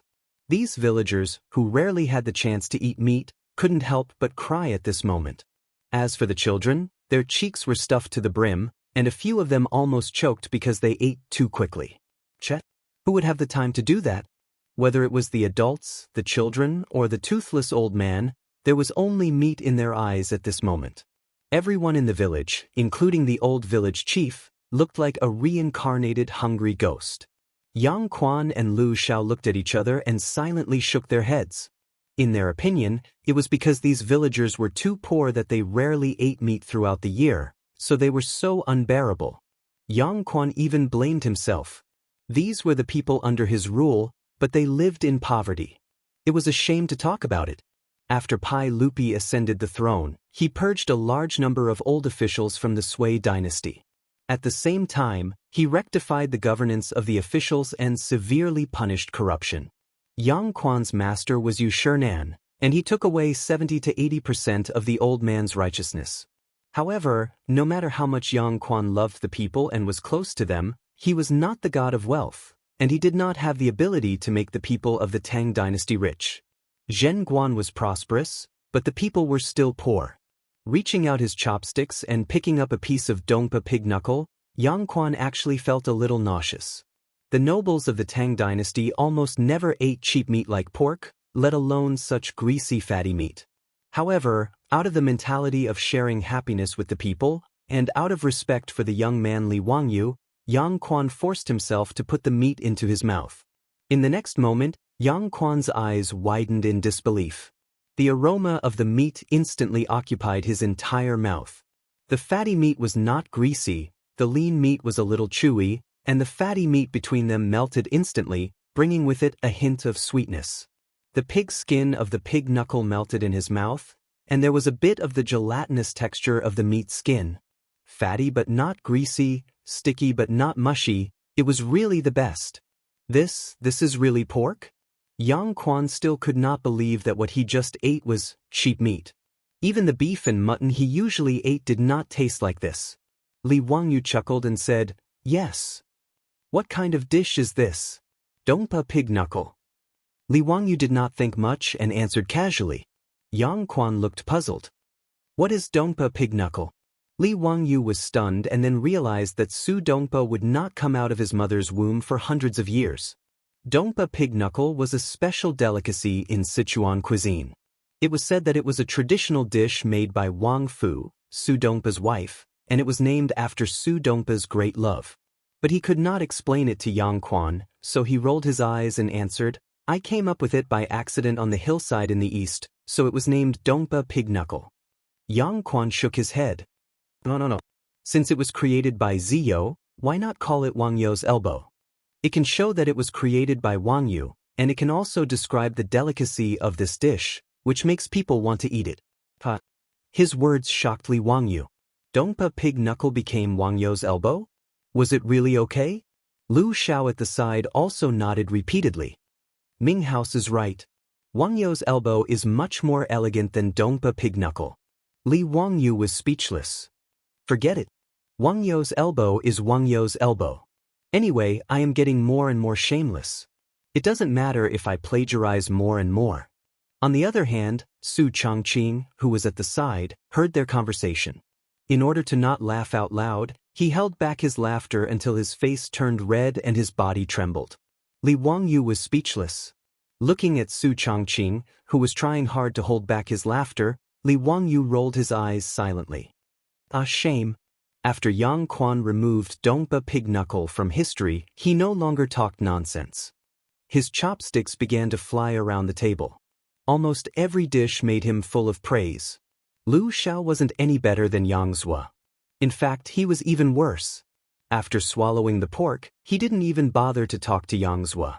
Instead, he only cared about himself as he ate heartily. In fact, strictly speaking, Li Wangyou's cooking skills were average. Compared with Su Changqing's cooking skills, his cooking skills were far worse. However, the big pot dishes like pig slaughter dishes did not necessarily require too fine craftsmanship. Su Changqing was not good at it, let alone cooking with such a big pot. But even so, in the Tang dynasty, where cooking was not popular and pork was just a cheap meat, which was usually eaten after being boiled in plain water, Li Wangyo's cooking skills could be said to be amazing. Cho Kuan, the fat man, ate so much that he almost swallowed his own tongue. He did not care about the field anymore and snatched the meat with a table of farmers happily.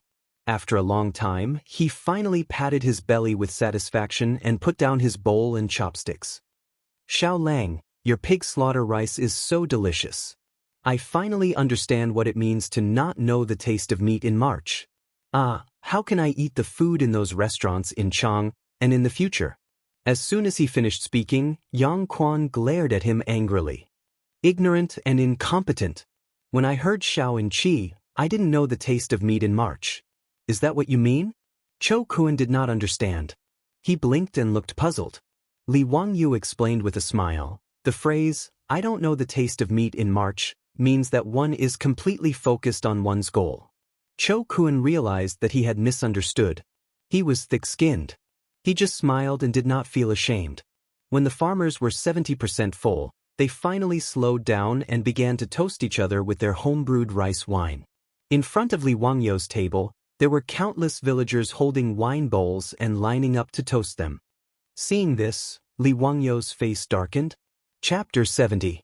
What grudges do these villagers have against me? If I drink these hundreds of bowls of rice wine, it's estimated that it won't be a matter of getting drunk, but alcohol poisoning. Even if the alcohol content of the rice wine is low, it can't handle this amount. The Tang dynasty shouldn't have carried out the first aid business of gastric lavage, right? Everyone, let's first toast to Yang Mingfu and Registrar Lu. Li Wangyu shamelessly diverted the trouble directly to Yang Quan and Lu Xiao. His words made Yang Quan and Lu Xiao's faces darken. Hundreds of villagers lined up to toast, no one could stand it. Fortunately, the old villager had good eyesight. Seeing the embarrassment of the three, he quickly stepped forward to stop the enthusiastic villagers. He stepped forward to represent more than 100 villagers of Dingzhou village to toast Li Wangyu, Yang Quan, and Lu Xiao 3 bowls of rice wine. Only then did the villagers calm down. The 500 or so villagers of Dingzhou village were grinning from ear to ear after eating a meal of pig-slaughtered rice. The Niu brothers were well informed in the village, but they were still convinced by Li Wangyo's pig rice. Big brother, I didn't expect Xiao Lang to be so good. He can even make pork so delicious. It's much better than the restaurants in Chang'an. Niu Yong nodded. Yes, Xiao Lang is really extraordinary. The villagers laughed even more. This pig rice should be called immortal rice. There are so many delicacies, and you wouldn't exchange it for an immortal. Zhao Xiaonyang and her mother were also at the table. She was very filial to her mother. Mother, try it. These are the pigs raised by our family. Good. The pigs raised by my son are really fat. Zhao Xiaonyang's mother cried while eating. She didn't forget to say loudly to the surrounding villagers, these are the pigs raised by my mother. Zhao Xiaonyang is really capable. Which family's man will marry you in the future? He is really lucky. I have a nephew who is very capable. Lady Zhao, why don't we become in-laws? Lady Zhao, don't listen to his nonsense. You know my family's 4th young master. He's honest and dutiful. He hasn't talked about marriage. Little Miss Zhao was already 13 or 14 years old, but because of her thin and weak appearance, no matchmaker came to visit. After a meal of slaughtered pig rice, even Miss Zhao, who raised pigs, became the focus of the villagers. Many people ran to find Miss Zhao to propose marriage, which became the surprise of this meal. Li Jia Xiaolang is worthy of being the son of Master Li. This scholar is amazing. The dishes he made are much more delicious than those made by ordinary cooks. A scholar is a scholar.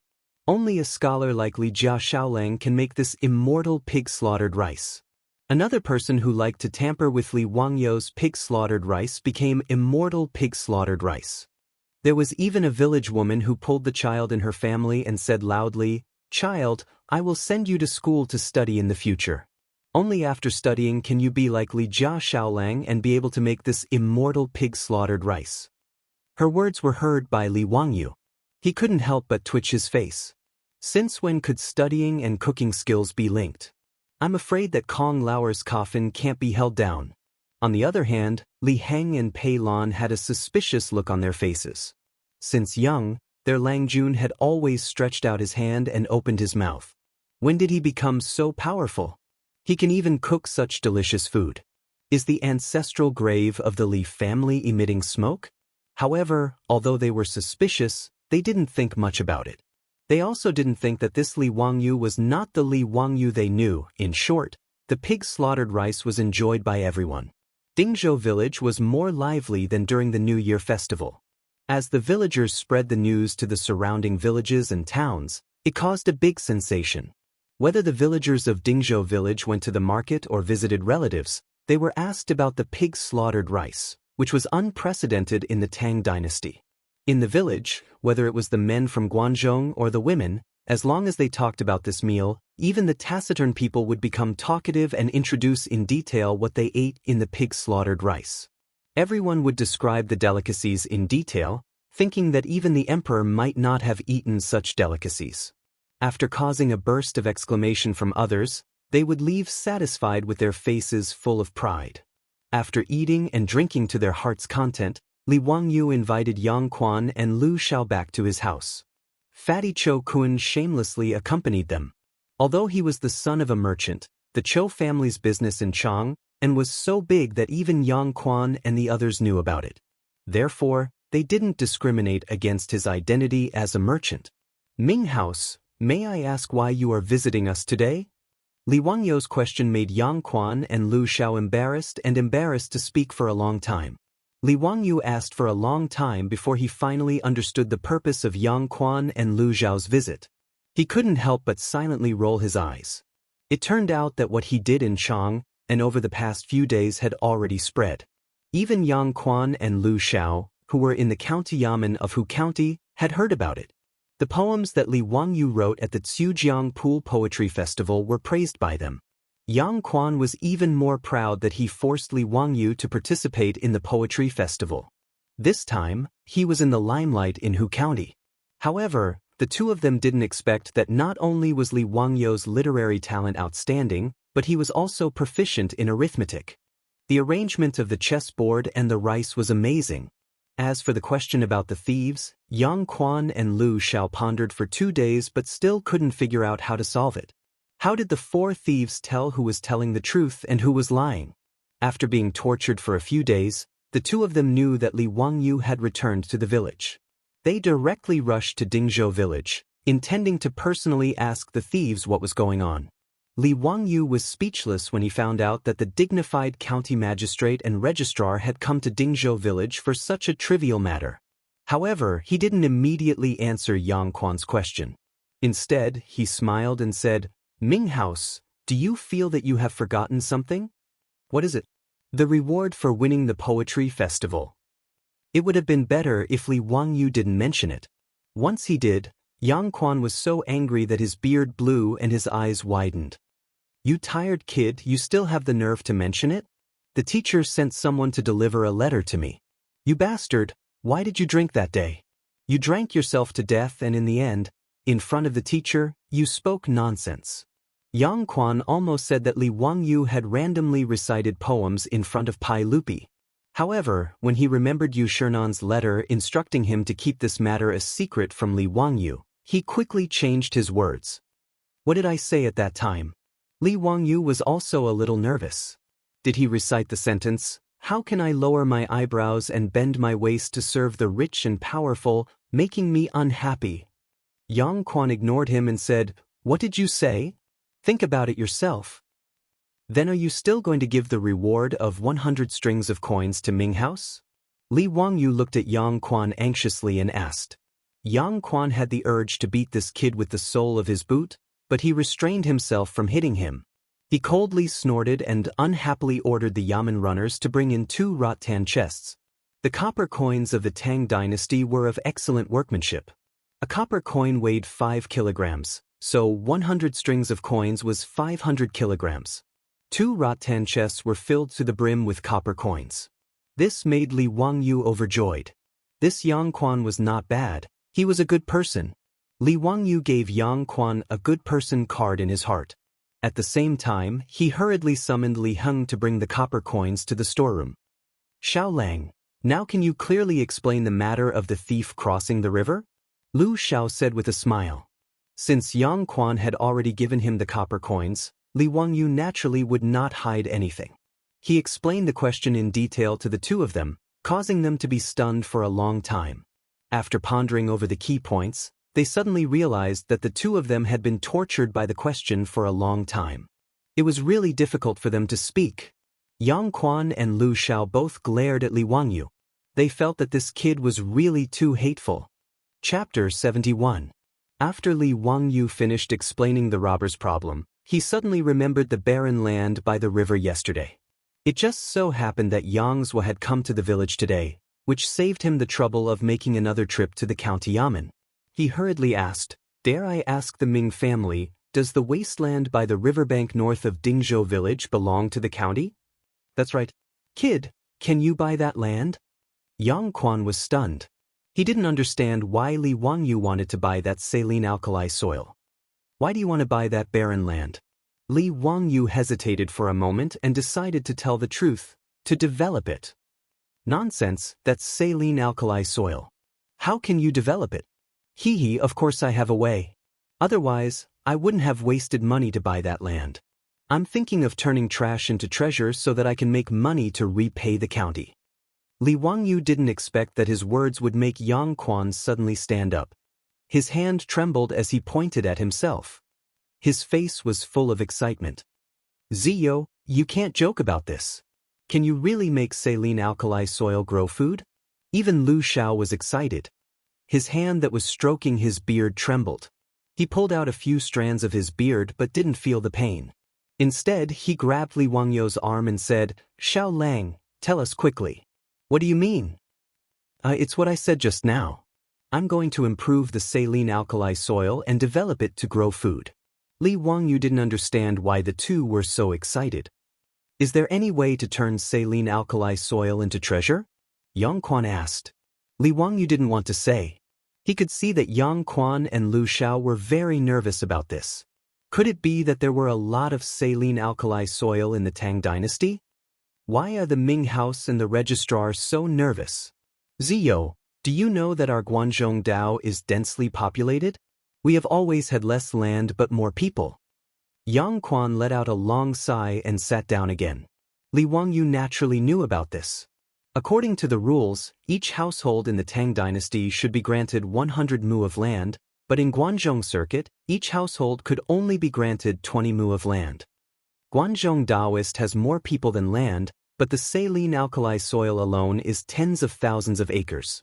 It will be a waste to just leave it there. If Guiyu really knew how to manage saline alkali soil, then it would be a great achievement. This county will definitely submit a memorial to the imperial court for you to be conferred an official title. Yang Quan's explanation enlightened Li Wangyu. He hadn't thought that Guanzhong Dao would have so much saline alkali land. However, Xie Jing wasn't interested in being promoted to an official. He couldn't wait to avoid it. Why would he be in a hurry to become an official? "Ming House, I do know a little about managing saline alkali soil, and I can teach you. However, if it was submitted to the imperial court, there would be no competition. How about some debt reduction? Look at the 10,000 mu of saline alkali soil. If you can reclaim it, it will be 10,000 mu of good farmland. A consultation fee of 100 copper coins per mu isn't much, right?" Yang Quan and Lu Xiao didn't understand what Li Wangyu was talking about. However, they understood Li Wangyu's meaning. Yang Quan glared at him again. "Nonsense. How can this county privately give you a reduction in public funds? If your method is feasible, this county will naturally report it to the imperial court and fight for you to be rewarded." His words made Li Wangyu curl his lips. Wanting to steal his secret without paying, wasn't that too disrespectful of intellectual property rights? Before Li Wangyu could speak, he heard Yang Quan say, "However, this county can make the decision to put the 300 mu of uncultivated land in Dingzhou village under your name. This is a big matter that will benefit the country and the people. Ziyo, you must not act recklessly." "Fine." Yang Quan's big hat was on Li Wangyu's head. Moreover, getting the 300 mu of land for free wasn't considered a loss. He was about to nod his head in agreement, but swallowed the words that were about to come out of his mouth. It was best to ask his beautiful superior's opinion on this matter. He didn't want to be muddle-headed and make a loss. He couldn't waste a top student from the University of Pennsylvania who majored in business administration. Li Wangyu used the excuse of going to the toilet and ran out to find Su Changqing. He told Su Changqing about his conversation with Yang Quan and the others. Then he eagerly waited for Su Changqing's opinion. Sure enough, after his beautiful superior heard his words, she immediately whispered a few words into his ear. Li Wangyu fiercely slapped his thigh. He almost made a loss again. Su Changqing told him to ask the county for cattle. In the Tang dynasty, cattle were quite precious. The price of a strong cattle was very high. It was about 20 strings of coins. In order to protect cattle, the Tang dynasty didn't allow cattle to be killed. Even the accidental death of a cattle had to be reported to the government. In the huge Dingzhou village, there were less than 10 cattle. One cattle could only cultivate 2 to 3 mu of land a day. After cultivating for 2 days, they needed to rest for a day to recover their strength. Dingzhou village's 2,000 mu of land depended on manpower to cultivate. This was one of the reasons why Dingzhou village was so barren. Su Changqing felt that the method of managing the saline alkali soil could be handed over to the imperial court. However, just giving them the 300 mu of uncultivated land in Dingzhou village wasn't enough. At least 10 more cattle were needed. Otherwise, even if Li Wangyu could manage the land, he wouldn't be able to find enough manpower to cultivate it. With regards to Su Changqing's words, Li Wangyu deeply agreed. After returning to the central room, Li Wangyu chuckled and proposed his conditions to Yang Quan. In addition, he also added 2 horses to Su Changqing's conditions. He was tired of the days when he had to walk outside. Although he had the money to buy it now, it was better to save as much as possible. He still owed a huge debt. Ming House, you see, my family only has 4 people. There's not a single able-bodied worker. Even if I manage to manage the saline alkali soil, there's no one to cultivate it, right? Moreover, without cattle, there's no way to manage the saline alkali soil. Li Wangyu's reasons left Yang Quan speechless. Indeed, he and Lu Xiao were very clear about the Li family's current situation. However, the condition of 10 cattle and 2 horses made Yang Quan slightly hesitant. Ziyo, are you sure your method will work? At the very least, the land in Dingzhou village will work. I can't guarantee the saline alkali soil in other places. As you know, Ming House, not every piece of land is the same. Li Wangyu didn't say anything definite. The saline alkali soil was divided into 2 types, alkaline soil and acidic soil. His method was suitable for managing the saline alkali soil. As for acidic soil, it wasn't impossible, but he couldn't guarantee the results. Yang Quan and Lu Xiao looked at each other and nodded silently. Yang Quan directly agreed to Li Wangyu's request. Then this old man will agree to your request. However, if you can't grow anything, the county yamen will take back the cattle and horses. Ziyo, do you agree? Li Wangyu naturally agreed to this condition. If the saline alkali soil really failed, he would be too embarrassed to take back the cattle. The 2 sides agreed on the conditions. The county yamen would send officials to record how Li Wangyu improved the soil. Li Wangyu had to guarantee that he would teach his method to these officials without reservation. When the barren land grew crops, Yang Quan would naturally report this matter to the imperial court and ask for credit for Li Wangyu. Li Wangyu didn't care about this at all. He didn't aspire to be an official. After the guests and the host enjoyed themselves, Li Wangyu respectfully sent Yang Quan and Lu Xiao out the door. Yang Quan suddenly thought of something and asked Li Wangyu, Ziyo, I heard you bought a lot of food. Chapter 72. Yang Quan's question made Li Wangyu hesitate for a moment. In the end, he decided to warn Yang Quan about the locust plague. If the government could step in to eliminate the locusts, the locust plague would not be that scary. The earlier the locust plague was eliminated, the fewer people who would starve to death in the Tang dynasty. Ming House, when you came to Dingzhou village from the county office today, did you see anything out of the ordinary on the way? Out of the ordinary? Ziyu, what do you mean? Yang Quan did not understand Li Wangyou's question. In the fields, didn't Ming House feel that there are a lot of locust larvae in the fields this year? Li Wangyou's words made Yang Quan and Lu Zhao's expressions turn serious. Ziyu, are you worried that there will be a locust plague this year? Are you the one who prepared the food? Li Wangyou shook his head silently. Ming House, I'm not worried.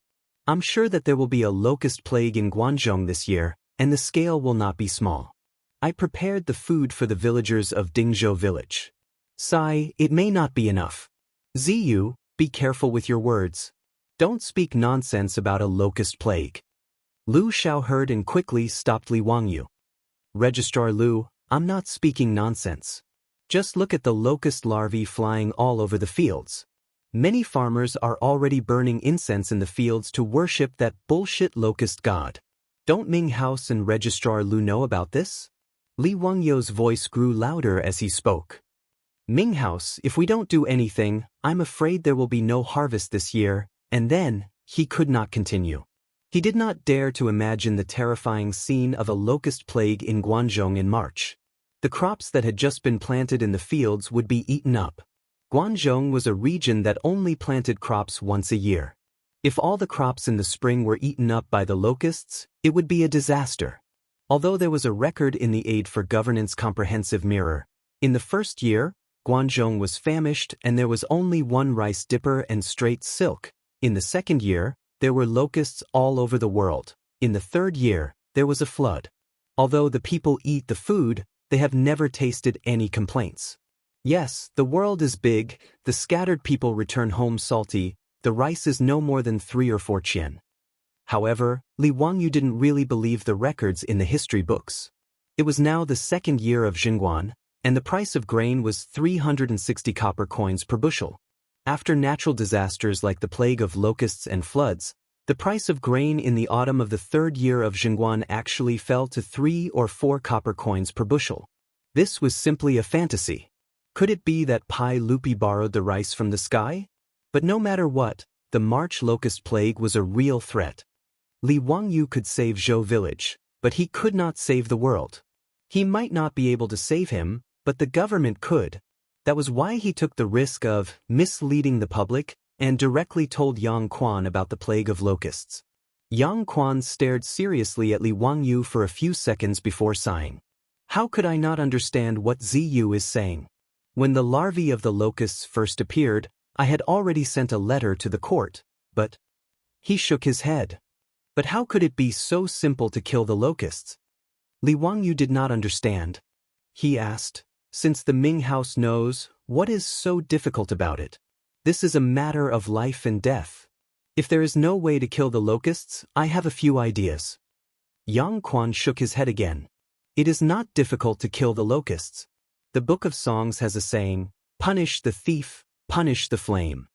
It can be seen that using fire at night can attract the locusts to the fire, just like moths. But this is not a problem of the method, it is that you cannot do it. Why not? Li Wangyou was confused. Since the ancient people knew how to kill the locusts, why would they allow the locusts to overrun the land? Yang Quan and Lu Xiao were silent. This made Li Wangyou even more anxious. After repeated questioning, Yang Quan finally opened his mouth to explain. First, the people are ignorant. They think the plague of locusts is released by the locust god to punish the people. Therefore, they are unwilling to kill the locusts for fear of offending the heavens. Secondly, there are many disputes between the court and the great scholars. Therefore, we have to think about how to deal with the locusts, Sai. Lu Xiao also explained, Ziyu, things are not as simple as you think. Our Tang dynasty believed in Buddhism. As the saying goes, sweeping the floor does not harm the lives of the ants. We love the moths and the lanterns. There are many disputes about how to deal with the locusts. Li Wangyou was confused by the words of the two officials. This was the first time he had heard the saying that locusts should not be harmed because they were also living beings. After the locusts consumed the food, when the people of the Tang dynasty traded their children for food, human life was no longer a living being? Saint Mary. There was a Saint Mary in the Tang dynasty. Then the ministers in the court are just going to watch as the locusts overrun the land? Are they going to rely on the prayers of the farmers to survive the plague? Are there no measures to prevent this? Lu Xiao sighed deeply. Dealing with the locusts is against the heavens. The only way is to cultivate virtue. Li Wangyu understood immediately. At that moment, he could only say that he had bought a watch last year to express his thoughts. Cultivating virtue meant that everyone had to strengthen their moral character and practice their inner strength. When everyone had completed their cultivation, the plague of locusts would naturally subside. Which idiot came up with this idea? Dealing with the locusts? Is that even possible? Dealing with the locusts is against the heavens. Why didn't the officials and scholars who came up with this idea go to heaven themselves? If they wanted to go to heaven, Li Wangyu could donate some firewood. He could guarantee that they would be burned to ashes and sent to the heavens as a wisp of smoke. Li Wangyu really wanted Pai Lupi to hurry up and eat the locusts so that the entire Tang dynasty could begin to deal with the locusts. However, this was obviously unrealistic. He was just a commoner. How could he possibly meet the emperor? Was this Pai Lupi someone that Li Wangyu could meet whenever he wanted? Besides, so what if he met him? Was he supposed to send a bunch of fried locusts to Pai Lupi and tell him that it was delicious and that his majesty should try it? Would he be dragged out and beheaded by Pai Lupi? Li Wangyu's thoughts ran wild. He didn't know that he had already met Pai Lupi more than once. However, this guy still didn't know and had even insulted Pai Lupi a few times. By the time Pai Lupi ate the locust plague would have already spread. Eliminating the locusts would only be doing their best and leaving the rest to fate. They wouldn't be able to take much food from the locusts.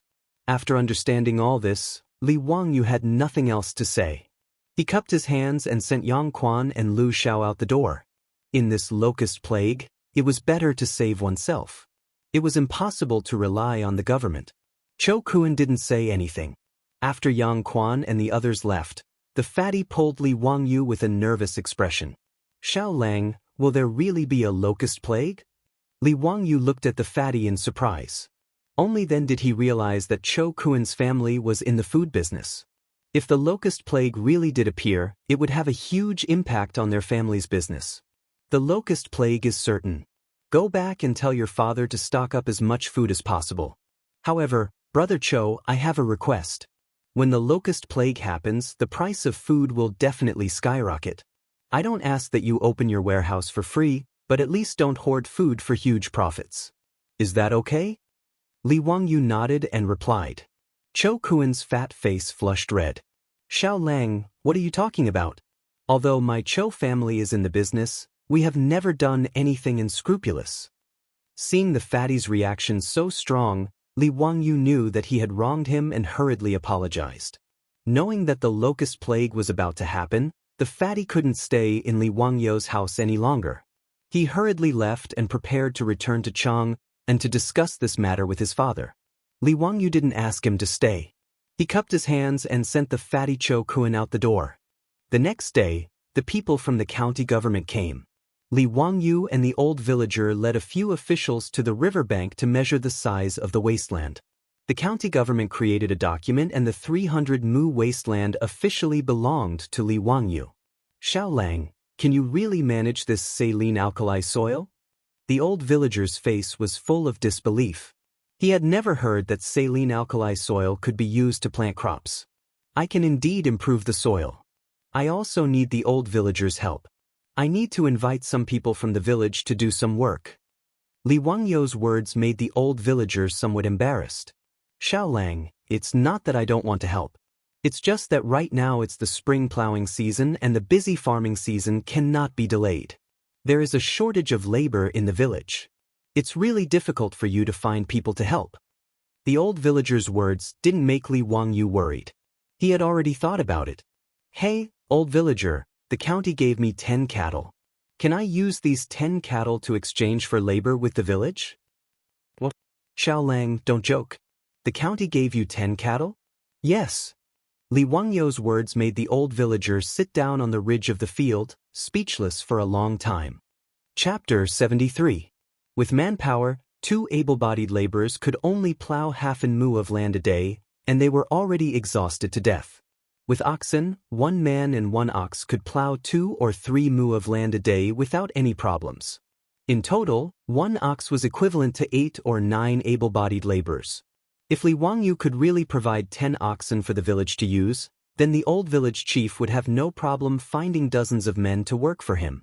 Dingzhou village had 127 families and a total of 563 people, among which there were about 200 able-bodied laborers. However, because of the lack of oxen, every year during the farming season, the entire village had to work together. Not only was the speed slow, but the quality of the land could not be compared to that of oxen. If Li Wangyu could really provide 10 oxen to help the village with the spring plowing, then it would really be a great help to the village. Not only would they be able to spare some manpower to help Li Wangyu, but they would also be able to take a breather during the most important spring plowing of the year. The Tang dynasty was an agricultural society, and the spring plowing was the most important day of the year. Including the royal family would hold a ceremony on an auspicious day in February or March. On that day, Pai Lupi would wear ceremonial robes and go to the altar to worship the heavens and the ancestors. After that, he would go to the royal family's farm to plow the land. Pai Lupi would personally plow the land, and the leaders of the 3 provinces and 6 departments would lead oxen to plow the land. Even Empress Zhangsun would bring a group of imperial concubines to sow the land.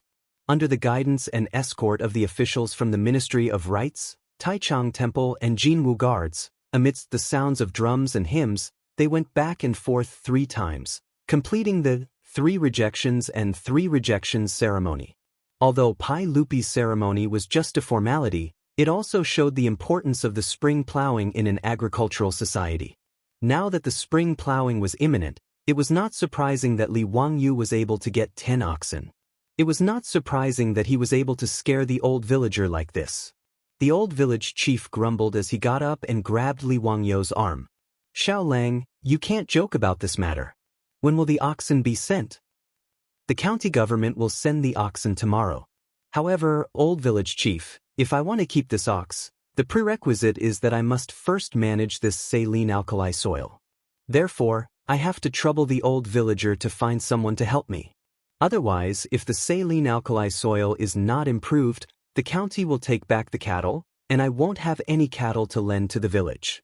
As soon as the old villager heard his words, his eyes immediately glared. "Xiao Lang, just say the word. I'll call for as many people as you need. If anyone dares to not come, I'll beat him to death." The old man's calculation was very clear. Although the 10 oxen were given to Li Wangyu by the county government, the old man's calculation was very clear. But since Li Wangyu was willing to lend the cattle, it was the cattle that belonged to the village. If more than 100 farmers in Dingzhou village could own 20 oxen, they would be the envy of the surrounding villages. Such a precious cattle, since it had entered Dingzhou village, there was absolutely no reason for it to be taken away. "Xiao Lang, is your method really feasible? This old man has never heard of growing food on saline alkali soil in my life." The old villager was now only worried about whether Li Wangyu's method of managing saline alkali soil was feasible. "Old village chief, don't worry. There is absolutely no problem with my method. Can you tell me about it first?" The old villager still wanted to hear it first. "First of all, deep plowing, then washing and soaking the soil. Then add soil, and finally add fertilizer to increase the fertility of the soil." Li Wangyu did not hide the method and simply told the old villager. The old villager was somewhat puzzled. "I understand the rest, but what does washing mean?" "It means that you have to surround the soil, wash it with a lot of water, soak it, and repeatedly remove the saline alkali components in the soil." The old villager shook his head as soon as he heard this. He pointed to the hundreds of acres of saline alkali soil in front of him and said, "How is that possible? Xiao Lang, look at such a large piece of land. How much water does it take to wash and soak it?" His words made Li Wangyu stunned. He pointed to Ganhe. "Isn't this Ganhe? You can have as much water as you want. Ganhe's embankment is only a few meters high. It's not easy to use a rollover cart to carry water. There are more than 2,000 acres of land in the village that need to be watered. You have to wash it several times. It requires too much manpower." The old villager shook his head. Rollover cart? Li Wangyu looked at the rollover cart on the embankment and suddenly realized. He couldn't help but smile. Old village chief, I have a way to carry water without manpower. What? Without manpower? Do you want to use cows? That won't do. Cows can't be used. The old villager did not understand Li Wangyu's meaning. Li Wangyu smiled and did not answer. There were 3 stages in the development of water wheels in China. The first stage was the rollover cart invented by the Eastern Han Dynasty. It was also called the dragon bone water wheel. It mainly relied on manpower to carry water. The second stage was the rollover cart invented during the Tang and Song dynasties. It was described in the Book of Agriculture and was a water-carrying machine. It was powered by manpower or animal power and looked like a dragon bone cart. The third stage was the water wheel invented by the Yuan and Ming dynasties. It looked like a water wheel in the future. The earliest record of the rollover cart was in the Tang dynasty. It was gradually popularized after the Song dynasty. But now it was only the beginning of the Tang dynasty. The rollover cart had not appeared yet, let alone the water wheel. The efficiency of the rollover cart to carry water for irrigation was very high. Li Wangyu knew how to make the water wheel in the future. When he was young, there were many water pumps in the village. He was very clear about the structure of the water wheel. Old village chief, is there anyone in the village who is good at carpentry? Didn't your family ask old Lu to help you make a lot of new things a few days ago? Why do you want to make furniture again? When the old villager said this, Li Wangyu remembered that Su Changqing had asked the carpenters in the village to make the furniture. Although the furniture was simple, Li Wangyu could see that the carpenters were very good. Hee, I need to ask Carpenter Lu to help me make a few water wheels. Then I can carry water automatically. Old village chief, you wait and see. I guarantee it will be easy to use. I will take care of the irrigation work in the future. Li Wangyu didn't wait for the old villager to react and ran towards the village, leaving the old villager dumbstruck and confused. Has this kid lost his mind? Carrying water automatically without manpower? Isn't that a god? The old villager sighed. He felt more and more that Li Wangyu was outrageous. Before he could finish lamenting, he saw Li Wangyu running back like a gust of wind. I forgot to ask you where Carpenter Lu lives. The old villager shook his head. Let's go. I will take you there. But Xiao Lang, stop fooling around. How can the water be carried automatically without manpower?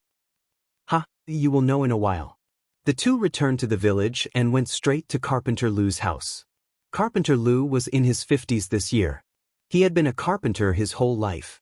His 3 sons were also carpenters with him. It could be considered a family skill. Carpenter Lu was not a craftsman registered by the government. He was a private craftsman. In the Tang dynasty, the status of craftsmen was very low. In the historical records, they were even called official slaves. Moreover, their job was lifelong. Their status was similar to that of merchants. However, private craftsmen like Carpenter Lu also needed to farm.